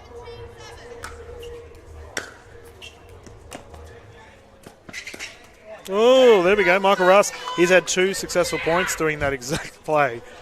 He's going to hear coaches on their feet. Taco for the Vipers. The Vipers coach loving that one.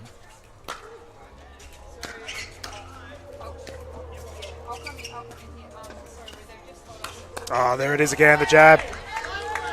When you've got someone who's 6 foot, Oh, standing at the kitchen line, and you put it up a little too high, you're going to get pushed back really quickly.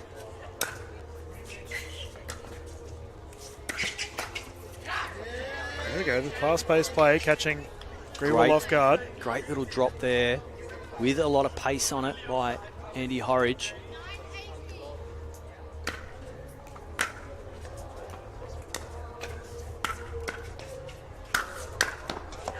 so good.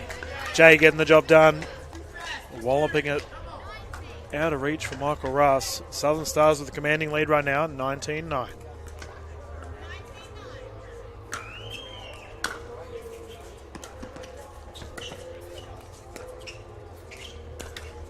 Ooh, bit too low for that. Was Dylan, and at that point in time, low percentage. We bring up 20-9 to the Stars.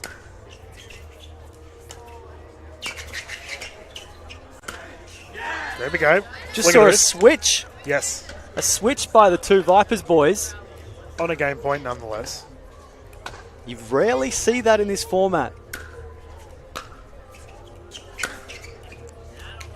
There we go. Freezes in effect. Potentially catching the Stars off guard.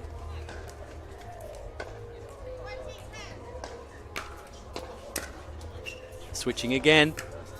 Switching back. Fancy feet. Does the job. Well, you never see that. No. Why not? Why not try it? Why not, Freezes mate? in There you go. play. It's entertaining.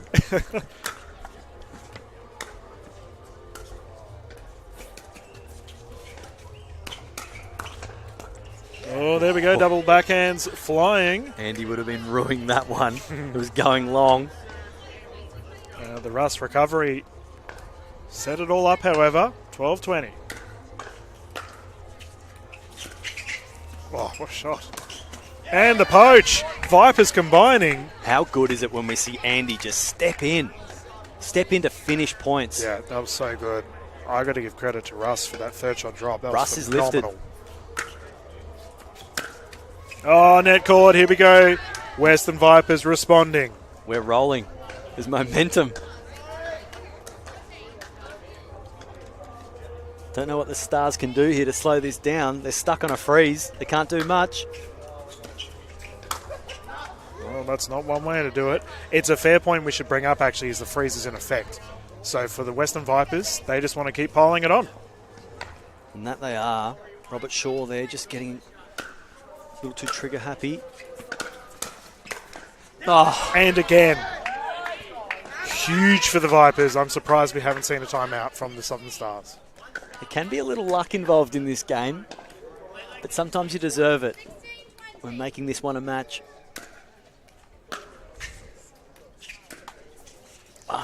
Deep return, perfect from Connor Robertshaw. Earns himself the serve. 2016, the Stars would love to put this one away.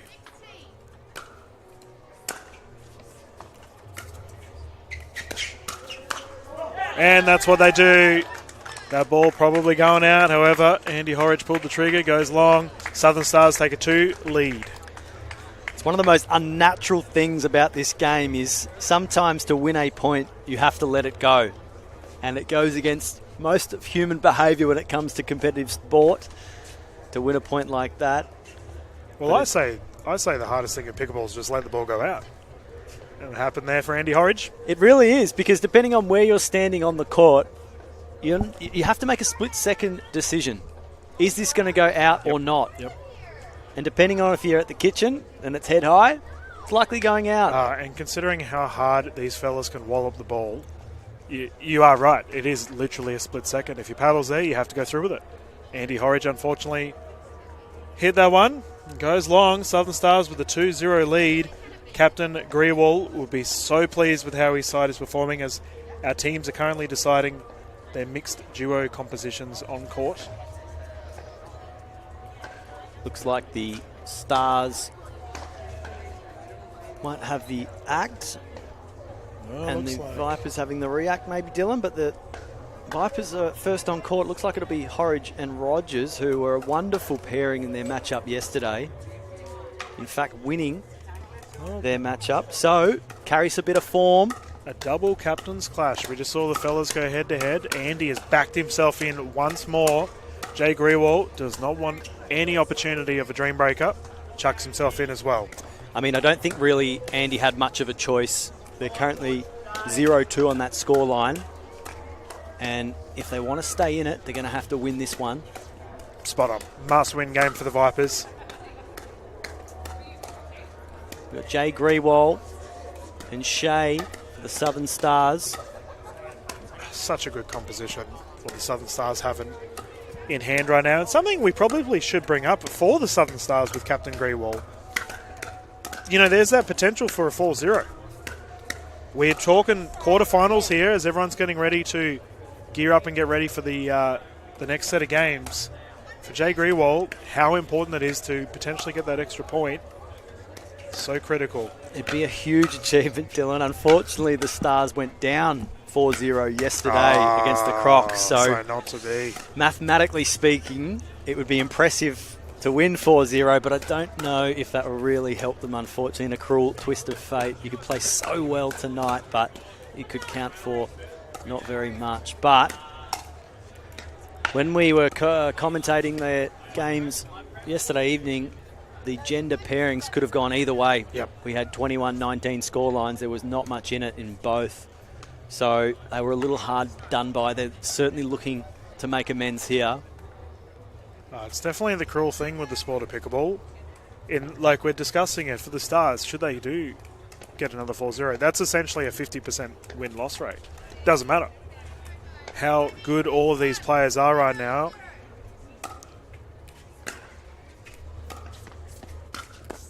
So good by Greeball. Started off where he finished the last game. Apparently in the kitchen.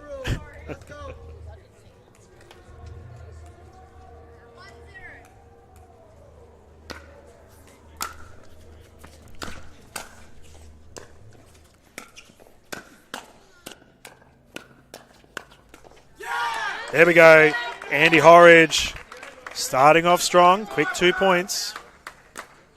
Fiery start for the Vipers. Just what the captain ordered. Casey Rogers to bring it in.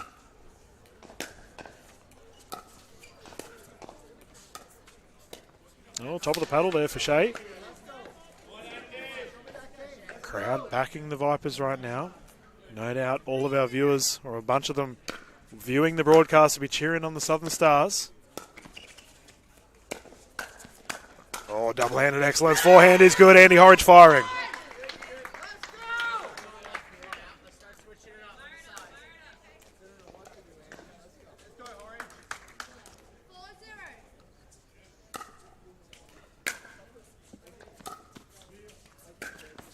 Oh, there we go. Good read. Fist pump. Shea is happy with that one. Gets the serve back. 1-4. Captain Greywall to bring it in.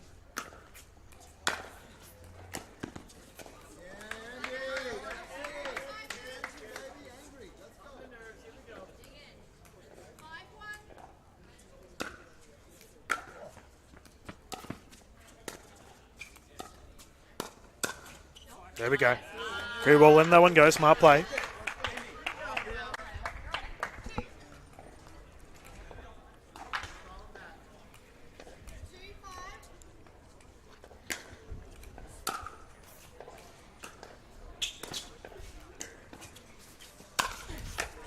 Yep, so strong. Andy Horridge has responded so well here, Adam.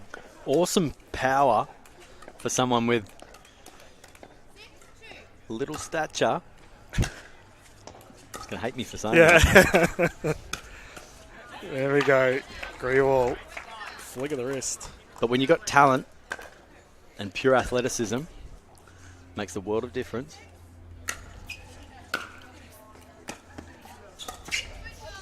Oh, another foot fault for Rogers. We've seen a couple of them tonight. I will say Andy Horridge, despite his stature, he ridiculously can smack the ball. Generates so much velocity. All technique.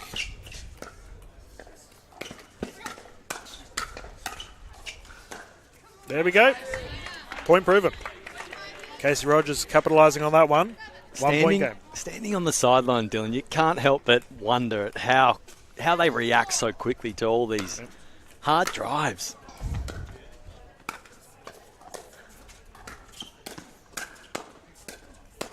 There we go. Uche forcing Horridge out. And you are spot on. Wrestling some momentum back here, the Stars.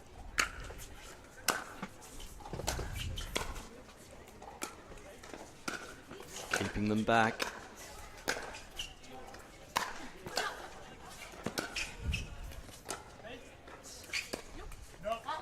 Called wide. Excellence there by Southern Stars. Dug in deep. Defensive prowess pulling off. Shea from the baseline there, just digging one out.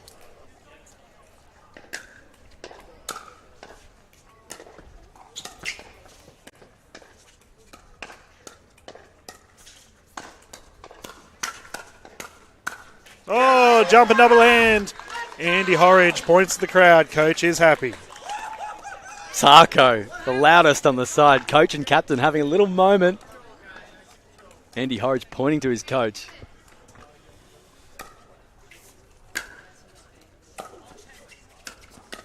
Oh, there we go. Grewal saw the momentum on Casey Rogers. Great play there by Grewal, just exploiting the fact that Rogers was still in the transition zone of the court, Dylan.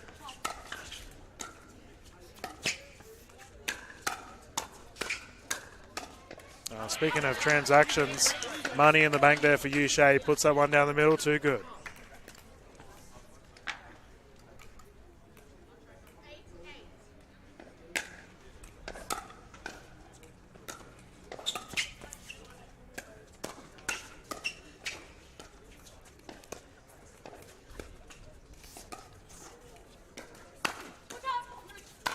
Oh, he's starting to fire Andy Horridge.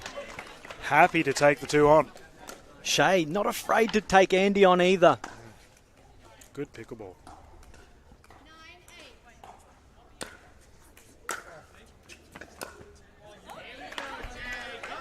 Great deep return there by Jay Grewal.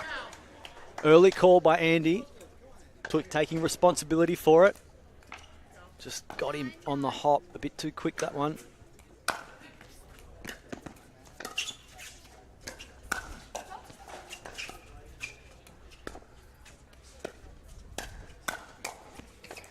There we go. Just don't know how much of a smart tactic it is from Shea here to speed up to Andy Horridge. Well, considering how well he's firing, double-handed backhand is really starting to cause havoc for the Southern Stars. He's so beautiful on both sides of his body, is Horridge. Such a pure striker of the ball, so well balanced on his feet.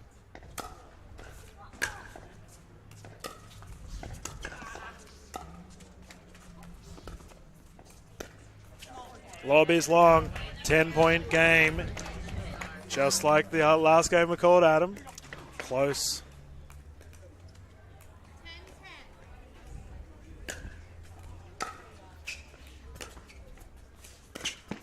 Speed up not to be. Southern Stars take a 1-point lead, force the rotation. Can't help but think that the Vipers should have a lead themselves here.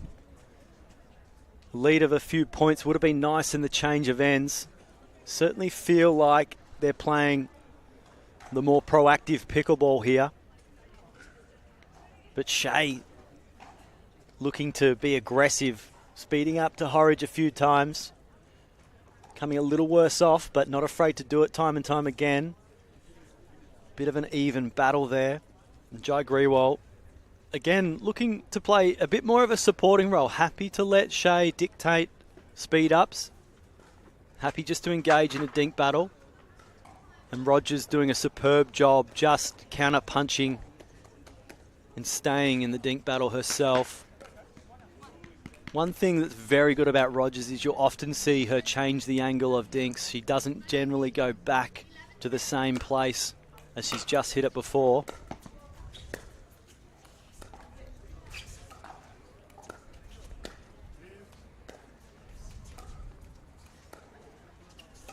Change up there. I love that shot by any player that can execute it, but you just saw it there, just sagging back, letting the power go.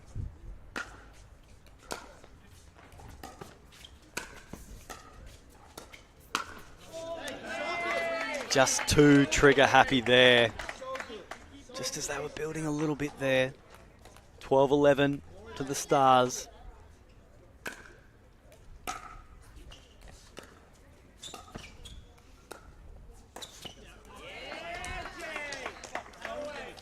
Just a tricky shot to navigate there by Horridge. Probably should have let that one bounce. Take it on the rise up. Chose to volley it. Now just a compounding of a couple of errors here as they've swapped sides. A bit of a lead developing now. And that one goes wide by Shea.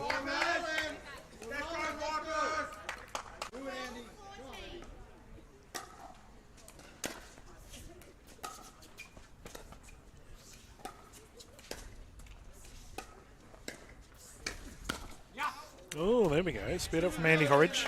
Causing some trouble. Yeah, just an odd miss there by Jay. Hasn't had to have one of those points for a little while since the change of ends and just maybe pushed it a bit too hard.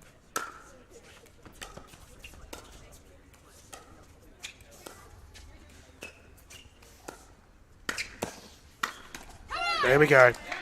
Horridge ties things up, 14 apiece. Great work there by Andy, just to put a bit of top spin on that to Jay. Forced Jay back a bit, made him hit a hard, aggressive shot back and just put it up a bit too high.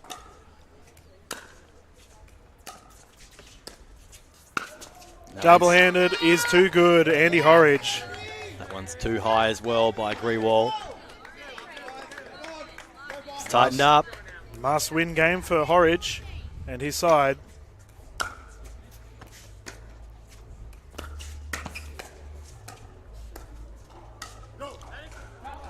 See what the call is. Called long.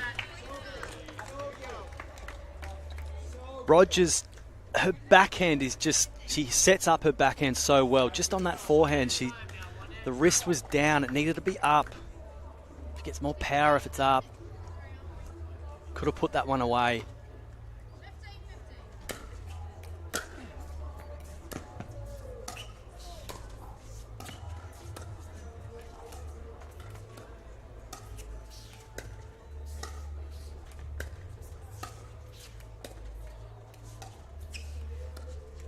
A little patience there for Casey Rogers. Great patience there by Rogers, but a little uncharacteristic there from Grewal. Just didn't look convinced by the shot. Put it into the tape.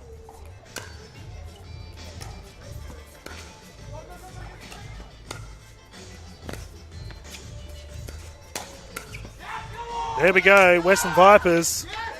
Not sure if someone's got a hold of someone's iPhone here, Dylan, but we might have Spotify.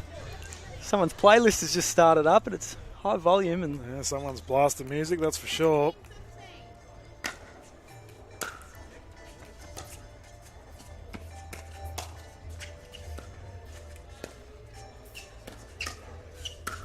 Oh, too good from Grewal. Just aggression at the net, resulting in the error. Side out once more, currently 16-17.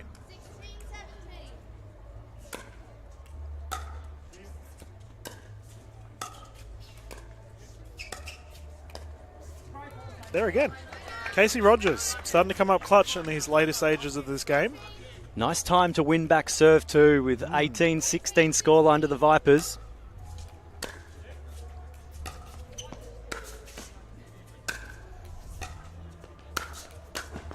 Oh, defense.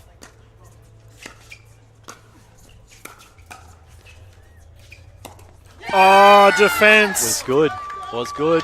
Western Vipers, elite. Getting everything back, lunging effort repetitively. The ATP attempt by Shea not to be. It was great play there by the Vipers. Shea just probably feels a little bit hard done by there. But certainly in.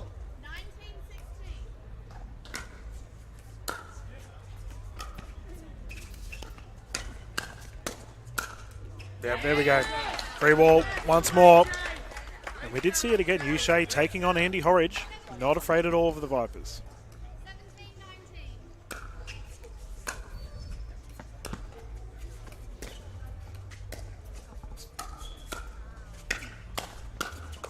Oh. Brave person to take on Andy Horridge's double-handed backhand. Gets it back. This is a game point situation here for the Western Vipers, currently 20-17. Horridge just making Rogers aware. Oh. Smart play there by Grewal. Yep. Recognise the momentum shift. Caught his opposition off guard, 18-20. They need to get some more points on the board, try and tie things up.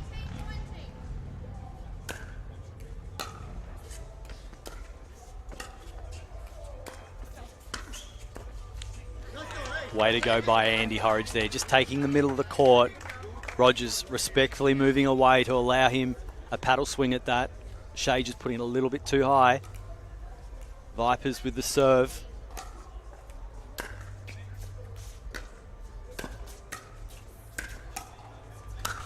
Too good. Freeze is in effect as a result. The Southern Stars will tie things up should they win the next point. 19-20 right now. Captain Grewal, ball in hand. Smart timeout. I was thinking that might happen a few points earlier when they gave back the serve to the Stars. I think it's a smart play. I think he tactfully did it at the right time too, because I reckon Jay was about to hit the serve. He called the timeout, and maybe that just gets in his head a little bit. I think Jay's a absolute professional. He'll be back into it as soon as they get back on court. I feel like the pressure is now on the Western Vipers. Despite having the lead, freeze is in effect. They effectively have to win 2 points in a row to win this game. They certainly do, Dylan. Serving to Andy Horridge though, so he's going to put this exactly where he wants to set it up for the next shot.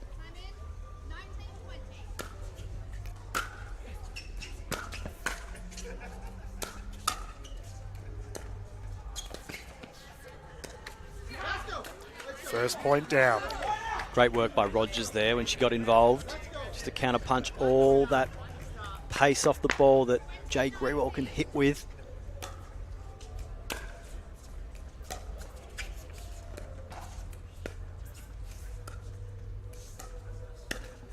There we go. Victory going to the Western Vipers. They are forcing a 1-2 victory thus far. This next game, do or die.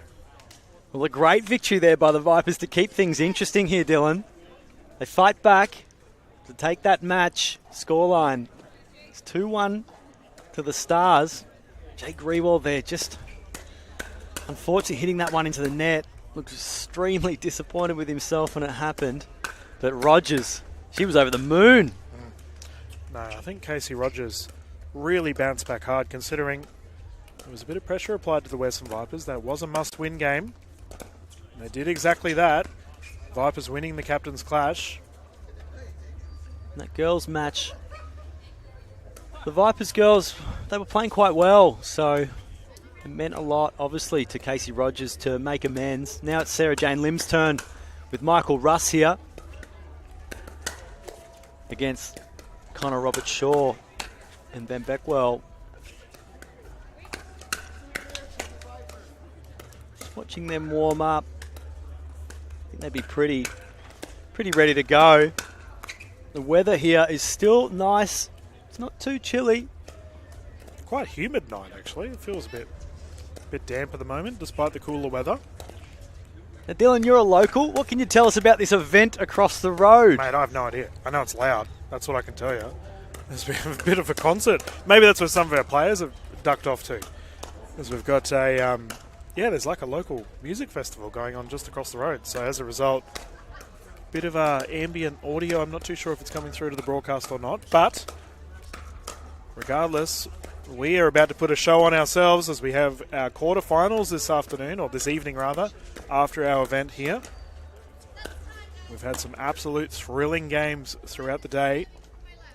And those quarterfinals, so important to get through to the big stage tomorrow. The referee has called time here, and the girls and boys are looking to come back on court. It's going to be important here for the Stars to start well. But it'd be nice. It'd be nice for us all if we could see another dream breaker. Oh, mate, it'd be 3 in a row that I've called on Showcourt too. We'll start calling a dream breaker court. Things happen in threes, generally. Russ unsuccessful with the drive. He often starts that way, unfortunately. Let's see if he can make amends here. Played so well in his men's matchup with Andy there. They didn't get the result, but he really started to come alive at the back end of that matchup.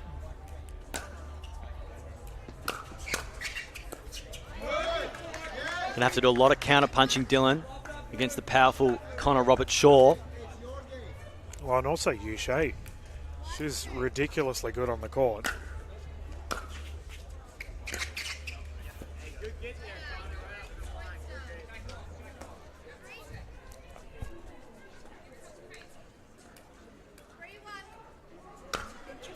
Oh, service error there for Robert Shaw. I'm just going very long. Is he very keen to be aggressive, Robert Shaw? He doesn't know any other way.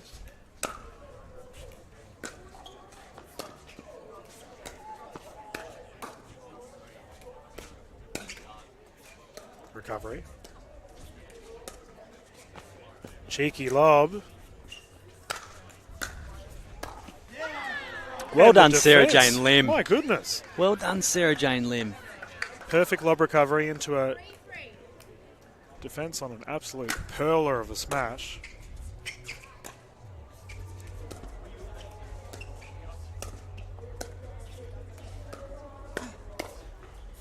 There we go. Speed up is good. Just trying to get rid of a fly there. Sarah Jane Lim just missed the ball. Just hard to track. Getting harder maybe to track at night, Dylan.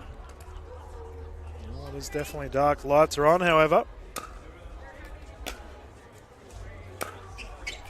It's in. That is down the line. Wang back foul. Not afraid of the pressure. Michael Russ trying the pump fake there in the middle. Ben Beckwell just saying, nope, I'm going down the line. Double error. Quick couple of points for the Stars. A lot of pace on the Robert Shaw serve there.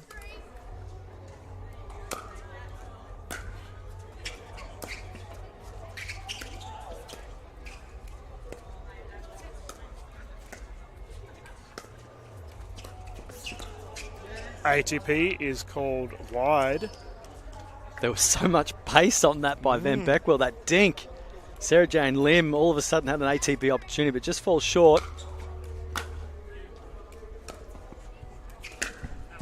And that goes long. Russ there just wanting to do a little bit too much. Well, it just seems like consistent pickleball for the duo in blue. Minimal errors on their behalf.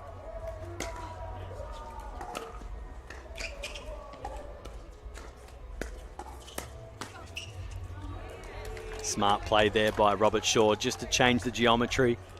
I have to say, Adam, timeout would be handy right now for the Vipers. The Southern Stars just slowly accruing a significant score here. Out call by Sarah Jane Lim. Hit very hard that one. Was always going to go out. Would be a sensible decision, I would have thought, Dylan, but they've just regained the serve here.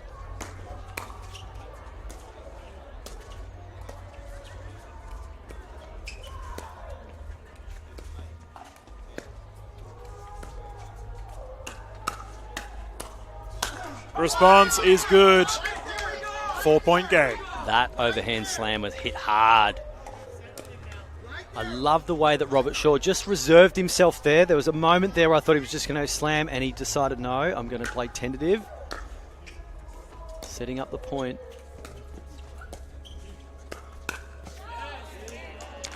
Smart play there by Van Beckwell.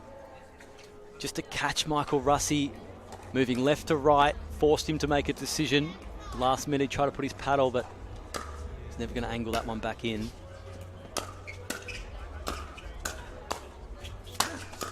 Oh, good hands. A lead from the Stars. They will be taking the lead as we have a rotation of sides. Phenomenal from the blue side. Well, Wang Beckwell there. Oh, just the defense.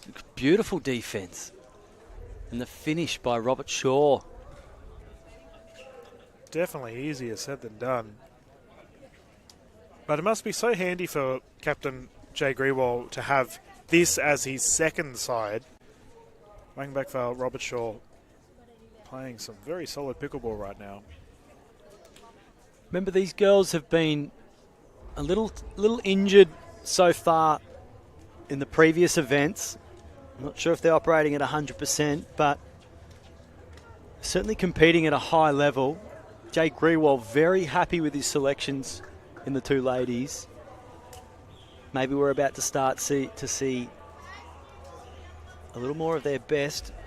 Well, I called Connor Robertshaw as one of the dark horse prospects of this year's draft. He's putting on a show right now for us currently 11-5.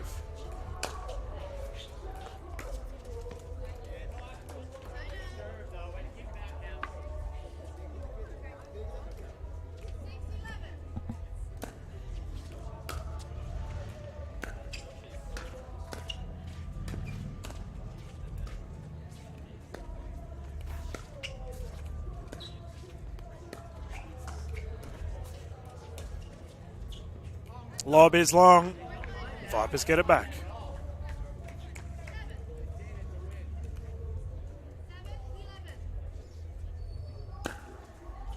Oh, serving error. Those hurt so much.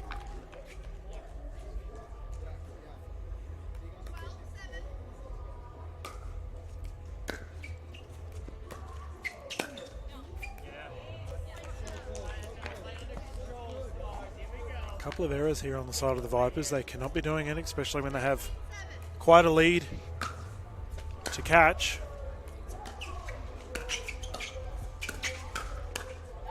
Oh, speed up by Wang Vakbal, dominating the net. Gonna have to make a decision here, Vipers. Can they keep letting this go, or do they need to call a timeout? They're calling a timeout. There we go. Well played. Just can't afford to let momentum to really start to roll here. It must be tough for your side when you're the captain of the Vipers and you're 7 points down right now. That's a tricky one. Like, what would you be saying to your side to try and spur them back into it? Well, their good pickleball tonight has been great in this match. You know, when they play aggressive, I mean, to win points, they're going to have to get back to taking care of the ball, staying in longer rallies, and forcing some errors, forcing some higher balls. We've seen some really awesome overhand slams there from Michael Russ. He's got to tighten up his errors. He's given away a few too many free points on a serve return or long serve, unfortunately. Sarah Jane Lim looks really keen and ready. She's certainly capable.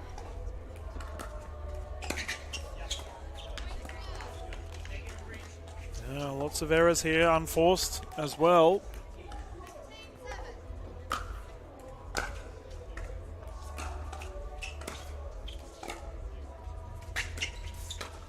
Speed up is good.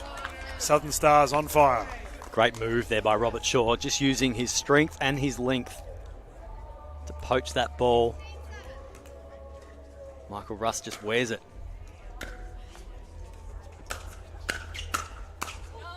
And again, Stars just in cruise control right now, Adam. Sarah Jane Lim, she's up for the task here. Important to get that one back. And again, initiating that speed up, capitalising on the pop-up, putting it away. Just thrown about there, Michael Russ. Had to go left, had to go right.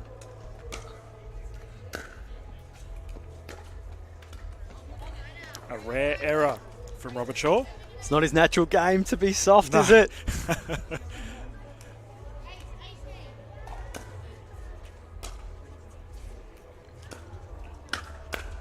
Oh, what a pickup. And the Ernie. What can the Vipers do?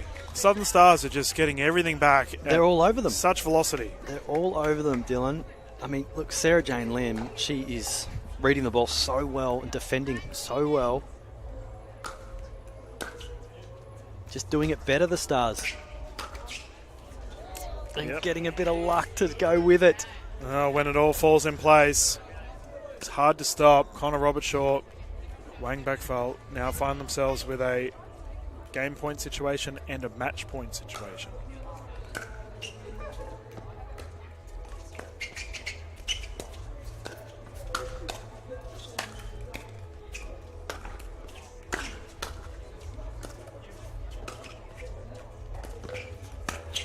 Oh, so good.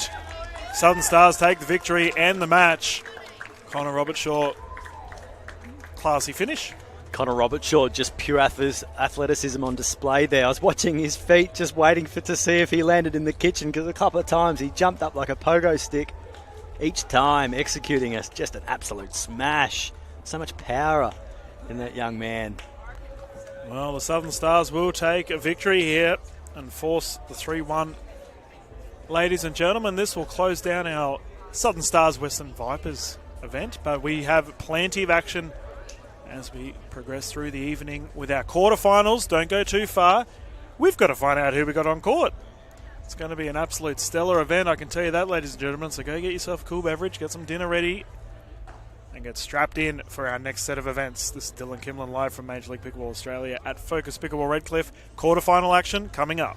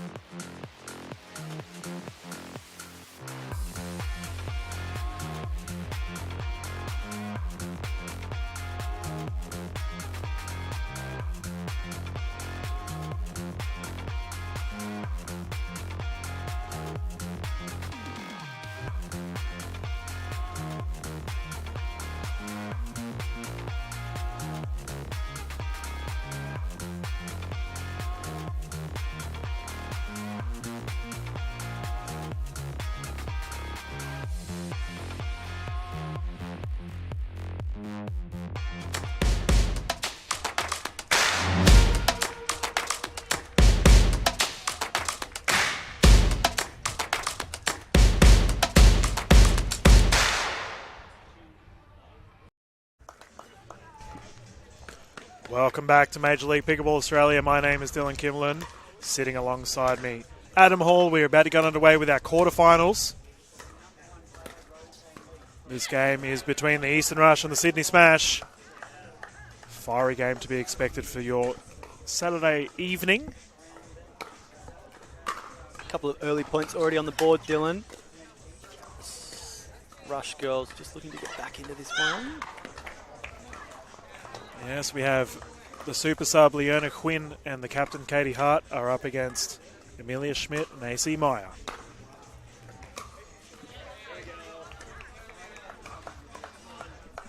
It's the low ball drive there from Amelia, just didn't work out. Rush girls get the serve.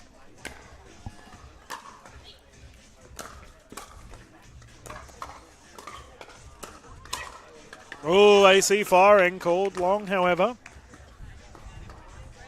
And she is the barometer for the Sydney Smash, Adam. Very vocal, very powerful at the court as well.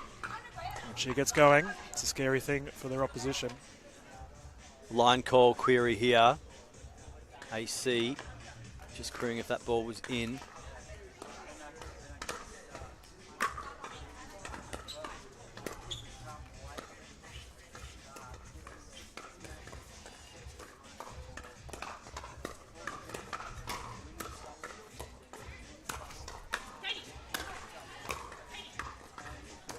Oh, that's top of the paddle. We saw an Ernie there from Quinn.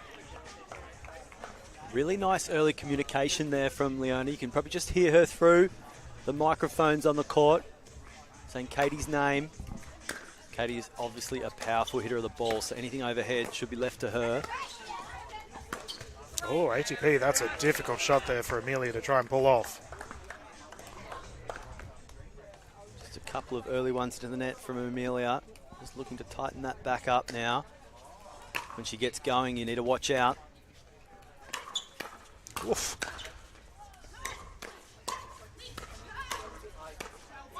What a rally. Absolute velocity off the paddle of AC Meyer taking on Katie Hart. AC always fired up in her points. Called long. Tied game. Lots of power hitting at the moment by both these girls.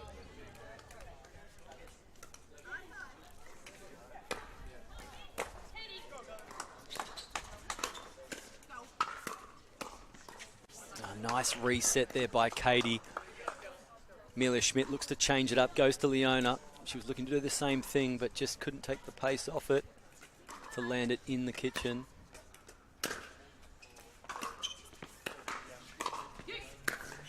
Oh, so good. Katie Hart down at the toes. Yeah. That is not an easy shot to pull off, especially considering how far back Amelia Schmidt was. Yeah, AC there. Just put that one up a little bit too high. Ooh, a flying Katie Hart is a terrifying prospect. Just looking at the stature of all these girls, Katie stands head and shoulders above all others, so anything that is high is going to be crunched. Ooh, yeah, all good. Great first little dig out there by Katie, but that ball came back flying by AC. Stays out of the kitchen.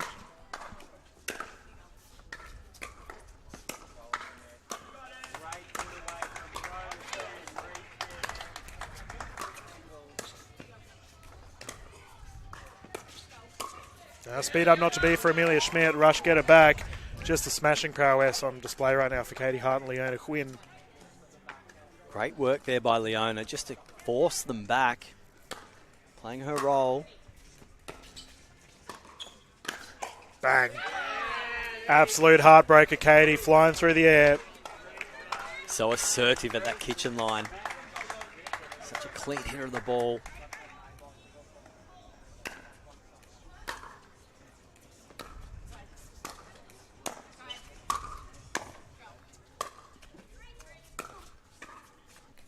Ball is good.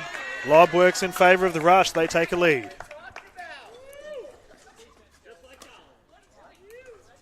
Smash girls just a little unlucky there with the call to let that one go.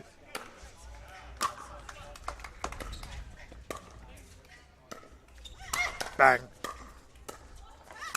Take two. AC Meyer on fire. Great work. You can tell the Sydney Smash are really targeting Leona here. Leona's certainly up for the challenge though, Dylan. She's put a few beautiful third shot drops into the kitchen.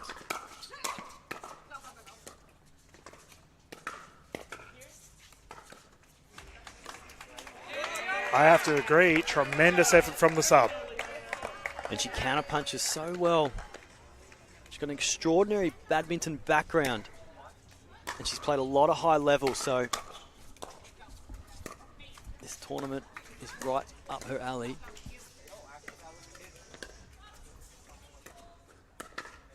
Oh, lunging for it. Tied game once more. Always tricky when that slow play starts to develop and you're stuck in that transition zone.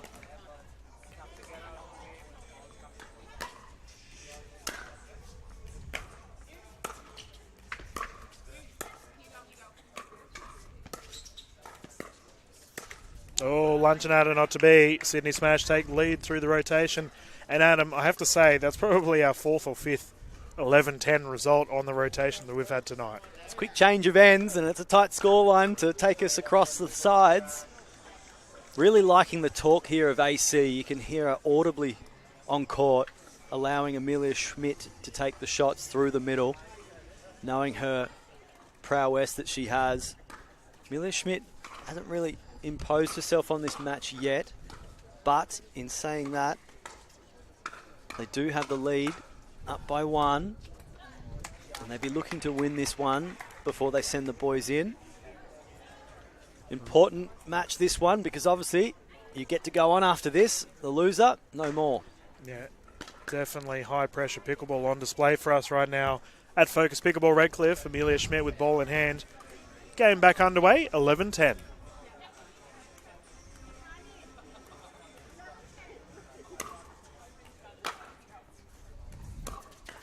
Looked out that one. Fair call.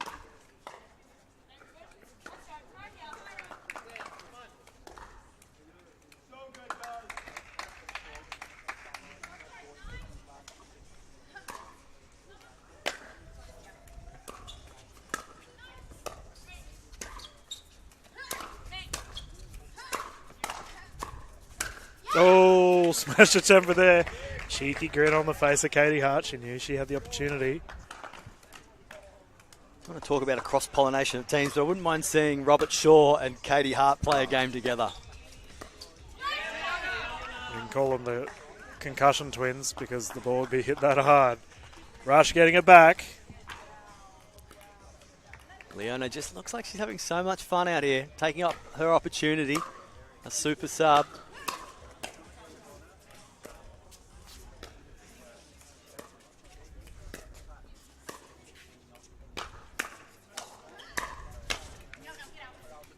I feel like, Adam, that AC Meyer seems to be the aggressive of the two right now, despite the fact that Schmidt is on that left side. She certainly is. She's certainly looking to speed up when she can. She's certainly looking to target Leona. See, there's the ball just whisks through the air. We get a bit of a gust of wind here. I don't think the weather's going to play a factor, though. It's been pretty still throughout. Drive attempt not to be. The Rush getting it back, and we have to think about Captain Katie Hart. Should be trying to will her sub through.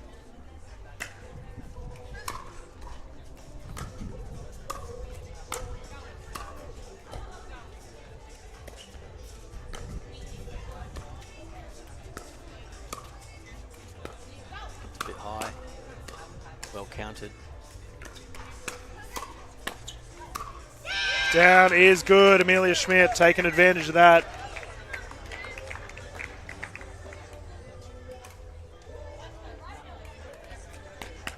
That big yeah by AC's going to fire Katie Hart up.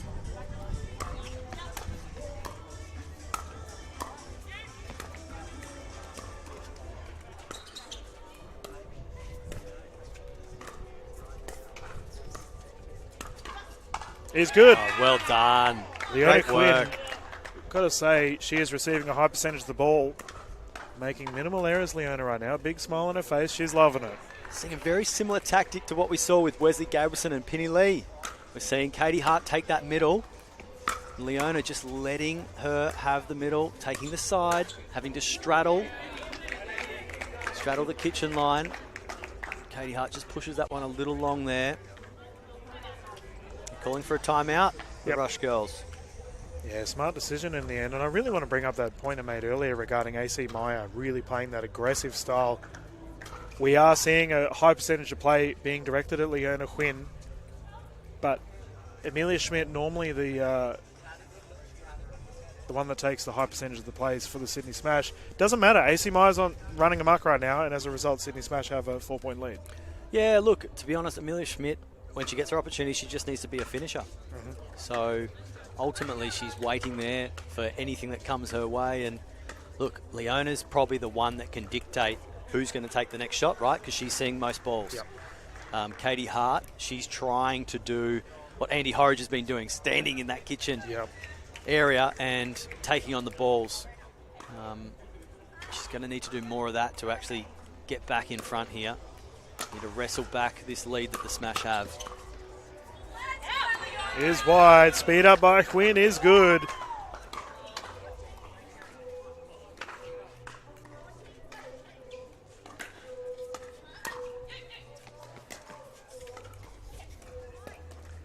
Just an error at the wrong time here.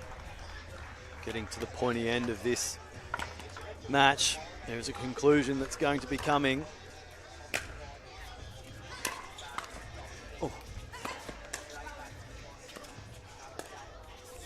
AC Maya does not slow down. Nope. Ball at a gate.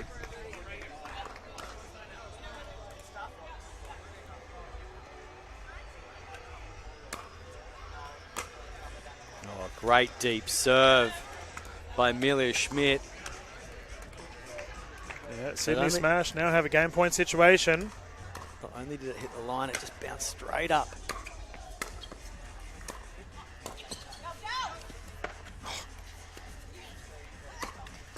Oh, lunging effort. Amelia Schmidt somehow saving that one. And they will take the first game of this quarterfinal. Well, quite the decisive victory here. 21-14 to the Smash. And something we also need to bring up, Adam, is that the captain lost her game. For Katie Hart. Tough one playing with the sub. Yeah, definitely so. All teams like to win the first one for obvious reasons, but in this case, we have a formidable pairing for the Rush to come. Joey Wild and Vishal Masand playing so well from the first tournament, really. Yep. I think Auckland, Vish was on another level. Absolutely ran amok and caused havoc throughout all of his events. Eastern Rush got through to the final. They unfortunately came second in the end. I think a lot of it came off of Vish's paddle. It certainly did. And one thing I can tell you about Vish is he's got gears. So you don't see him go 100%. You don't see him driving often. You see a lot of patient pickleball from him. But he likes to make you make the mistake. And if you give him an inch or a high ball, you are going to know about it. He has one of the most direct hitting games that you'll see. Often you can get struck in the chest by any number of his balls. Yep. He's proficient on the forehand. He's proficient on the backhand. He can be a scary person when he's agitated by anything. So you don't want to take him on. Well, I think it's funny you mention that because alternatively, Mitchell Hargraves and JT for the Sydney Smash always seem relaxed. We never see them get agitated on the court. We did see a little bit of emotion from Taylor earlier on today. He played some absolutely outrageous shots too. I'm looking to see if he can pull off some of them earlier that we saw earlier. I call him the Frog for a reason. Very agile on the court. Speaking of agility, did you see that catch from Joey Wild? No, I missed it. I'm watching JT. He's getting flogged out with a volley battle from Vish Masan. He just, yep, that's mine, flicks it out.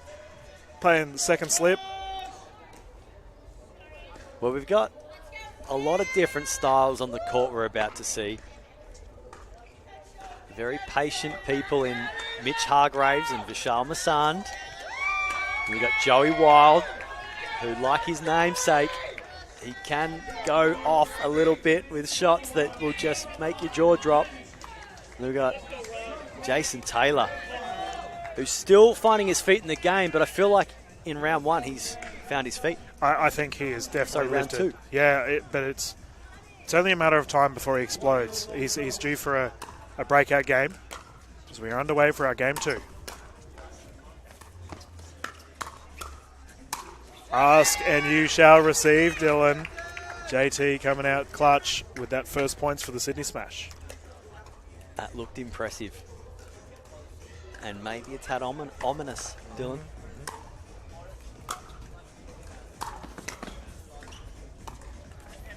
Oh, rare error there from Hargraves. Just caught the line and maybe sped up off that line a little bit more than he would have thought. Put that one into the net. Looking to make amends here.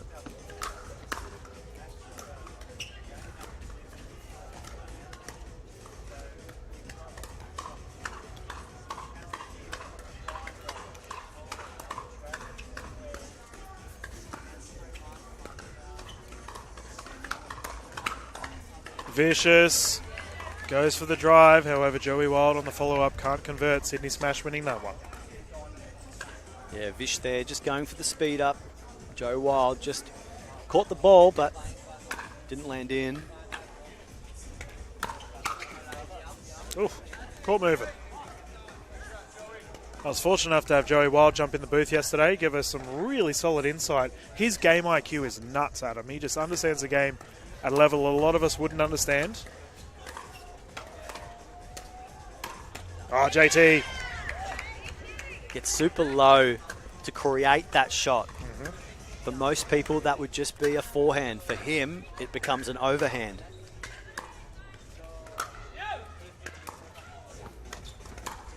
Speed up by Hargraves. Goes long. Joey Wild does have a lot of experience at higher levels. Oh, yeah. He played overseas in America. Pleasure to have him as part of Major League Pickleball Australia.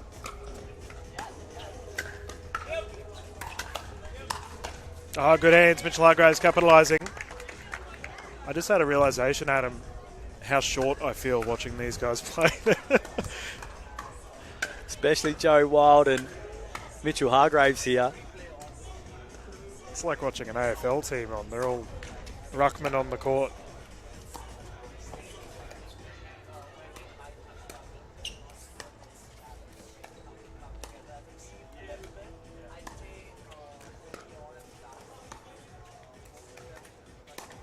Speed up is good. There's the net roll working in favour of Hargraves.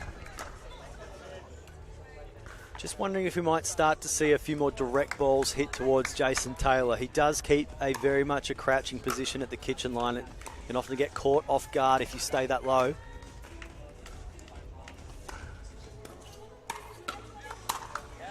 But he's counter-punching. I think this is good. I don't think the boys have him figured out yet. Can they figure him out though, Dylan? Time will tell. I mean, Joey and Vish have played several events together now and have performed at that level.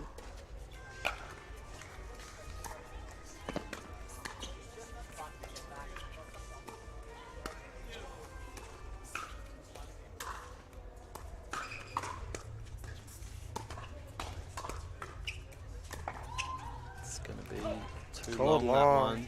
Dinking was excellent. Eastern Rush hanging around, only 2 points in it. Masan to bring it in. Really, to get JT more into the game, it's really going to be on the Vishal paddle. If he wants to start cross-court dinking, that's going to force JT to make more shots. Oh, how good was that flick from Mitchell Hargraves, causing the pop-up for Taylor to put it away. Great to watch JT there. He really thought that one through. There was a moment there where he was thinking about letting it go, but then he pulled the trigger because he thought, it's going to drop in. I can't afford for that to drop in. Great shot by JT there.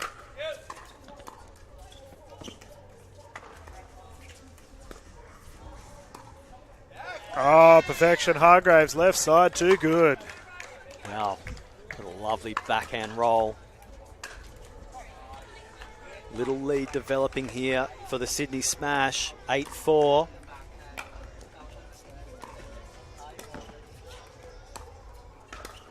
Ooh, Joey Wild, sneaky. That's the one. That's the one when you're a bit too low and the ball can be pushed your way at pace. You have to come up all of a sudden. And it's hard to counterpunch those ones. Are we going to see more of that?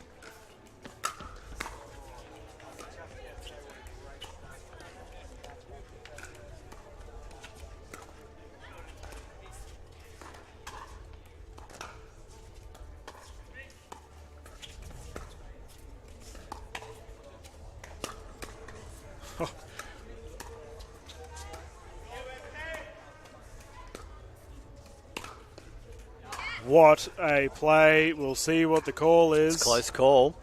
Challenge. Called out. Confirmed out. Worth the challenge, I thought. Oh, yeah, very close. Great reactions there by JT. That ATP defence.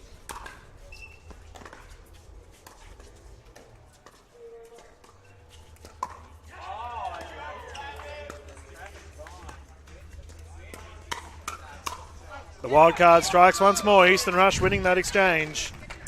I'm really intrigued at how much ball they're letting Mitchell Hargraves have a look at here. The Rush, it's a little surprising, but they fought their way back from an 8-4 down. I was going to say, there's no way Vicious getting that back. Lunging defensive effort. It just seems to be more gusts of wind coming through now, Dylan. It's not really playing much of a factor, but they are a little unnerving because they just come at the most inconvenient of times. Hargrave so good. Yeah, you're spot on. The wind is definitely a bit more gusty as this game progresses.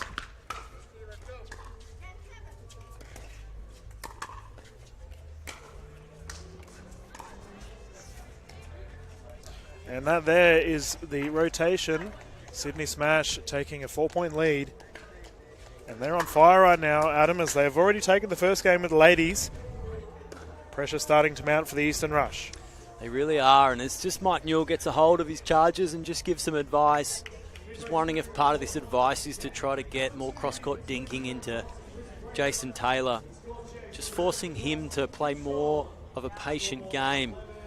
He's got so much power, and he's performed really well in this match to put away a number of shots and to counterpunch a lot of drives, but haven't really seen him have to dink repetitively. So whether that becomes a tactic or whether they're going to come up with a different tactic, but I don't think they can afford to do the same thing on this side of the net. I just love how Mike's walking around in barefoot. He's cool as a cucumber, Mr. Newell is, and we're about to get underway once more. 7-11. Sydney Smash have a lead.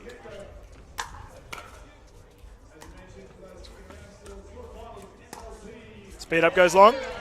That's the start the Rush were looking for. He's got a style with letting points go there, Vish. Rocks backwards. Love to see it. Wow. Top spin applied by Hargraves, elite. What a pickup by Vish there.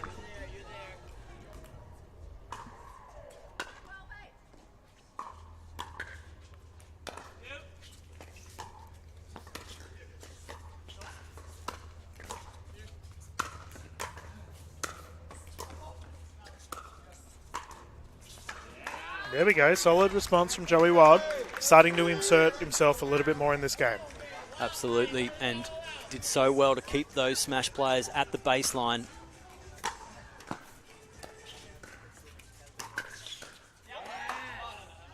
Hold in. No, I think Russia calling it out, and it did look out. Got a challenge here on the side of the Sydney Smash. It originally looked like an in call by Joey Wild before he changed his mind. Confirmed out. There we go. I think this is the fortunate part about having referees, right? Oh, yeah.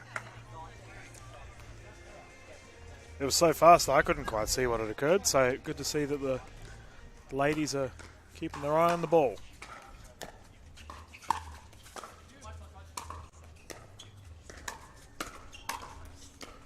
Yeah. It's outrageous, hey. I don't know how he does it. It's like batting away a fly or something. It was part protection of face, part a shot you don't see. It was a reverse tomahawk looking thing.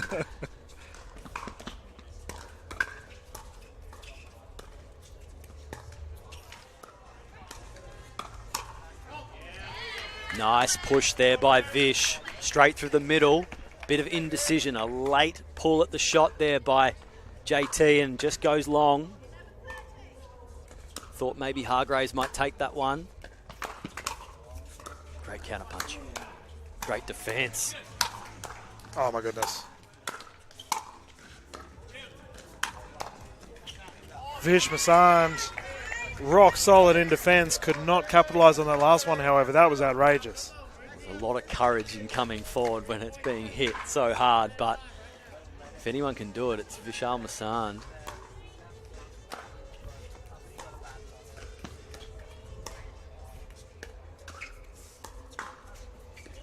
Lob is long. Rush, 2 points in it. I think that's the most amount of consecutive dinks they've sent JT's way, and it was 2. And when challenged, he decided to go the lob, which went long.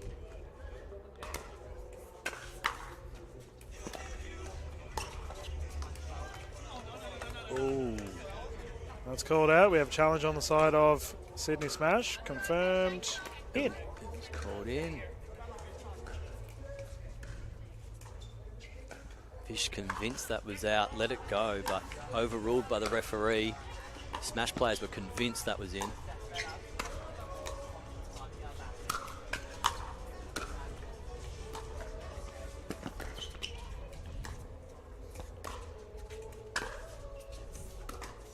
Oh, flick of the wrist. Bit of impatience there from Joey Wild. Really impressive there by JT. He doesn't have much room at that baseline before he hits the fence line. Oh, yeah, not wrong. And he knew how hard that ball was going to come. He had his back resting up against the fence. That's all the room he had. And the way he counter-punched that back into court was just exceptional. And the commentator's curse. Mate, it's a hard job. Try and cheer everyone on.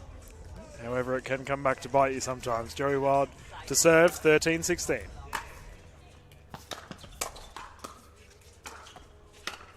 Ah, vicious. Look at him go. 2 points in at the rush. Way to take advantage of that situation. You just saw after that point, JT was still crouched down and Vish saw that, went straight after him.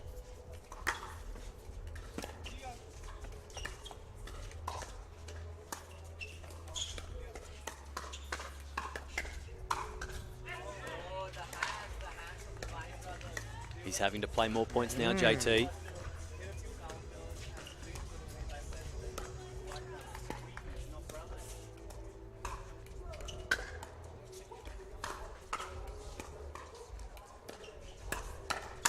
Ooh, Vish Masand winning that exchange, 1 point in it. You asked for more dinks towards Taylor. Look what happened. And Vish Masand there, just taking on Mitchell Hargraves, speeding the ball up to him and waiting there to counter-punch whatever he had back.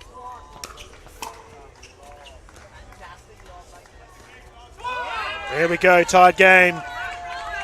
Team in green is starting to fire. It's getting juicy. Timeout. Smart timeout too, and I've got to say, we've talked about Taylor quite a bit. I feel like Mitchell Hargraves has had a pretty consistent game thus far. Oh, he absolutely has. He absolutely has, Dylan. Just playing so eloquently tonight, Mitchell Hargraves. Having a couple of really good days here. Be very well pleased with the first game in this matchup. Looking to get a win here. Has played some great pickleball, he and Jason Taylor. But just seen an accumulation of points towards the rush, and they've brought it back to level pegging. Smash calling the timeout, and when we come back, Rush will have the serve. Will this timeout be the circuit breaker that Sydney Smash are looking for, though? Well, momentum has definitely swung in favour of the rush. Vish Masand, ball in hand. Play can get back underway, 16-16.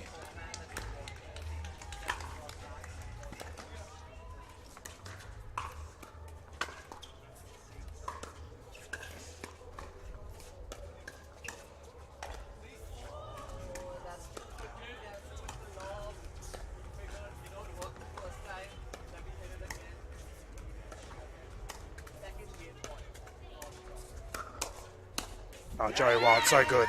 Capitalising, taking the lead. Risky move there by JT. Probably just didn't need to change it up at that point in time. He was doing so well staying in it with Vish, forcing Vish to decide if he's going to hit it back to JT or Hargraves.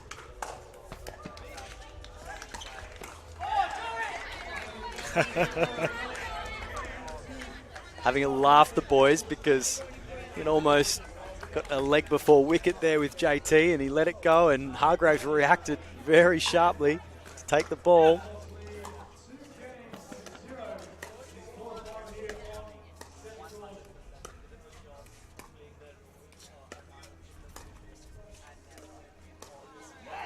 Patient play. Nothing silly from the rush.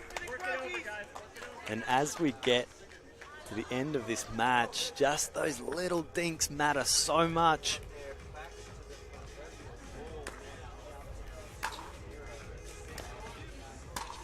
Oh, jabbing. 2 points. Rush. Trying to tie things up. One apiece. He had more time to play a backhand there. Instead, he's sort of done this backhand push, which he's hit winners on that.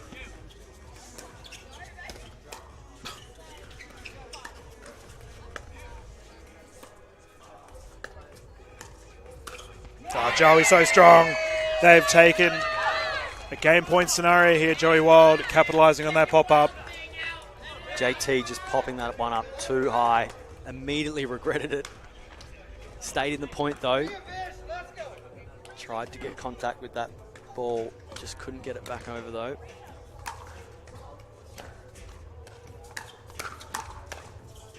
Hands are flying. JT putting it away. Time stood still for him there. Just patiently waited for that ball to come to the right zone and just went whack.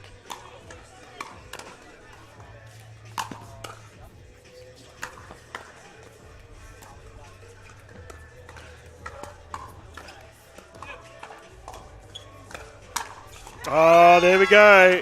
Hargraves getting involved. Smash is capitalised upon. The freeze is also in effect for the Eastern Rush. This is big. Sydney Smash coming back into it.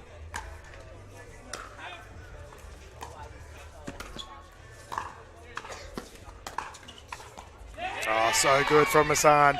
That double-handed backhand of his is so difficult to return. It is, but the moment that he seized there was very impressive. He identified that JT was back on the baseline and kept it away from Mitchell Hargraves, who was ready to pounce on that.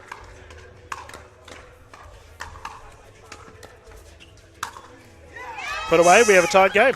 Speaking of pouncing. Yep, not wrong. 2020, how high will we go? Mitchell Hargraves has tied things up for his team. The captain on court needs to thrive.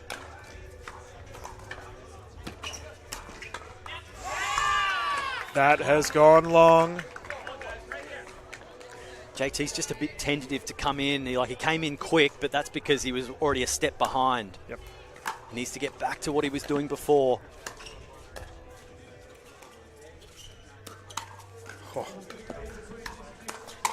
Oh, the opportunity was there. Joey Wild, Vish Masan will take the victory for the Rush. We have a win apiece. What a game.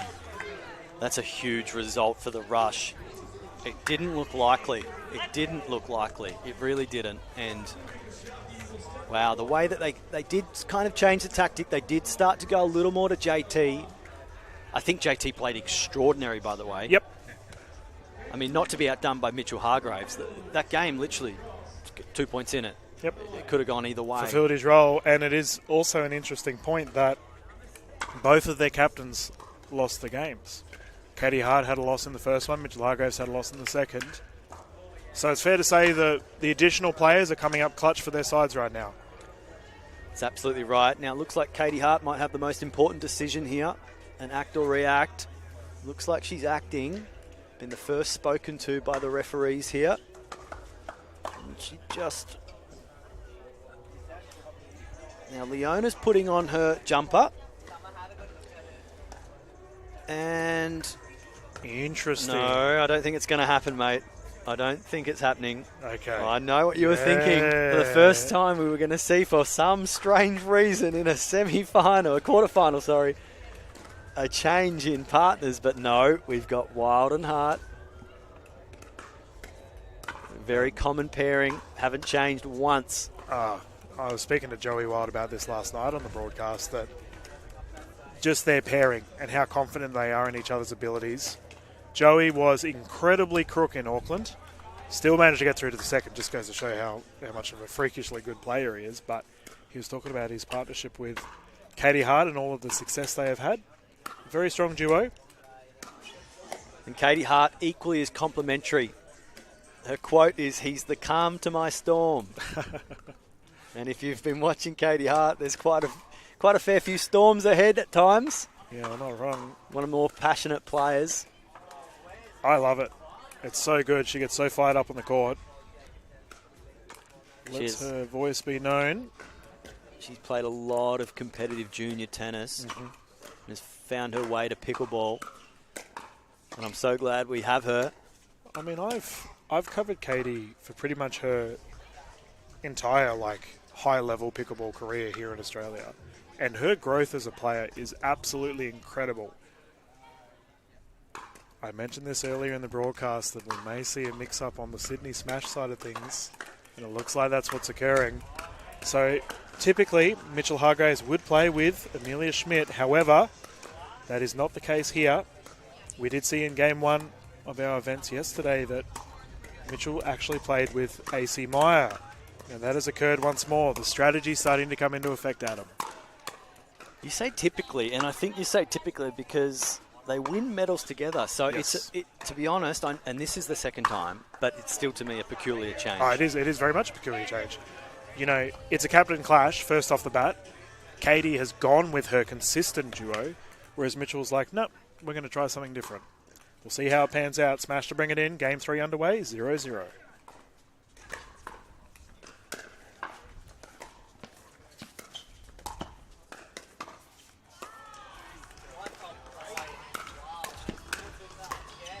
Fiery start, as expected. The Rush taking the first points after that firefight. Exciting stuff.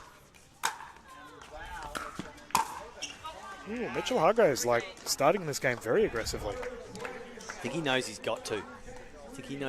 When he gets the ball hit to him, because it's not going to come his way a lot. He's got to change the course of what is happening out there on the court, dictate play. Oh my goodness, Joey Wild. Great cover by Katie Hart. And the hands not to be, however. Mitchell Hargraves capitalising on that momentum. That was a ridiculous Ernie from Joey Wild. And just the chemistry on show here. Katie Hart right backing him up. Knew exactly what was going on. Don't need to say much, these two.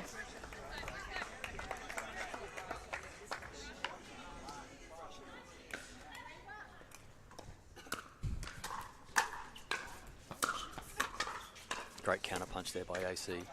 That's gone wide. Every game we've called today, Adam, it's just so close. So close. Great display of prowess here in Major League Pickleball Australia.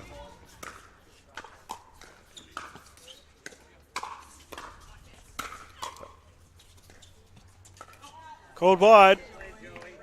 I Smashed there by Wild. really enjoy watching AC. She brings a lot of energy to the court, but her defensive game is one to behold.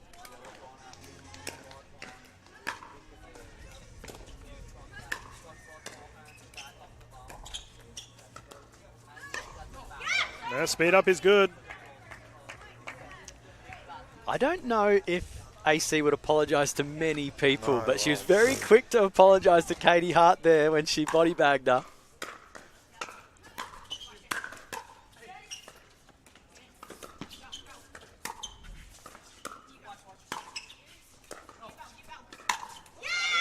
That's called long. Called out. You mentioned earlier about having Connor Robertshaw and Katie Hart on a team. What would we call it? If we had AC Meyer and Katie Hart, we'd have to call it Team Decibel because they can both get vocal. We'll see what the call is. Confirmed out by the Eastern Rush. They will take a 5-3 lead.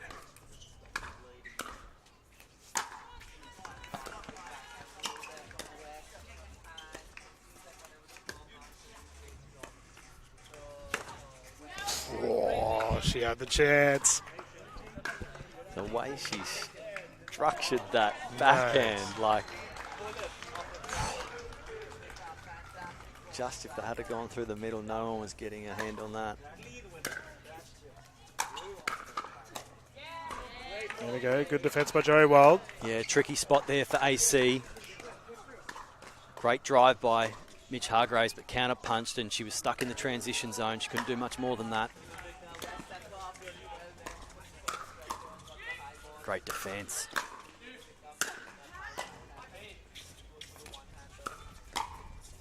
Oh, Mitchell Hargraves. Oh, captain's point. Standing up strong, Hargraves. Absolutely clutch. Just the poise and the balance to get low on that ball.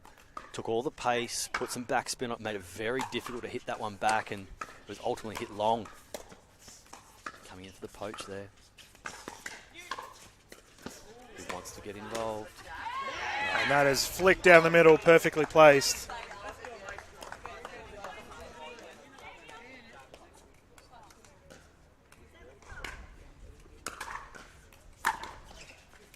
Turning error there, yeah. 3 points here for the Eastern Rush. A bit of a buffer.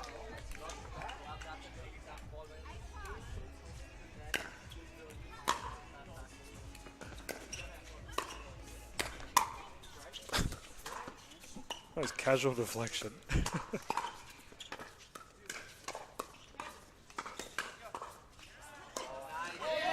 AC with the ATP. It is good. Sydney Smash getting it back.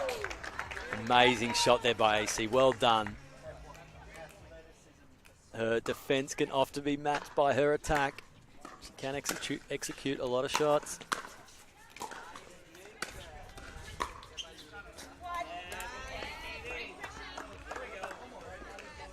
Great read there by Katie Hart.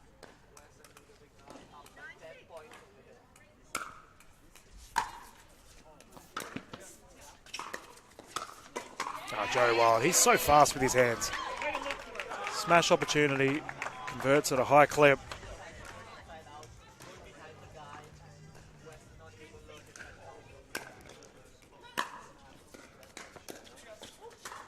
Oh, rare error there for Katie Hart.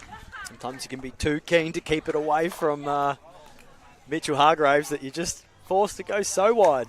Unfortunately, out of play, just like that one. And again, double return error for the smash.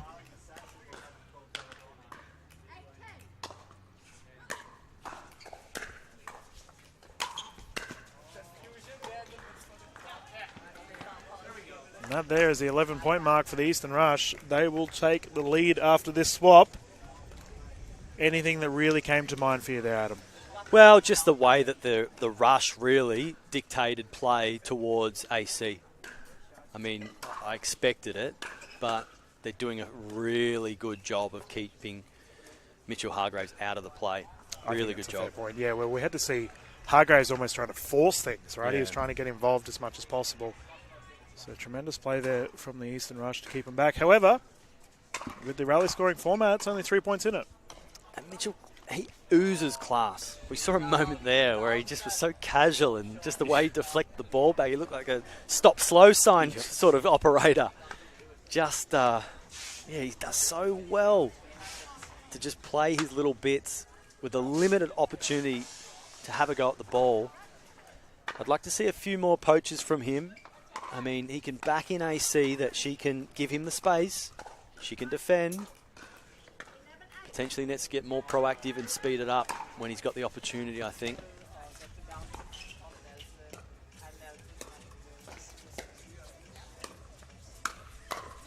There we go. Joey Wild.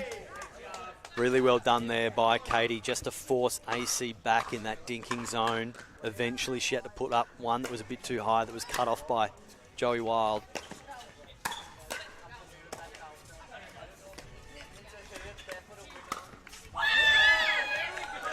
Captain Katie pleased with Joey after that one. And the Rush finding themselves with a 5-point lead. It can all just happen so quick, Dylan. I mean, that was the moment for Mitch. He just came into that point. He came into that point so well. Sped the ball up, but it was counterpunched by a very classy player in Wild. They end up losing the point, but they've just got back on serve here.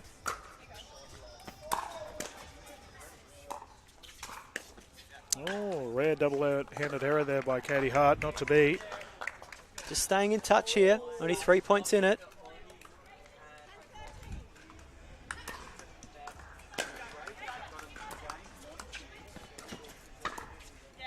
Nice. Nice play there by Wild. Recognising the momentum from Mitchell Hargraves. That is not an easy shot to pull off, especially with that much pace. Speaking of pace, AC Meyer absolutely flogs it at Joey Wild. Once again, while he's moving.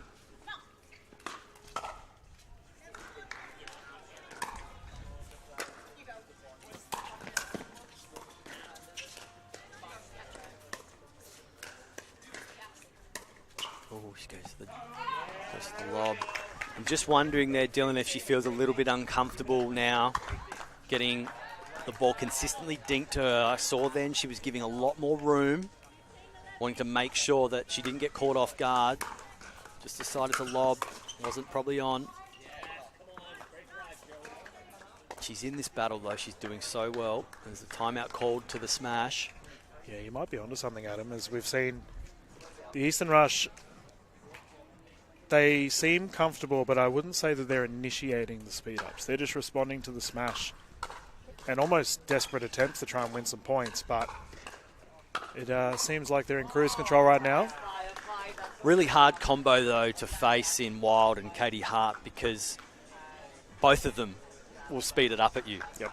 They are, neither has a role to play of being the defensive one, like I feel we're looking at with the smash, right? Yep, I agree entirely with that.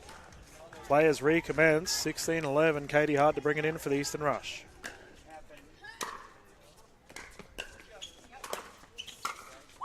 That's a body. Katie trying to quieten herself down after that. I think Mitch got hit in the mummy-daddy button and Katie let her scream, just worried about him, I think.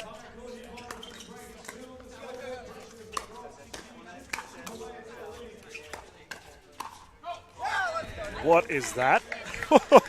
Oh my goodness, Mitchell Hargraves. I was just about to say, that's a Jason Taylor move, Pretty and much. as I said it, Mitchell Hargraves has pointed his way. That's my shot.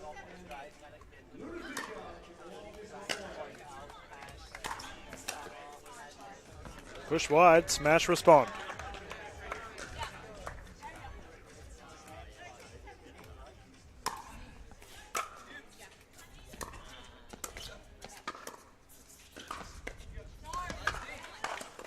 That feels like a win for AC. I agree. Nice fist pump there.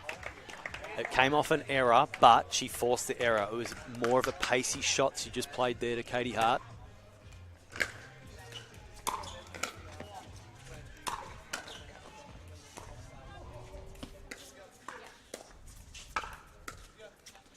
She's just getting pushed back here.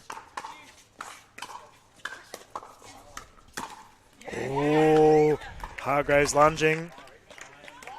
But you are right. I will say, though, despite that, I thought AC did quite well there. She certainly did, because she gave room for Mitch, and Mitch had an opportunity to poach there. Unfortunately, pushed it into the net. Joey Wild, rare error. It's nice and tasty.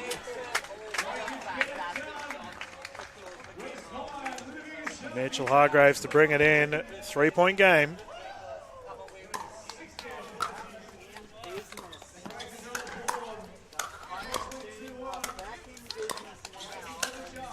Brick wall in defense. Does not matter when you got the heartbreaker on the other side. Katie flogging that to the right.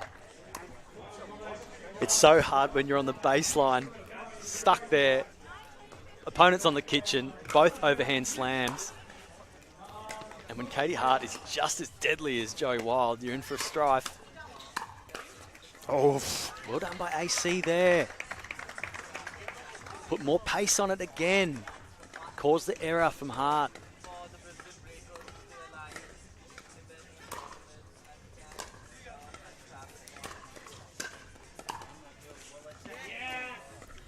we now have a game point situation for the Eastern Rush. They've chipped away and chipped away. Commanding lead.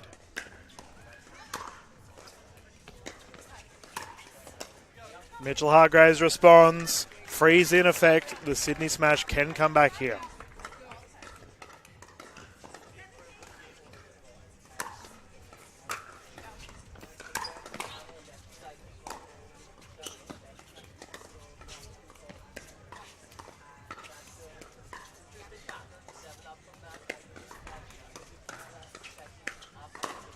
Well done by AC. And again.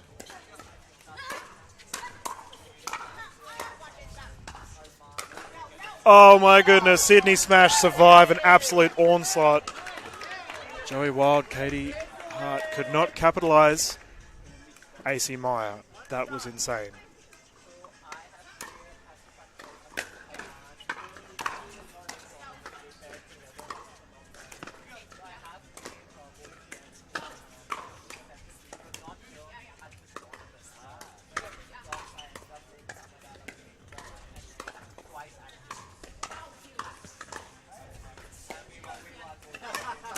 Oh, speed up. How good is this? We have a 1-point game. That was the right time to do it. Well done, AC.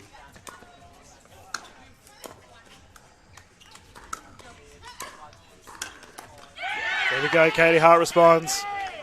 AC Meyer trying her heart out to try and get it back. Eastern Rush now find themselves once again in a game point situation.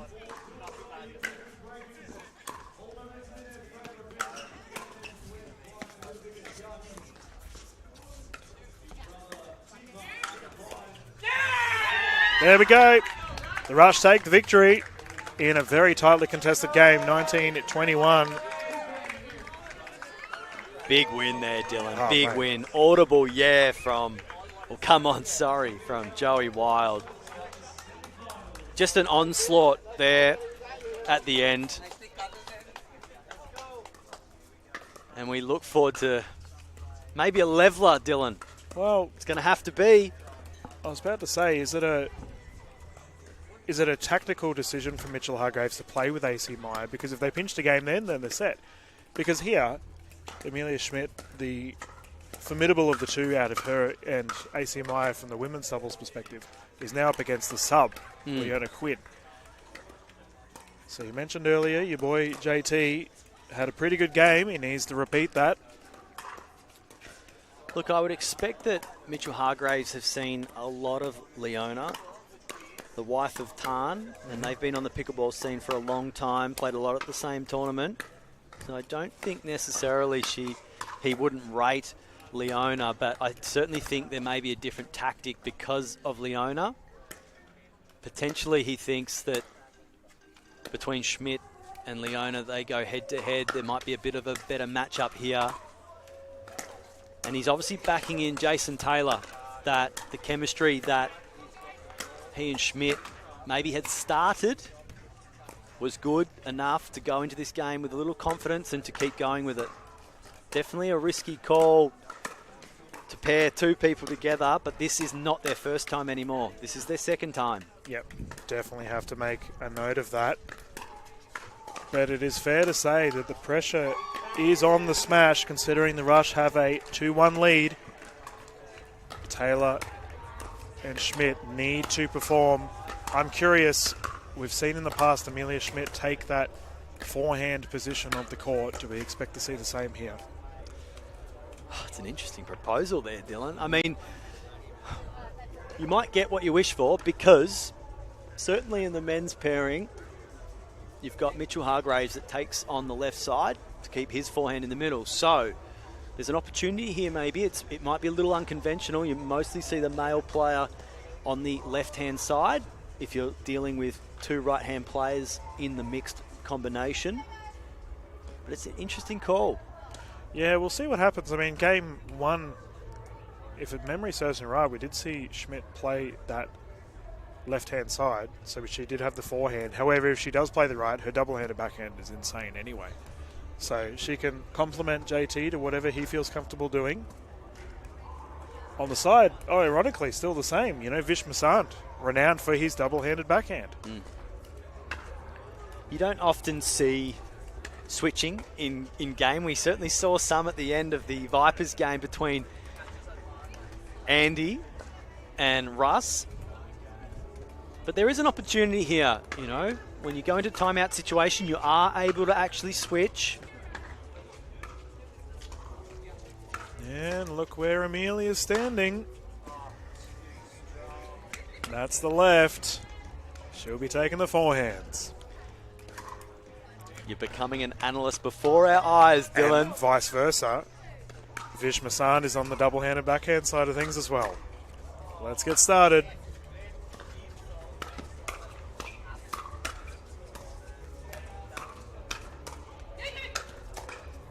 Oh, wow.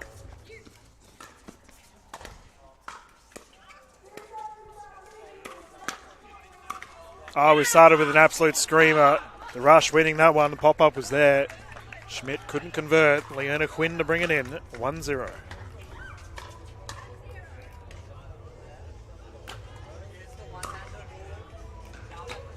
Return is perfect.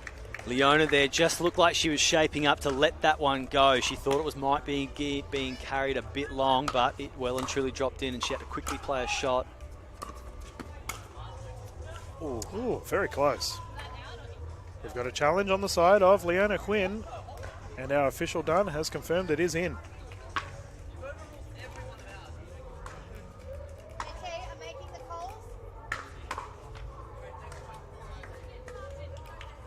Called in.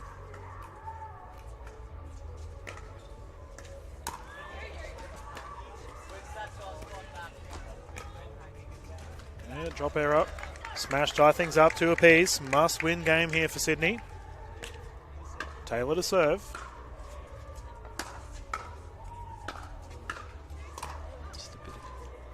Score wasn't called.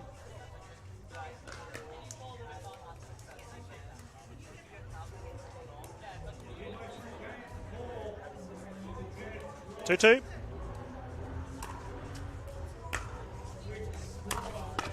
Yeah, Taylor's fired up.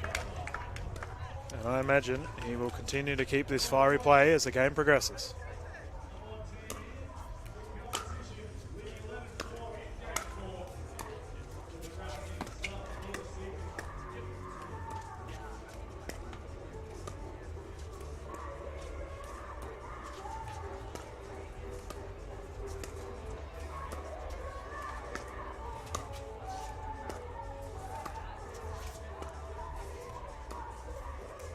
Very patient pickleball here.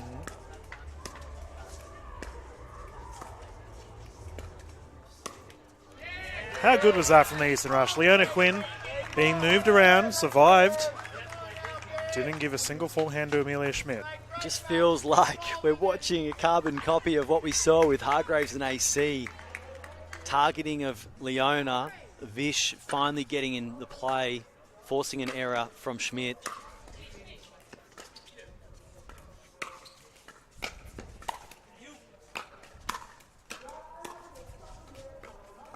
Oh, that's bounced low. Sydney Smash taking a 1-point lead right now. Taylor to bring it in.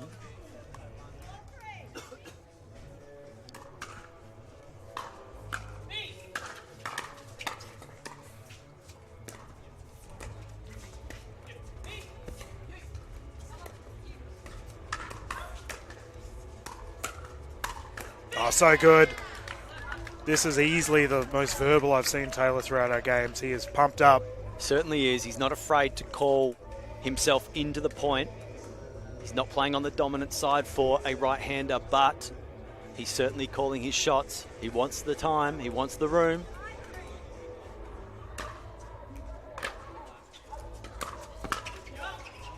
Great counter punch by Leona. Oh, look at the hands go. Sydney Smash. That was insane. There aren't many people with faster hands than Vish Masand, but Jason Taylor.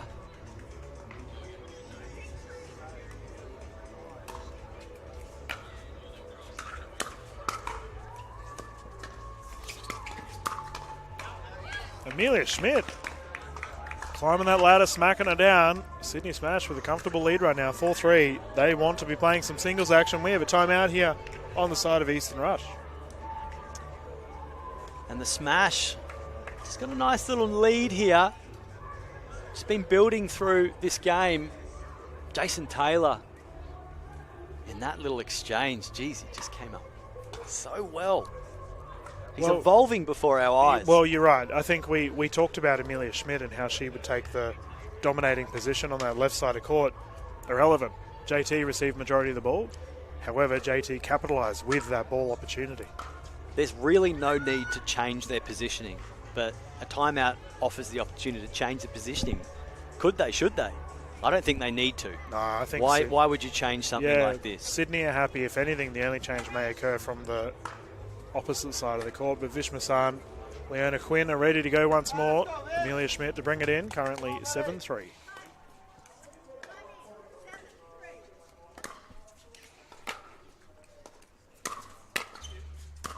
Oh, the opportunity was there. Schmidt ripping that one into the net.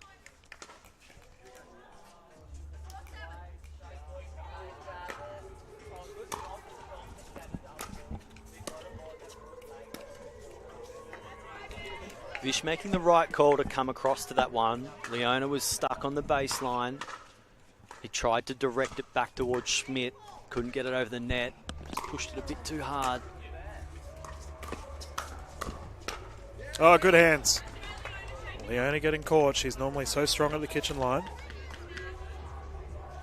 Schmidt taking on Vish there.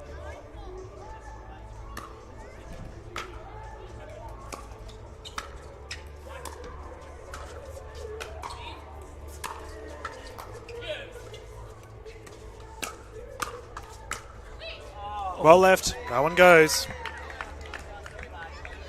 Nice little momentum shifter here by the Sydney Smash. Yeah, they've quickly gained 6. It was the rush that called the timeout, and they haven't been able to do anything to arrest this momentum. Oh, There we go. done. That Well sounded done by like the Leona. handle. Yeah, I mentioned it yesterday. I feel like Leona has fulfilled the role so well. You've got to feel for Mantos, no doubt watching the broadcast right now, cheering on the rush back home. Tough assignment for Vish to have to get used to a new partner.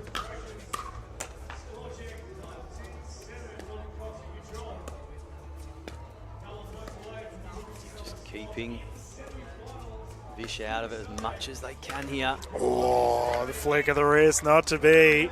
Sydney Smash taking an 11-5 lead at the rotation.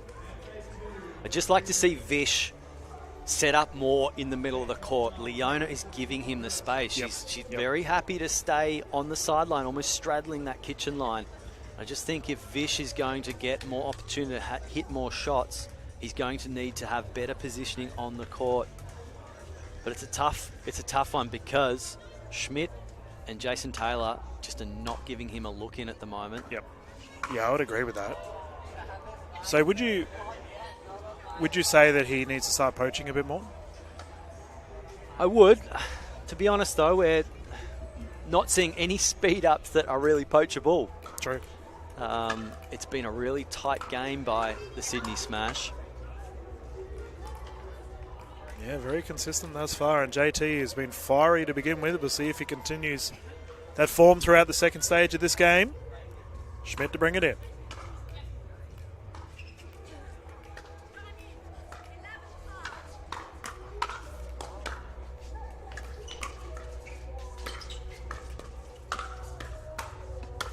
There's the poach. Vish must be listening. Down the line is good, and he'll get the side out once more. Masan with ball in hand, currently 6-11.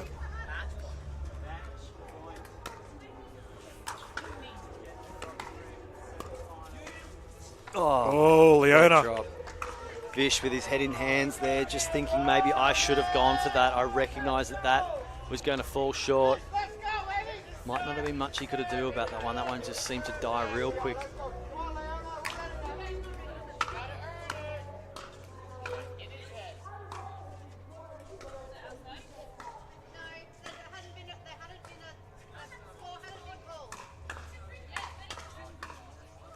Oh, interesting. So Leona asking if it's their serve because the serve fell short, but the score hadn't been called, lucky enough for Jason Taylor. So he gets another go at it.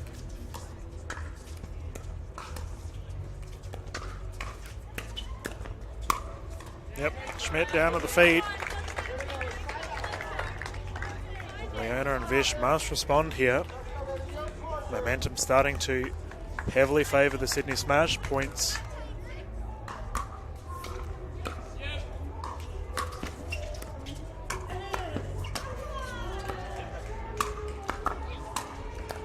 Nice defence by Vish.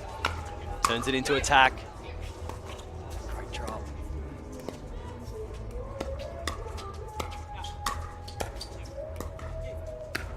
Ah, the Eastern Rush survive. Incredible defensive prowess. Great defence there by the Smash.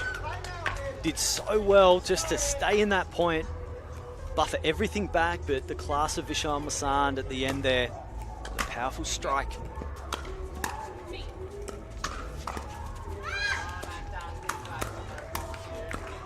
Oh my goodness. Oh! Oh no, what a play. Relentless Sydney Smash. JT pulling all the tricks out. Again, we're just seeing, I don't know, the tomahawk push. Most people would go backhand. For him, he goes side hand.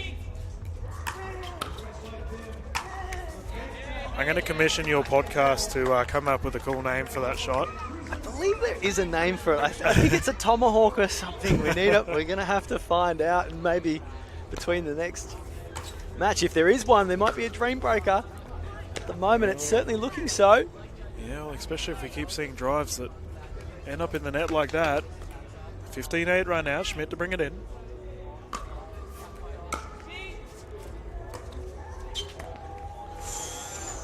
What a third shot drop.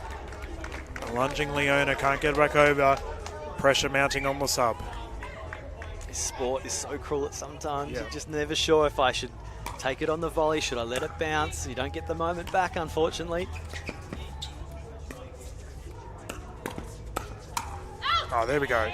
Pressure irrelevant, Dylan. Be quiet. Leona responds in kind.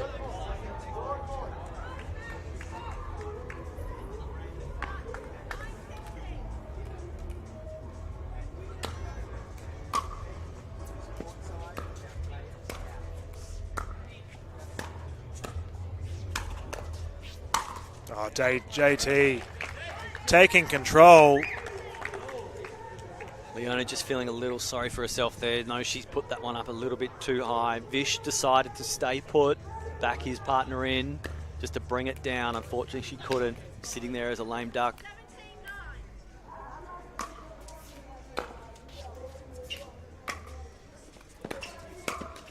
Yep, there we go. Good speed up.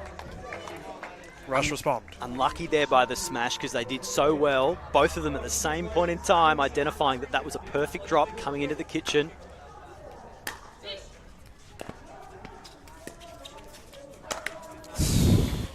And that is a uncharacteristic error that we see from Vish Masand. I think it might be a little bit of frustration on the side of the rush.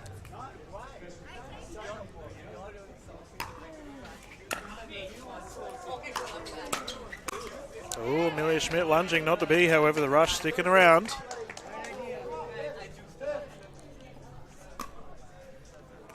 Interesting, we haven't seen a timeout called by the rush here, but they do have the serve. Yeah, I agree. Makes me wonder if they've used all of them, because it would be a perfect time for one right now.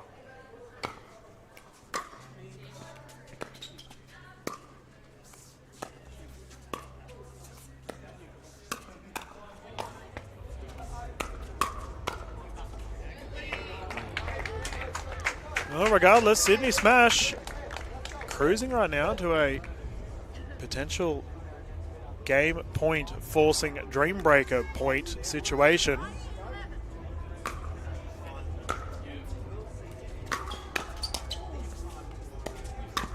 Oh, so good. Amelia Schmidt firing. They've got some good chemistry brewing here, the Smash. Each time just letting Amelia Schmidt to take that drive. JT knows exactly what he's going to do. He's running into the kitchen ready for that poach.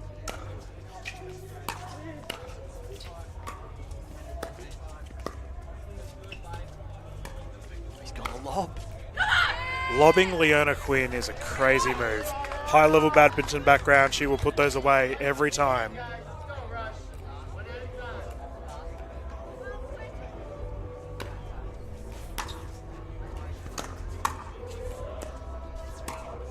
There's the tomahawk. And there's the smash.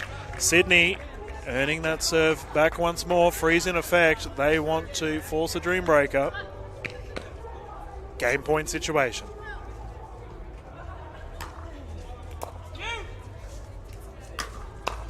Yes, we are having some singles right now. Our second singles call in a row, my third. Another dream breaker situation, Adam. Let's get strapped in. It was all a dream! You've just heard the most excited crowd you'll ever hear. Call the dream breaker. We are in for it, Dylan. Man, I'm pretty pumped up. And we have to talk about the Sydney Smash deciding to play Schmidt and JT at the second there against the sub. It worked out well. Scoreline tells you it worked out extraordinarily well. 21-12 in that match. That was a fabulous decision. And I think it's a gutsy decision in round one to start it. Yeah. But obviously, there was something worth backing when it came time for this quarterfinal match, and it's forcing them to a decider here. Well, let's look at the teams right now as we have our Dream Breaker rules up for you right now. The players will play singles, and each player will play a 4-point game. Let's discuss the matchups that we will have on hand. So, the Sydney Smash, Mitchell Hargraves and Mila Schmidt, like legendary singles players here in the Australian pickleball scene. We expect they will do well. On the other hand, Joey Wild, Katie Hart, just as good. It's going to be exciting. And look, Leona has been playing a lot of NPL at the moment, and in that format, there is a lot of singles to play. So I do think she maybe has a bit of an advantage because she's had to play under pressure moments more recently than these other players in the singles format. Vishal Masand, bit of the wild card. He played so well in Auckland. Yep. We talked about before the match, he's got different gears. Not often you see him play singles, but the Dream Breaker forces all players to play singles. Are we going to see a few of these gear changes by Vish Masand? Well, I think the game will be won on the duos of AC Meyer, Leona Quinn, and you mentioned Vish Masand. I think it's going to be really close. Like, obviously, if we have a crazy 4-0 performance from someone like a Katie Hart, then that changes things. However, I think the combination of Hart, Wild, Hargrave, Schmidt probably be something like a 2-2 most of the time. It'll be very close, but it's the other four players that I think this game will be decided on. I think you're right. Just looking at AC, she probably is the least keen to play singles, you'd have to say. In her previous singles matchup, she was against Rose Van Reek. Tough. Very tough. Rose came third in the PPA tournament event for this weekend. It'd be interesting to see who she's going to have to match up against. It looks like it'll be Joey Wild for the Eastern Rush and Mitchell Hargraves for the Sydney Smash that are going to start us off. All right, Dream Breaker underway, singles action for your Saturday afternoon. Major League Pickleball Australia 0-0.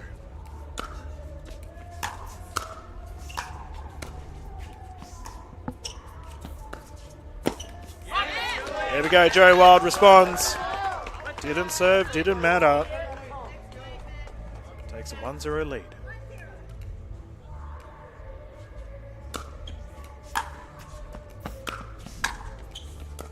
Oh, so good. Mitchell Hargraves dominating the net, and I imagine, just like I called it, it's going to be close between these two the entire matchup.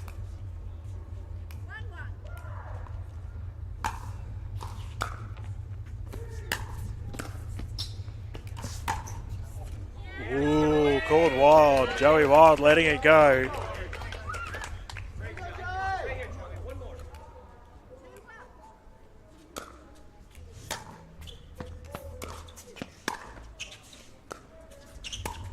There we go, Joey Wild with a 3-1 lead.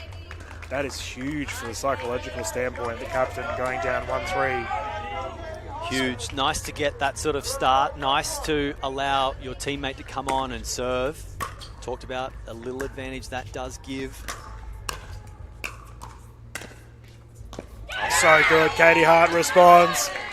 Captain fired up. 4-1 Eastern Rush with a healthy lead to begin this dream breaker. Hearts are racing on the sideline here, I can tell you that much. There's a great atmosphere behind this. Oh, classy. Katie is pumped. Katie Hart had the tongue out, had the crowd going. Little lasso whip celebration. Needs to steady now, bring it back down. Yeah, she gets it. Katie is fired up right now. She is giving Amelia Schmidt the stare down too. She's up and about, rightfully so. Again, just bring it down, Katie.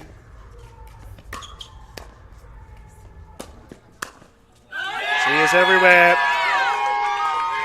Amelia Schmidt, not much she can do when you've got a rampaging Katie Hart on the other side of the court. Eastern Rush on fire right now. Vish Masand up against JT. We talked about pressure situation for Taylor earlier today. Once again, he needs to perform.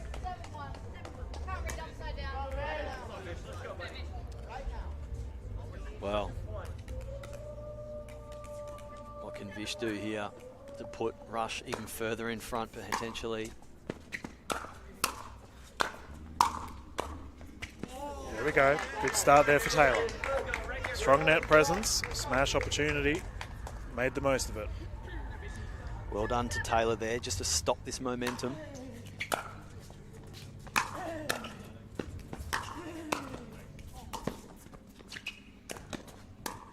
Taylor, so good. So good. Steadies the ship, gets a couple crucial points for the smash.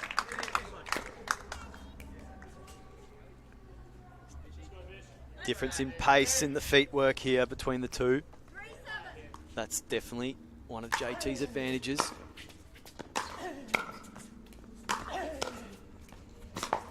Lunging effort. Vish Masand, handy point. He's going to try and tie things up within the matchup.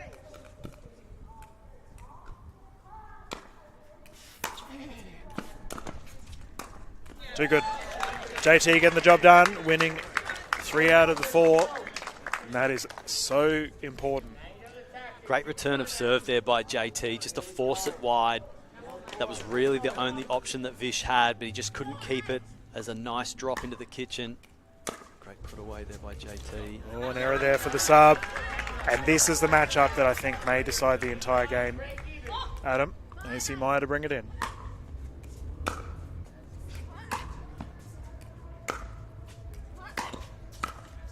Oh, Leona had the smash opportunity, couldn't convert. 2-point game. I talked about the form that Leona has in singles, but AC's done a fabulous job here just to get a couple of unforced errors out of her. AC very happy to stay at the baseline. Oh, drive down the line is perfect. AC Meyer, the stabilizer. This will be big if she can go 4-0, Dylan.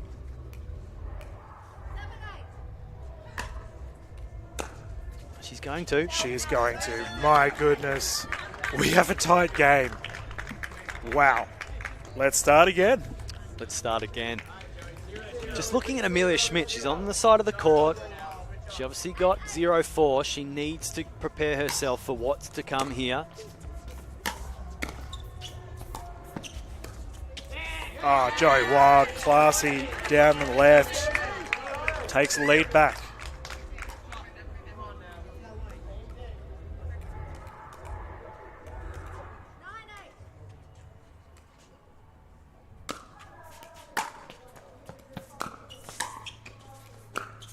So good.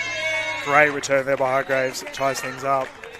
Just extreme athleticism there demonstrated by Mitchell Hargraves with that lunging effort just to get a paddle on it.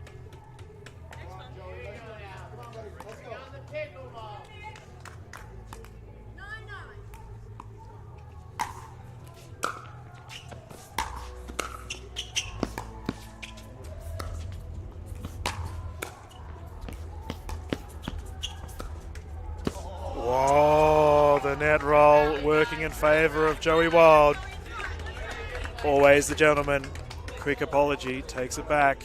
Audible gasp there from the crowd because Mitch Hargraves was reading the ball so well. Just caught the tape and sent it in a different direction. 3-1 again. Joey Wild on fire, forces the rotation of side. 11-9. And this is the matchup we saw earlier. I mentioned, however, Adam, that it'd be the players besides the big four that would make the difference. For the Sydney Smash, you know, AC Meyer, JT came clutch. They did, Dylan. They certainly did. But Katie Hart really dominated. Her points, taking out all four. Psychologically, that's got to have an impact. Yeah.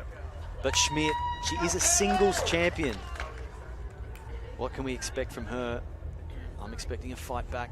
She just needs to wrestle this serve off the rush.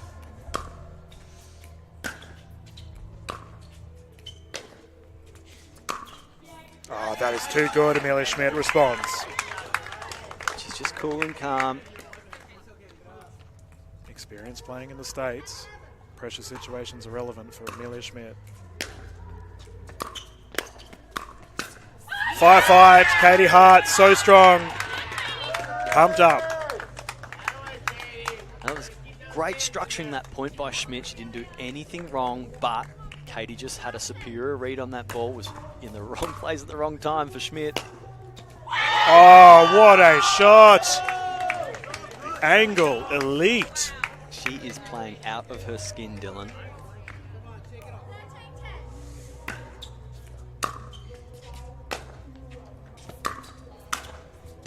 That's called long. That's a 2-2.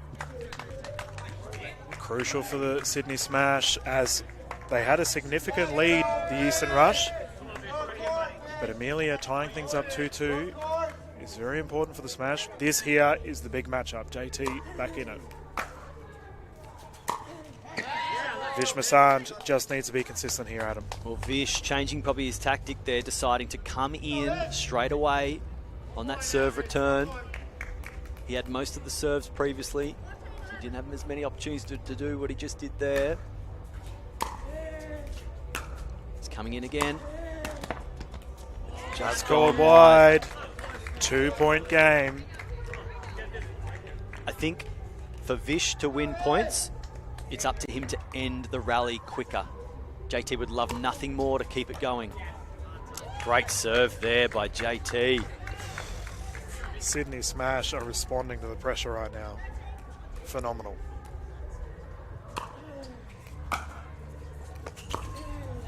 That is class. JT tying things up, 14 apiece once more. The big matchup, we saw a 4-0 earlier. AC Meyer coming on, big deep breaths. Similar scenario, when these two girls came on, AC had the serve. AC Meyer responds immediately. Smash taking the lead for the first time this game.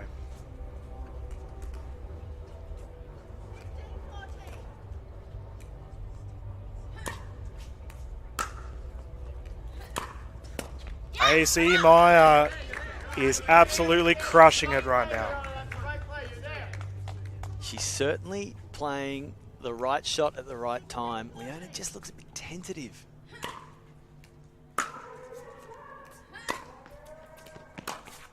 Dreambreaker pickleball, the pressure is on. And you know what this means, Adam? It opens up Mitchell Hargraves for a potential winning situation for the Sydney Smash.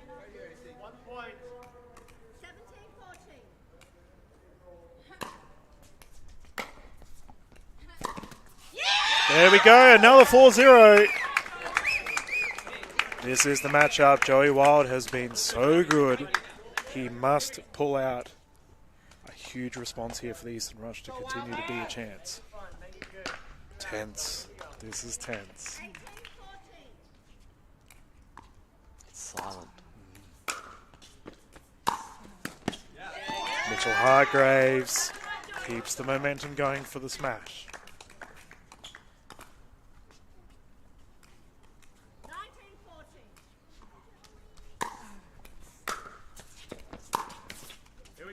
There we go. Better for the rush. Joey Wild getting serve. Even the crowd sensing the moment, Dylan. Man. You can hear a pin drop.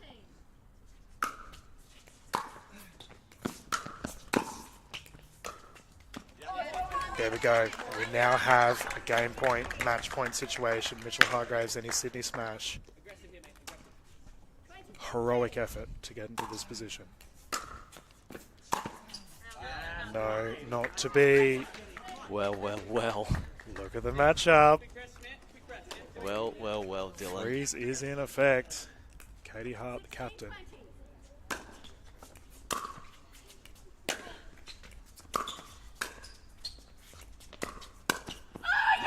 Is on fire. If anyone can do it, captain's moment to stand up. Katie Hart.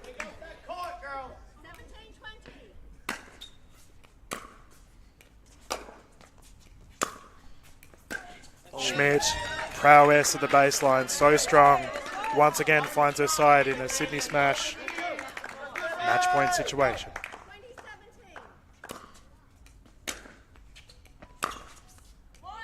Wide on the side. Everyone held their breath. Never been happier to see a wide call there, Katie Hart.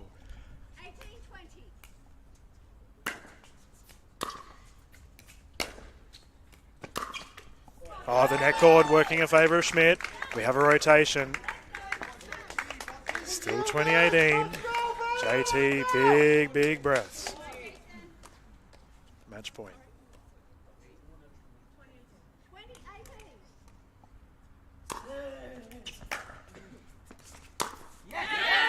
Vish Masand stands tall. So important for obvious reasons, but now Vish gets the serve. He can level peg back here. If he wins this point, put the pressure right back on the smash. And he's gone long.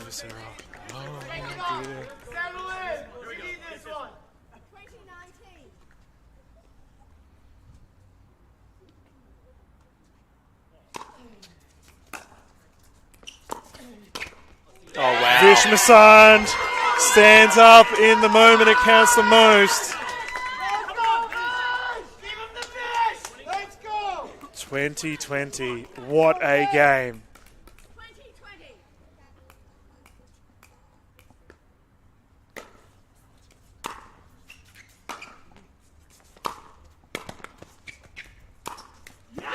And he takes the lead. Absolutely outrageous play from the Eastern Rush. And look who it comes down to, Dylan. Oh goodness, these matchups. The sub. The sub. At the time it mattered the most.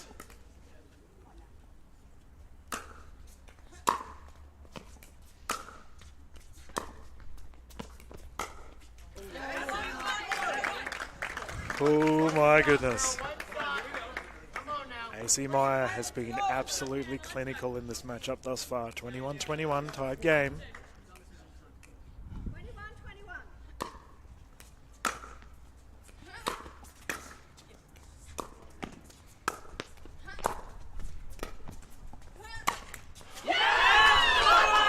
Leona Quinn now has a game point situation for the Eastern Rush. She has the serve. This is insane.